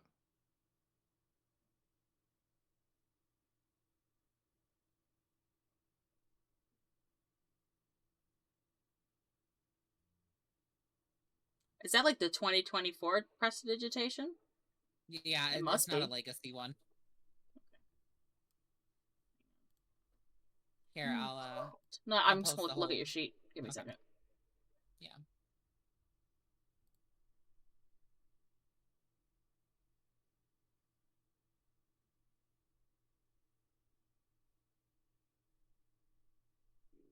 Okay, that's fine.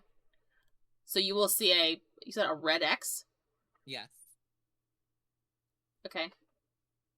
Glowing red X on this bitch, just in case.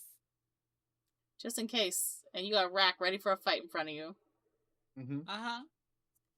Okay. He said it's there, so he's swinging at where he was told the little creature thing, fairy, whatever the fuck it is at. Okay. Can I move while all this is going on? Yeah.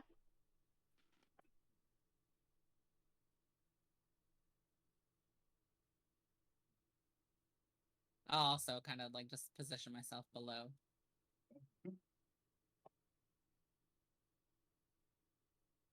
It is I'm gonna guess this doesn't hit a 9. Are you trying to hit it? I told you to open the box. So No, I swung at Rahk the fairy. What are you talking about? swings at the X mark. No, I that, swung at Alina- at where she said the fairy was. She said it was Yeah, above the X the mark. box. The X mark. She put No, the she X put mark the on the X mark on fairy. the box. No, I Alina. put it on the fairy. Yeah, she put it on the okay. fairy. So you guys could Okay, see okay, where it okay. was. I got you. Okay. Yes, just in case the fairy tries anything crazy when we open this box.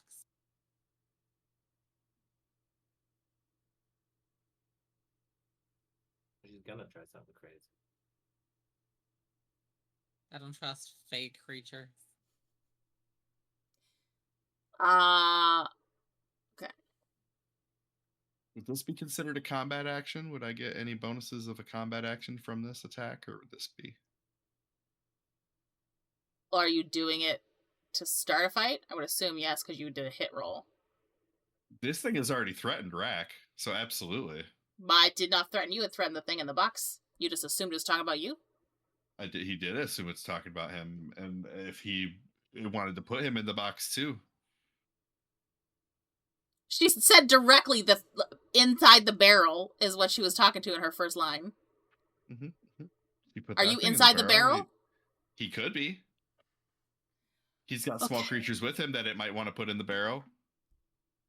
He's preemptively protecting the goslings. I mean the fairy can have a conversation, you know. If the first hit missed, we could talk it out with the fairy. We don't it was a 9. It was a 9. So does the first hit miss? It misses. Yeah. Okay. So he's also going to take his unarmed strike bonus action. Oh my god. Does a 10 hit? Nope. So Okay. that also misses. He has missed with both. So Alina, you're Budrick up. and Alina, you just see Rahk go with his spear, and then with his, and it's just miss in dead air. But he's looking back at you like, I've hit it? Rahk, we were gonna look at what was in the box first. The fairy was just in case. I don't think the fairy's going to react well to us trying to free its prey, but... So Rahk, you hear a kind of like a small hiss noise. Well, they asked for us to open it. Feeling a bit grumpy, are we? Pardon my friend, he's reactionary. And she's gonna be, oh! Okay, I move on the wrong layer. And the fairy's just gonna, like, move and then circle around Alina and then stop, like, dead up in her face, like, ooh! You can see me? Yes. Tricksy lady! Tricksy lady! Help me open the box. What's in the box? I told you. The thing that I need. My lunch. Open the box. What do you eat? Whatever my heart desires. And then she, like, does another, like, flit around. Okay. Well, I'm gonna go ahead and move carefully and cautiously between the flowers. I can't in the middle, but I mean, it's snapping me to the grid. But I want to just be, yeah, I'm not touching the flowers because I don't trust it, honey. Alina doesn't do drugs. And she's gonna pop this, or I want to attempt to open this box. Is it, how is it closed per se? It has a very small, like, it looks like it's a heavy lid. And there's a small latch, but it's not locked. Can I bust out my crowbar? It's not locked. I know, but it has a lid. I need to pry it off, right? It's a heavy lid. Yeah, I'm not a fucking gargantuan creature. I need something to help me get it off. She is a dainty woman, and you're like, she's so pristine. She wants that leverage. He sees her pulling out a crowbar, assumes loot, and he's gonna fly over the wagon. All right, I'm gonna go ahead and pry open, or attempt to pry open the box. Is that a strength check? Yep. Okay.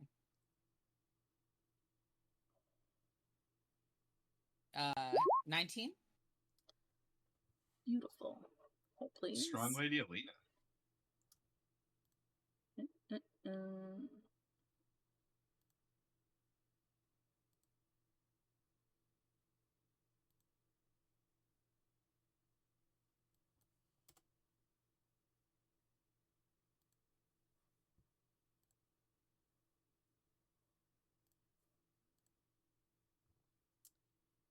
As you pop open the box, you see inside a very young tiefling boy that looks like a beast.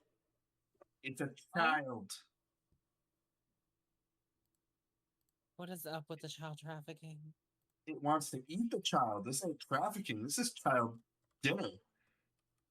Cannibalism. Well, I mean, I assume you can still buy a child to eat. What the fuck? Like Oh, God. She's trying to kill me! I fucking knew you were.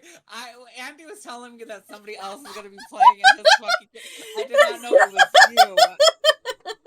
I had a feeling, but this is great. What's your name? My name is Ki-Rel. Why are you helping this thing trying to eat me? I didn't even know it was you in here. I thought you just wanted to get like a piece of fruit or something. I don't know fairy dietary plans. I'm pretty sure I'm not fruit. Miss Fairy, ma'am. What is this? My dinner, my lunch, how kind! And she dives directly for Ki-Rel. Come to me! Rahk is going to snatch up one of the daggers from his belt and oh my God. throw it at this fucking creature to try and intercept it.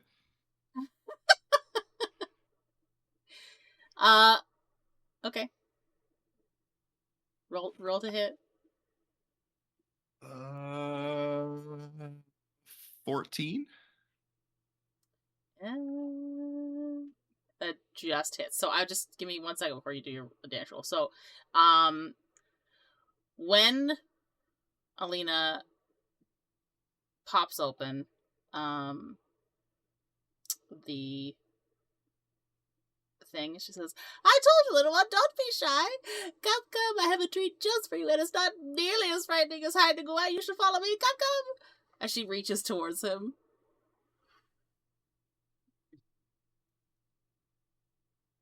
And no. Oh, hell no. So now you can do your damage roll for it. Okay.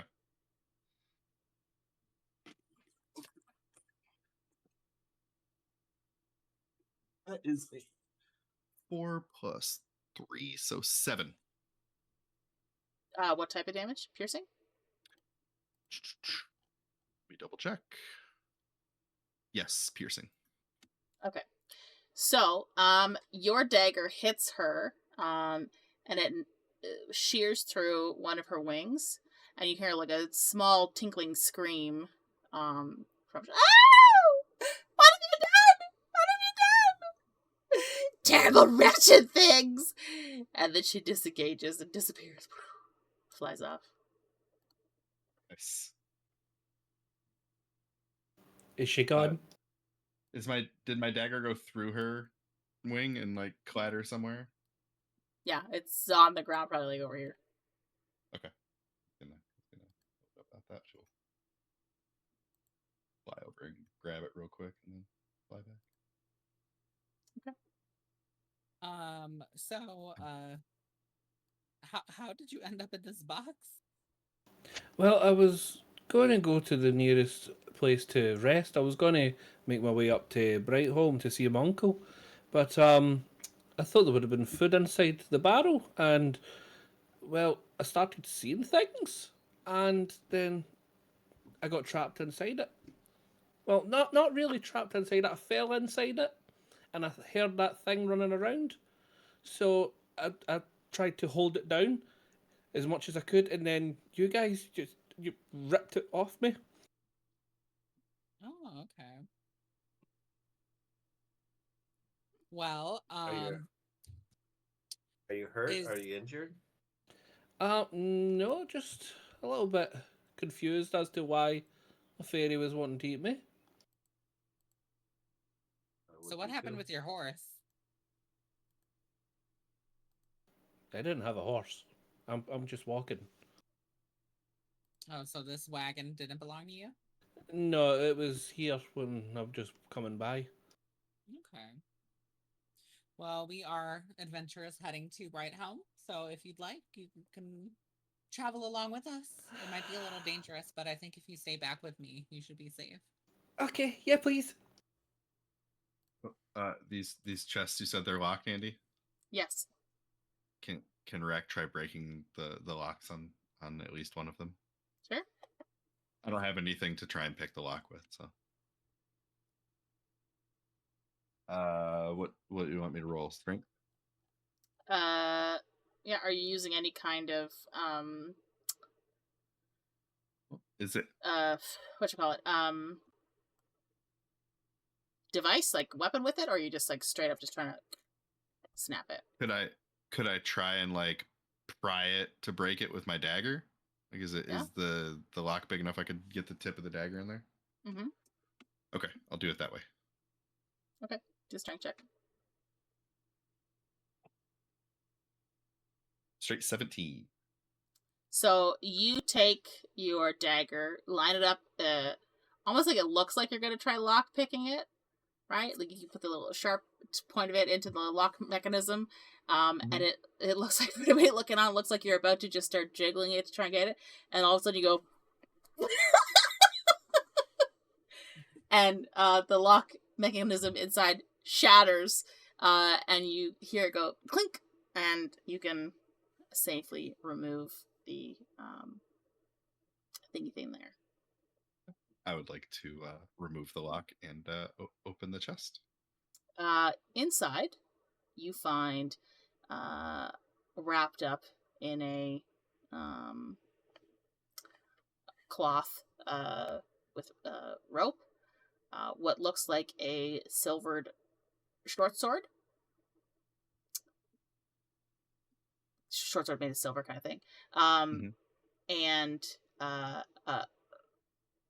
a small chest that's not like a huge one, it's like this big, right? And when you open the lid, there's a pouch inside that has 100 gold pieces in it. Nice. Rack is going to tuck these things away. Yeah, that's it in that one. And then he's going to move down to the other one. He's going to look over at his party members and kind of like nudge his eyes at it. Like, do you guys want this or? I'm gonna stay over here. I'm gonna take the kid over here away from the flowers, considering they're still hallucinogenic and we're just sitting in the shit. I'm gonna help him out of the box, with the hands. I didn't even ask. We split the spoils. What are your guys' names? I'm Alina. Rack's just gonna over here. Rack's just gonna kick the chest and be like, "You take this chest." I was gonna try it. I'm gonna use my. You said there's a lock on the outside of it. Yeah. Can I use the my quarterstaff, the butt of my quarterstaff, to try and break it? Yeah, it's a strength check.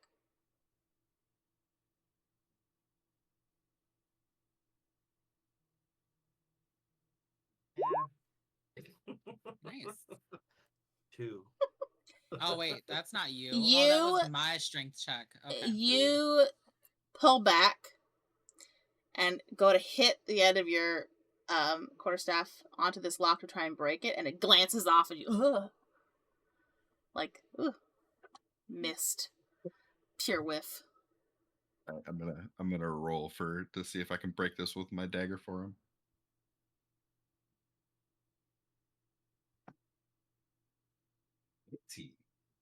Hmm?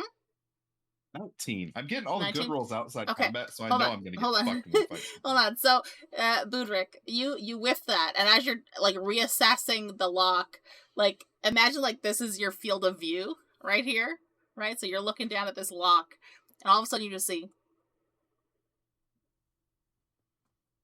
bird face, and then you just see him slowly pull his dagger out while he's keeping eye contact with you. He puts it in the thing. And then goes, just like maintaining eye contact with you, and it shatters the lock. but then, as he's still looking at you, he shatters the lock, and then slowly pulls out. He's gonna flutter off over here by Elvina and them, and let Budrick get to his spoils in the chest. That gives me, do you know what energy that gives me? Is somebody pulling on a push door, and then somebody else just going. That's the energy he just gave you. I got this. Let me show you. So while Alina is having her conversation and Budrick is looting his spoils, Rahk is going to sit over here and start unwrapping to take a look at this silvered sword. Okay. And what was your name again? My name is Ki-Rel. Ki-Rel. From Brighthelm? From the south, but I'm going to go see my uncle who's in Brighthelm. And were you traveling alone? Yeah, I'm an orphan child. Aww. Boo-boo.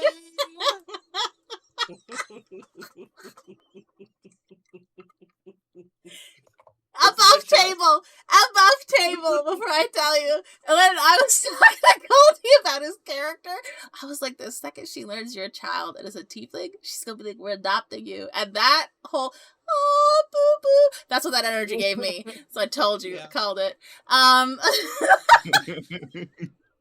Okay, inside your chest, you see, like milk crate things where like the bottles are stacked together, right? Mm-hmm. You find 3 potions of greater healing, 2 potions of healing. Around one of the necks of the potion of greater healing is canceling. is a key of some kind. There's no label on the key. It's just like a small piece of string is attached through a loop in the handle of the key, and then looped around one of these greater healing potions.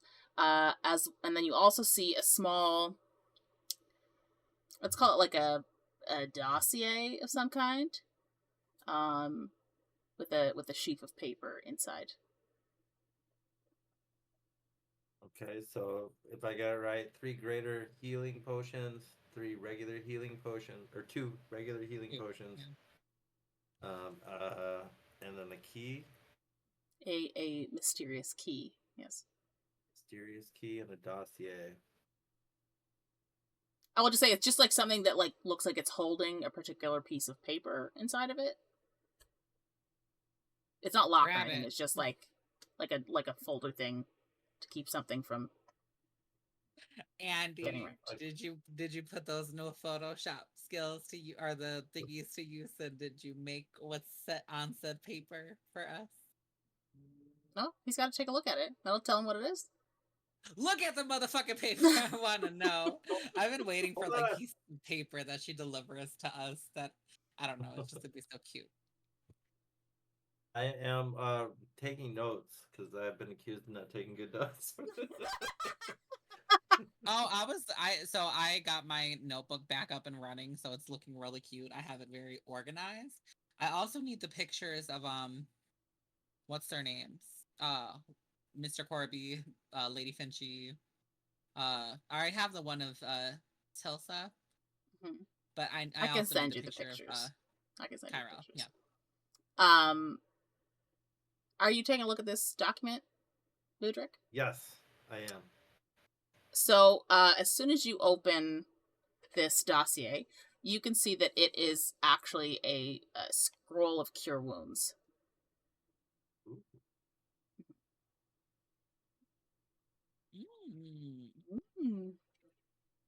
Does that mean that I can? What does that mean? Because I already have cure wounds. Just lets you use it without expending a spell slot. Ah, nice. Or if one of us needed to cast it, I think if it's a regular scroll like that, one of us could cast that too, couldn't we, Andy? Yes. So, I will tell you, if something says spell scroll, let me double check. Hang on. Okay. I know there's a new wonky ways the scrolls work. I only know a little bit about how scrolls work. And they've changed it with the 2024 rules a little bit. Yeah, exactly.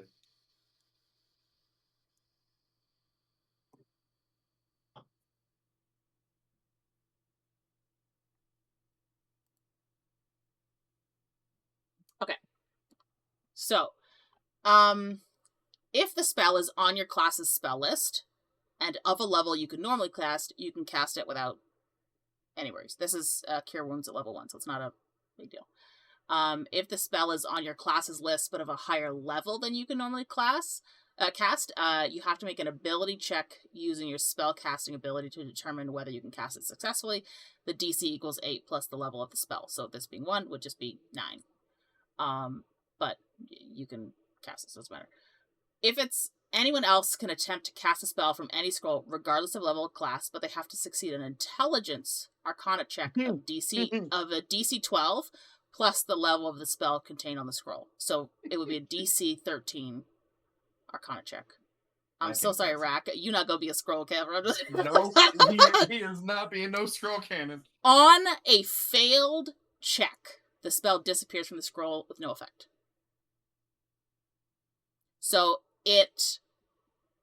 the new rules for spell scrolls lean towards it allowing people that can already cast those spells to cast them. It does not count for things that are outside spells. So like something that is more like ability check versus damage is I think how they're ruling it is like you can cast it because it's not really like a class specific spell. Does that make sense? So the ones that are a little more utility, I think it's up to DM discretion, but those kind of ones you can do no problem. Like if there's no specific school for it, you don't have to worry about it. But it's just if it is class locked, then these rules apply. Like levitate, I don't think is a, or like featherfall, right? Mm-hmm.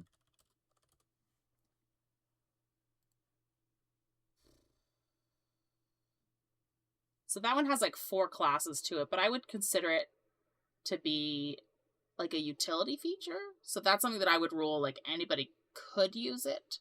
I wouldn't lock it, even though it is class specific. I, as a DM, would not lock that to a specific class. Yeah. Okay. That's just my ruling for it.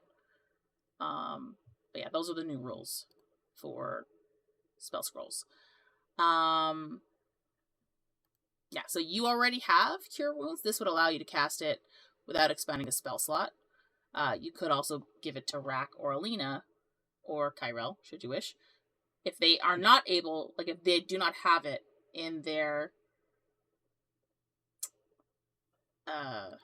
prepared list,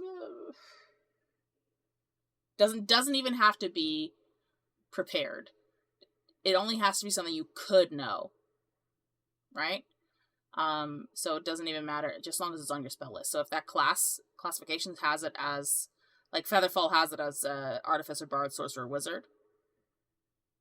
Fireball has it where it's just Sorcerer or Wizard. So if the Fireball, if you found like a scroll of Fireball, it would be a 3rd level spell. It would also be locked to Sorcerer or Wizard, which means Alina could use it if she was up to 3rd level evocation without worrying about it. If she wasn't up to 3rd level evocation, then she's just got that smaller DC to try and beat. And if it was either of you guys or any of you 3 boys trying to do it, you would have the other higher DC to try and get through it. Does that make sense? Yeah. Budrick? Yep. Yeah? Okay. Goldie, you're okay with that? Yep. Yeah? Okay. Alright, so yeah, that's what you find there. I will also say, I know I discussed this with you before, Goldie, which you might not remember. You don't have your backpack with you. You have like your equipment. So anything in your equipment you have, but like your other, like your bags, one of the fairies has taken it. Yeah, okay. So you are also looking for that within this dungeon. I typically wouldn't, but I would ask. I'm gonna go ahead and ask anyway. Ki-Rel, do you have any combat experience by chance? I've got I know a little bit of magic. Okay. He's like 7 years old, FYI. Yeah, well, a 7-year-old out here traveling alone on this road. Spooky shit. I just want to know if I'd be able to give him my daggers currently, so you can protect yourself in any event. But then again, I don't know if I'd give a 7-year-old dagger. I'm pretty sure I left my bag around here somewhere. I don't know exactly where. So we just gotta find it. Okay. So he has his equipment. He just doesn't have anything that was like in his backpack. You know what I'm saying? Okay. So he has like a crossbow. He has daggers. Okay. Was there anything in the box with him outside of him? Nope. Okay. Just him.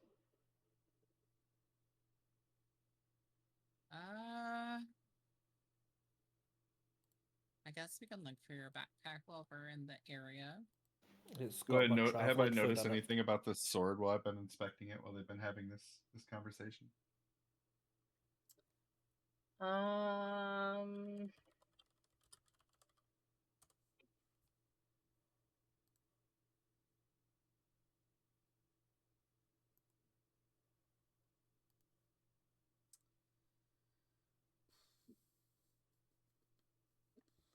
Also, if I didn't mention it, I picked up all that stuff. I don't think you've been inspecting it long enough to really know its feeling. I will say you can sort of tell from the design of it that it's not just a normal short sword. Mhm. But that's all you can tell from it, just from this brief examination. Okay. It's a little bit better than normal, but you're not sure how. You can fuck around and find out, or you can leave it alone. I mean, if you think Rahk's going to try and use a brand new weapon that he has, I will tell you, it is considered light. So you could tell just from the weight that it is considered light.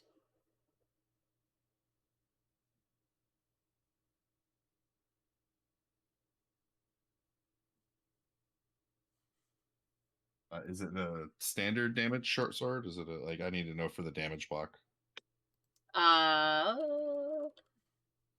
It is.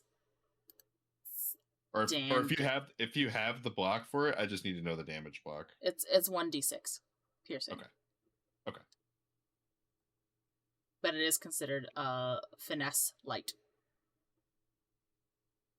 That's all I need to know. The rest I can fuck around and find out.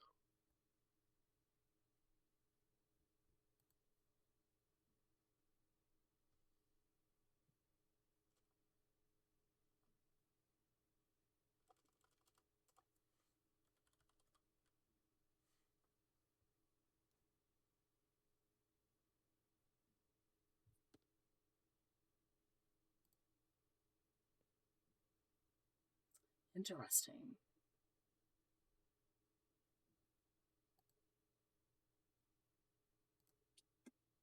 This sword comes from the PHB, but I guess they took it out of the 2024. Yeah, I couldn't search for it. I'll have to add it as a... It's fine. Not that hard. They definitely took it out of from 2014 to 2040. Don't need this one anymore. Bye. Okay.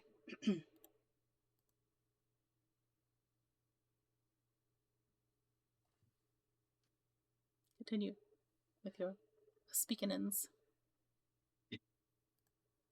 We're going to search for his bag. Is that what you said?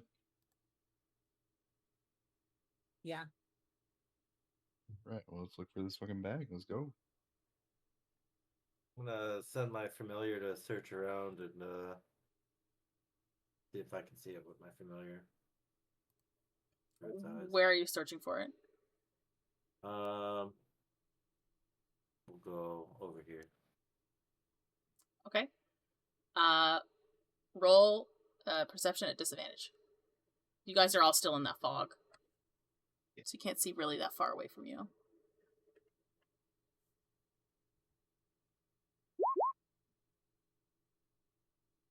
You see nothing resembling a bag. I got 11 twice. Sorry. You see nothing resembling a bag. Gotcha. Can I search over here by this tree? I'm not gonna get too close to it because I know that green shit is a little questionable. By this tree here? Yeah, like I want to look, but I'm right here, like by the wagon, kind of just glancing. Okay. Yeah, roll perception at disadvantage. Dirty 20. So the reason it rolled twice, Budrick, is because 17. you're rolling at disadvantage. So it rolls it twice, and then you just take the lower of the rolls. 17 is my lower. Okay. You see nothing that would indicate a bag form of any sense. But That's it. Oh, okay. Well, I will say, for Ki-Rel, you can remember there was more than one winged creature when you last had your bag.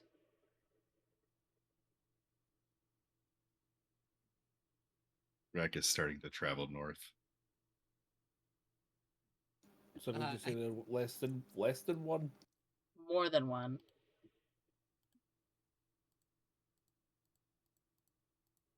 what? All right, let's, I guess, get a move on and see if we could try locating your bag.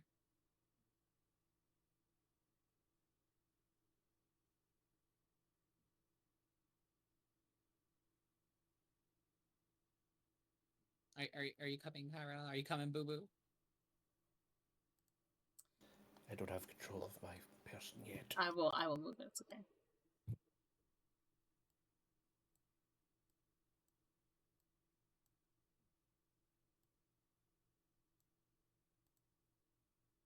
Okay.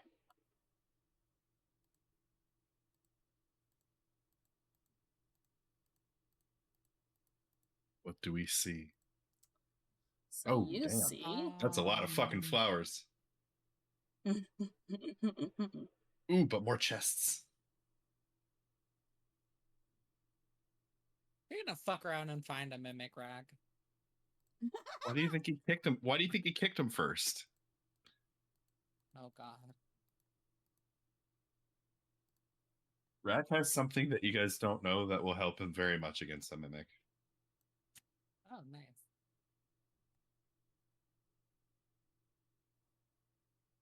Gold, you could tell me what you would have Ki-Rel do. Okay. Is he staying behind these people? Or is he I getting would ahead of them? probably stay behind them, yes. Ki-Rel, did you come this way before? I think I did. I'm not sure. It's just one big forest. Oh my god. And Alina's just kind of in her mind, like, especially with just seeing these three pictures next to each other like this. I'm just like, our little family and our pet bird. This is great. Sweet Jesus. This is all above table in my fucking head, so mind your business.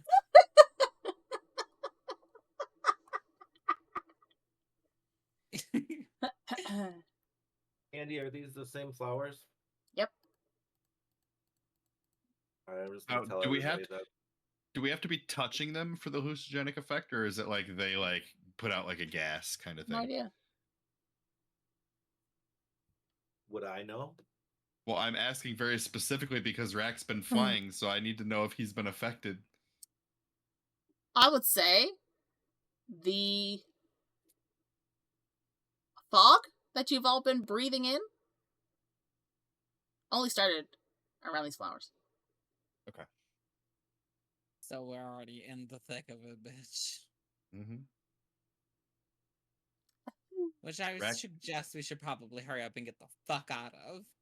Rahk sees the wagon, and he's gonna fly over to it.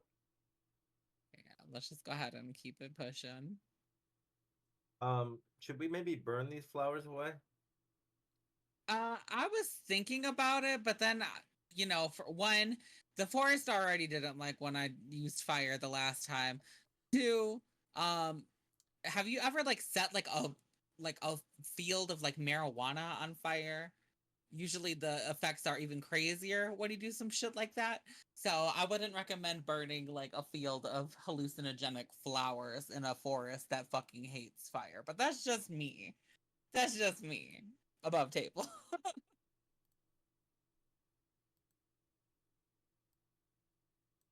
Things will go wrong. Smokey the Bear is not the issue here. These trees are going to come alive and beat my ass. Rahk is kicking both of these chests on this wagon. Nothing happens. Can I use Druid craft to create a gentle breeze to blow some of this fog away? In a moment. Okay.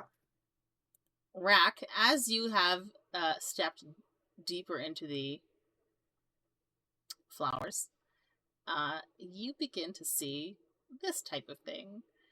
So it looks normal, but then all of a sudden it looks like some of the flowers just take off. Jelly shroom like flowers. Jellyfish into the sky. Reading rainbow. Nice. And I will say, Budrick, you probably also start to see this happening as well.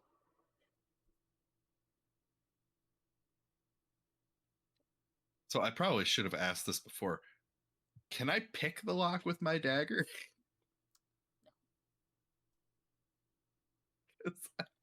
I have +3 to sleight of hand. No, you need specifically lockpicks. Lock Pickiana Grandes. While they're looting, I'm going to go grab my taquitos briefly. BR. So we're back to breaking him again. Got it. Let me roll. I mean, you didn't even ask your young friend if maybe he has lockpicks.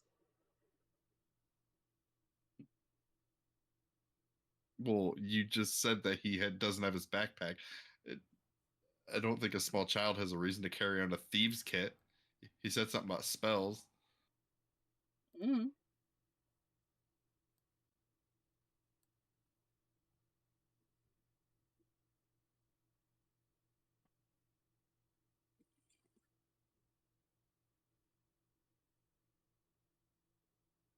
Hey, Ki-Rel, do you know how to pick locks? Not without my toolkit, I don't. So you need your backpack? Yeah.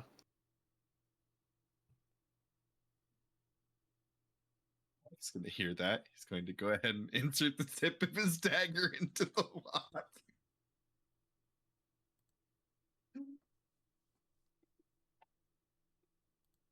And he is going to fail because I rolled a 6.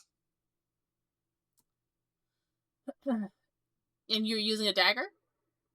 Yeah. Okay. So, when you attempt to break this lock, you smash it into the lock and you hear it like a shift of the mechanism. It doesn't break, but you get like that, you know, when you hit something and you get like that jarring sensation back from your hand? That's what you feel in your hand. Like that Like, numbing kind like of. you were close to breaking the tip of your dagger off in this lock. Just a tip. Just the tip, just to see how it feels.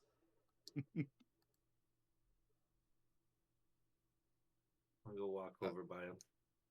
He's gonna kick angrily at that first chest and kind of glance over at Budrick and shift his eyes towards it as he goes back to work on the other one.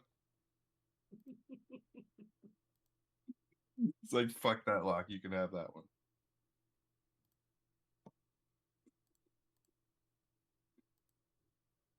And the other one. I want to go by Ki-Rel really quickly and just take that little kind of like cloth he has near his collar and just position it kind of around his mouth so he isn't breathing as much of this in. The other one was a 12, Andy. It's like you want me to call you mum. That one doesn't give you the same reverberation feeling, but you go and nothing happens. Okay. Did you say that in game or above table? Above table, obviously. Oh, no. No mommy just yet. Alright, so you guys have watched Rahk kick these chests, attempt to break the lock, and fail. And then kicked both of them again. Yeah, I'm gonna try and use my quarterstaff to break one of the locks. Oh my god. Okay. Here goes. Oh, I got lucky this time. 18. Ooh. So I'm gonna say that you go for the one that Rahk almost like the He does the same thing I did. Comes over and just easy breaks it in front of me. yeah, he just kind of goes like this, almost hesitant because of the last time, right? Where he was like such a failure, just like looking at Rahk out of the corner of his eye, like, and then goes, and it breaks immediately. And you're like, oh, like, haha! So you saw that, right? Like at Rahk, like, so I could do it too. See, like that kind of look. Do you open it? Do I open it? Yeah. Is that what you said? Yeah. He's asking if you open it. Well, Well, you've didn't broken ask the me lock, if but I you haven't opened it. it. Yeah. I know, and you didn't ask me last time if I opened the last time. That's Which makes me you open believe I it. shouldn't open it. Yeah, I'm gonna open it. Okay. Do me a favor and roll a d6.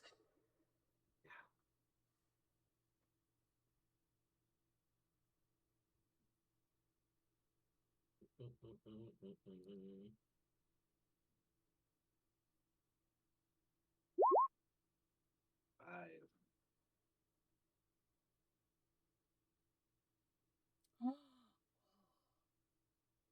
It's gonna be What? good for you.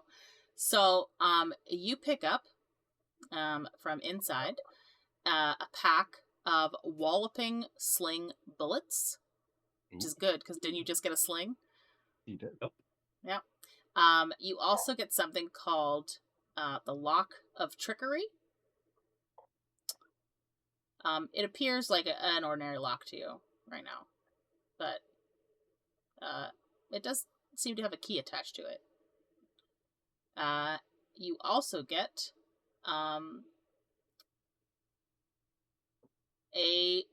just what looks like a candle, but it seems pretty like ornate, like it's got some carvings in it. And you also get a fine black cloth, which is soft as silk, folded up to like the dimensions of a handkerchief. But it seems to weigh more than what a handkerchief would wear. What was the second thing again? A lock with a key. It is a specific kind of lock, but I can't tell you until you figure out what it is. You said it was a what kind of lock? Above table, it's Lock of Trickery, but it's... Oh, okay. So Yeah. I don't know it's a lock of trickery, but it's Yeah. a lock of trickery. It looks like... I will say, because you're a spellcaster, you can kind of recognize... like, it may be magical in nature, but... I don't know how. Not yet, anyways. Gotcha.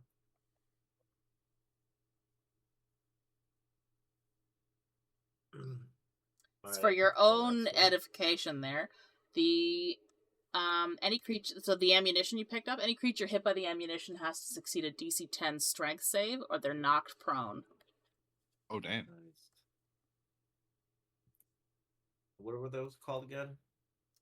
Walloping sling bullets. You got 20 of them in the pack. Oh. Rek's gonna look at Budrick and look at the other chest and be like, You break lock for me?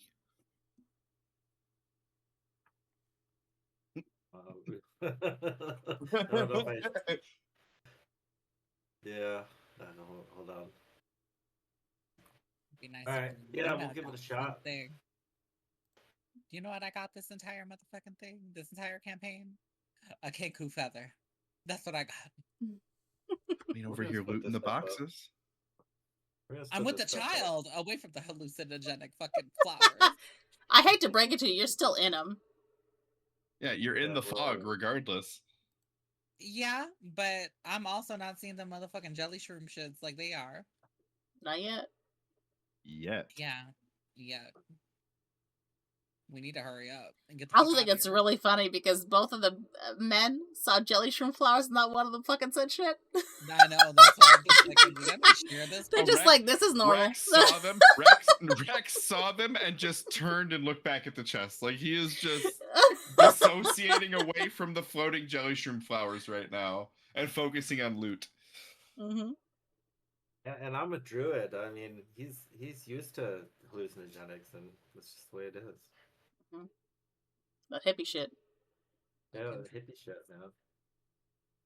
He's Roll still that looking strength for check. weed. All right, so yeah, I'll go over to the other side. I'll try and break the other. Okay. The other. I ask Alina, I just say to her, are we thieves now? We're broke. I don't think whoever left these will be coming back anytime soon for them. but it's still stealing. I mean, if we come across the person who owns it, I don't see a problem with us returning it to them. You know? But Okay. you're right, taking something that doesn't belong to you is in fact stealing. I'm so proud of you. Only if it belongs to somebody else. Shut the fuck up. You rolled a 16, Andy. You break the 'Cause, lock just like the last one. No difficulty. Shears clean off. Because as Right. far as you guys know, these could be the items that would be used to prove the death or missing. You know what I mean? Like the items that belong to the previous people that were lost on the path. Rex Budrick, gonna nod in thanks over to Budrick. is it? Were you opening it for Rahk, or were you opening and then you're gonna open it? Rek Open it for asked him Rahk. Rek asked him to break the lock for him. Oh, I know you asked him to. But what I'm Oh, saying is, okay. is he allowing you to then do it, or is Oh, he gotcha. claiming the box? You know, like, because it could be like, sure, mine, bitch, and then you know. I nod to him and I said, just remember, we're splitting the spoils, so every we got to give some to Alina too. Rek will nod. Okay, roll a d6 for me, please. Okay.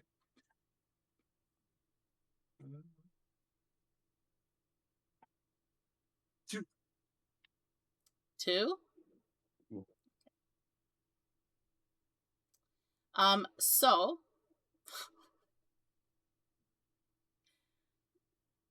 inside, you find what appears to be a wooden box that measures 12 inches long, 6 inches wide, and 6 inches deep. Weighs about 4 pounds. That's all that's in there is this box. No, this is the first thing. I was giving you time to write notes. Oh. Should you be writing notes? I guess not. You also find... Well, it's an item for inventory. I figured it would be going into my inventory, so... Not till you fucking figure out what it is. Hang on. Thing I thought was OneNote was not OneNote.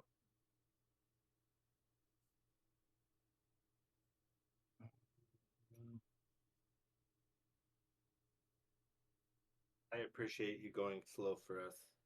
Mm-hmm. Slow note takers. Some of these items. You said it's 6 by 12 by 6. 12 inches long, 6 inches wide, and 6 inches deep, and it weighs about 4 pounds. It's made of wood. Okay.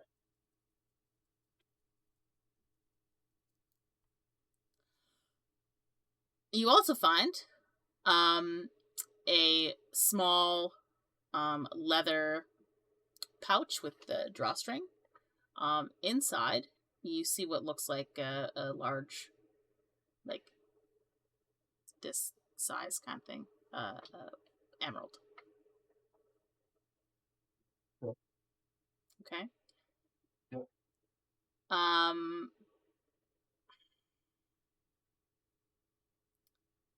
You also find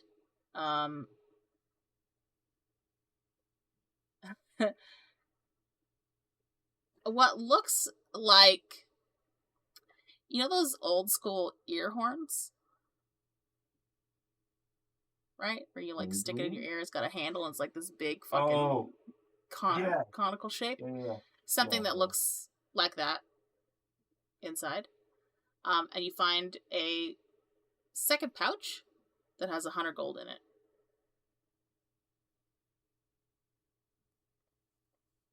This is where all the money been hiding in our campaign.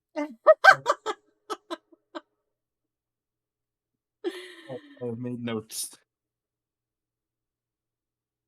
of the loot. Okay.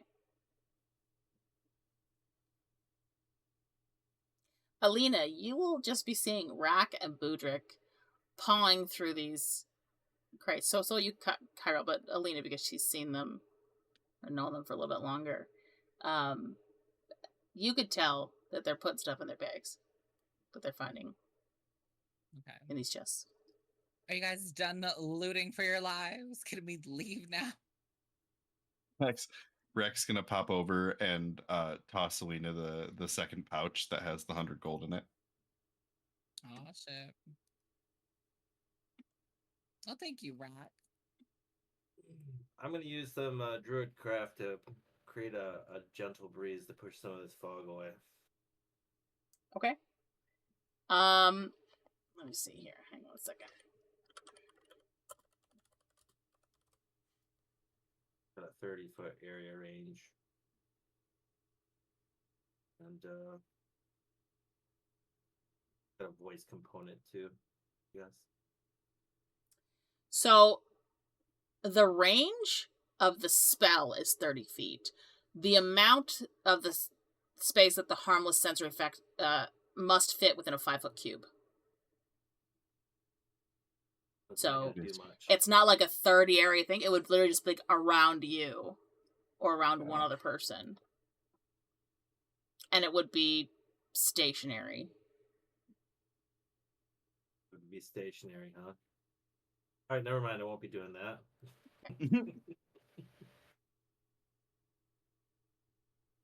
All right, now that we're done looting, Rahk is going to, because we really don't have any other choice, he's going to start fluttering in towards the fucking jelly shrooms. Oh god.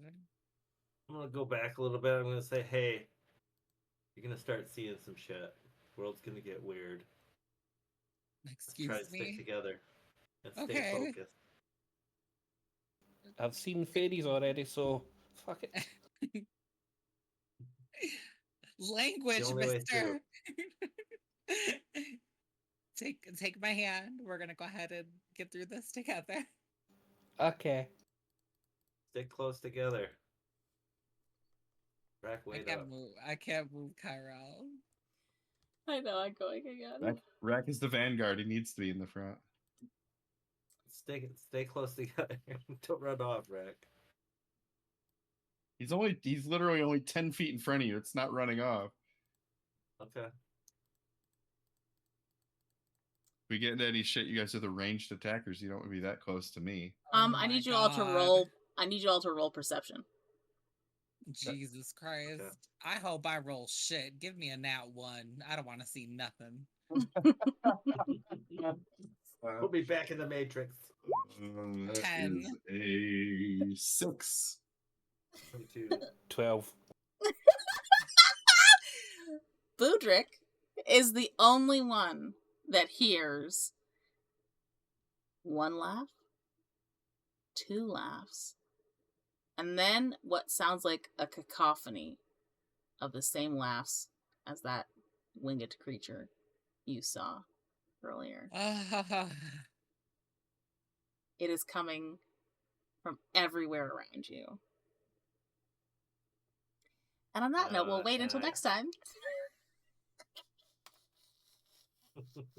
Yeah. Would my scene visibility have already faded away by this point? That's an evil No. laugh, Andy. But there's nothing that you can see right now. Okay. It lasts an hour, I think. Yeah. So you still got like a good 20 minutes left on it, kind of thing, 20 or 30 minutes, but you don't see anything right now. And it's just Budrick who hears and then just it's like, you know when you layer sound on top of sound on top of sound? Mm-hmm. It's like that. But from all around you, and he's the only one that can hear it right now. Oh God.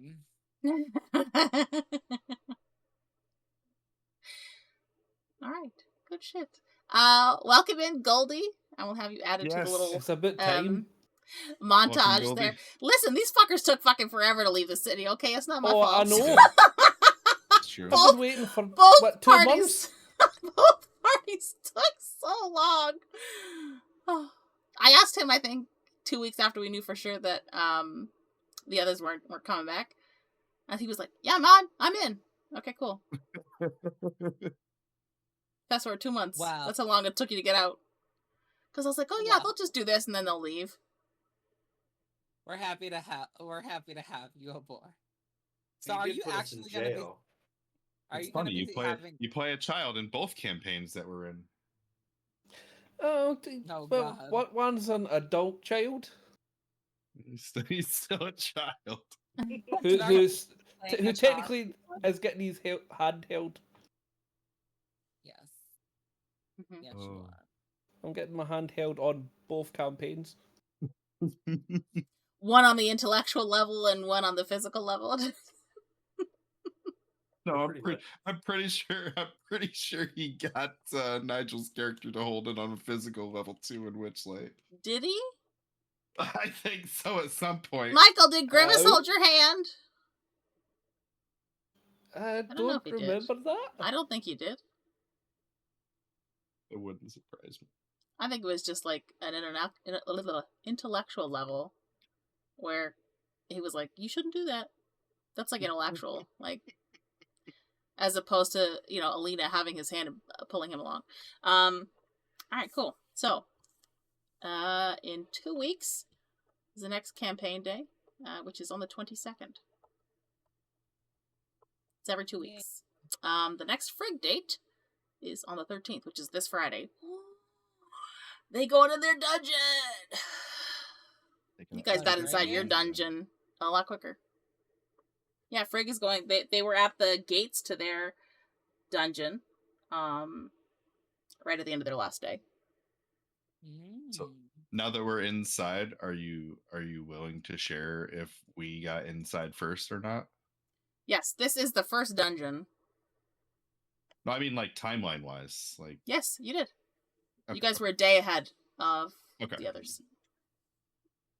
Hell. So while this is happening, they're still on the road, essentially. Yes. They're halfway through their travel towards, I will tell you. The, that map where you met, Lady, Finchie and, Wiley, is actually, it's the same map, but if you look at the one from Frigg, because you guys entered this dungeon, the nature magic spilled out from the rest of it and grew grass all over the roadway. And the trees that were there, which I didn't know you guys were going to do the thing with the fire, but it fits even better that you did it. The trees that were blocking that road have now left. So in that fork, they couldn't go left. They could only go right. It just looked like one single road to them. Whereas to you guys, it looked like. Oh, you talking about where we fork. met the fancy lady and gave her the carriage? Okay, so basically when we went into the dungeon, it essentially closed off that left road for them and opened up the right, so they have to go a different direction. Yeah. Gotcha. That's kind of cool. Is that how? Oh, and now I see what you were saying about how it depends on which group gets there first is going to determine which dungeon. Yeah. I also made sure that they took the second route, even though they, in real time here, even though they got there first, right? In the timeline within the story, they're behind you, right? So that's why they had shambling mounds chase them. Hey, you thought 3 trees were bad. They had like 5 shambling mounds chasing them. Mm-hmm. I made fucking sure. Run, bitch, run. 1 shambling mound was hard. And then 5 popped up and they were like, oh! So, yeah. Alright, good shit. Thank you all for being here. Goldie, appreciate you. Rahk, Budrick, Alina. Next D&D session Friday. So I will see you all there. Otherwise, I will see everybody else here for another regular game stream tomorrow. Love your faces. Bye. Oh, also, if you have ever missed out on a episode of Soul Invictus or Blessed by Break, you can catch it up with it either in my Twitch VODs up to 2 months after it's aired, or on YouTube at youtube.com/@naturalchaosdm.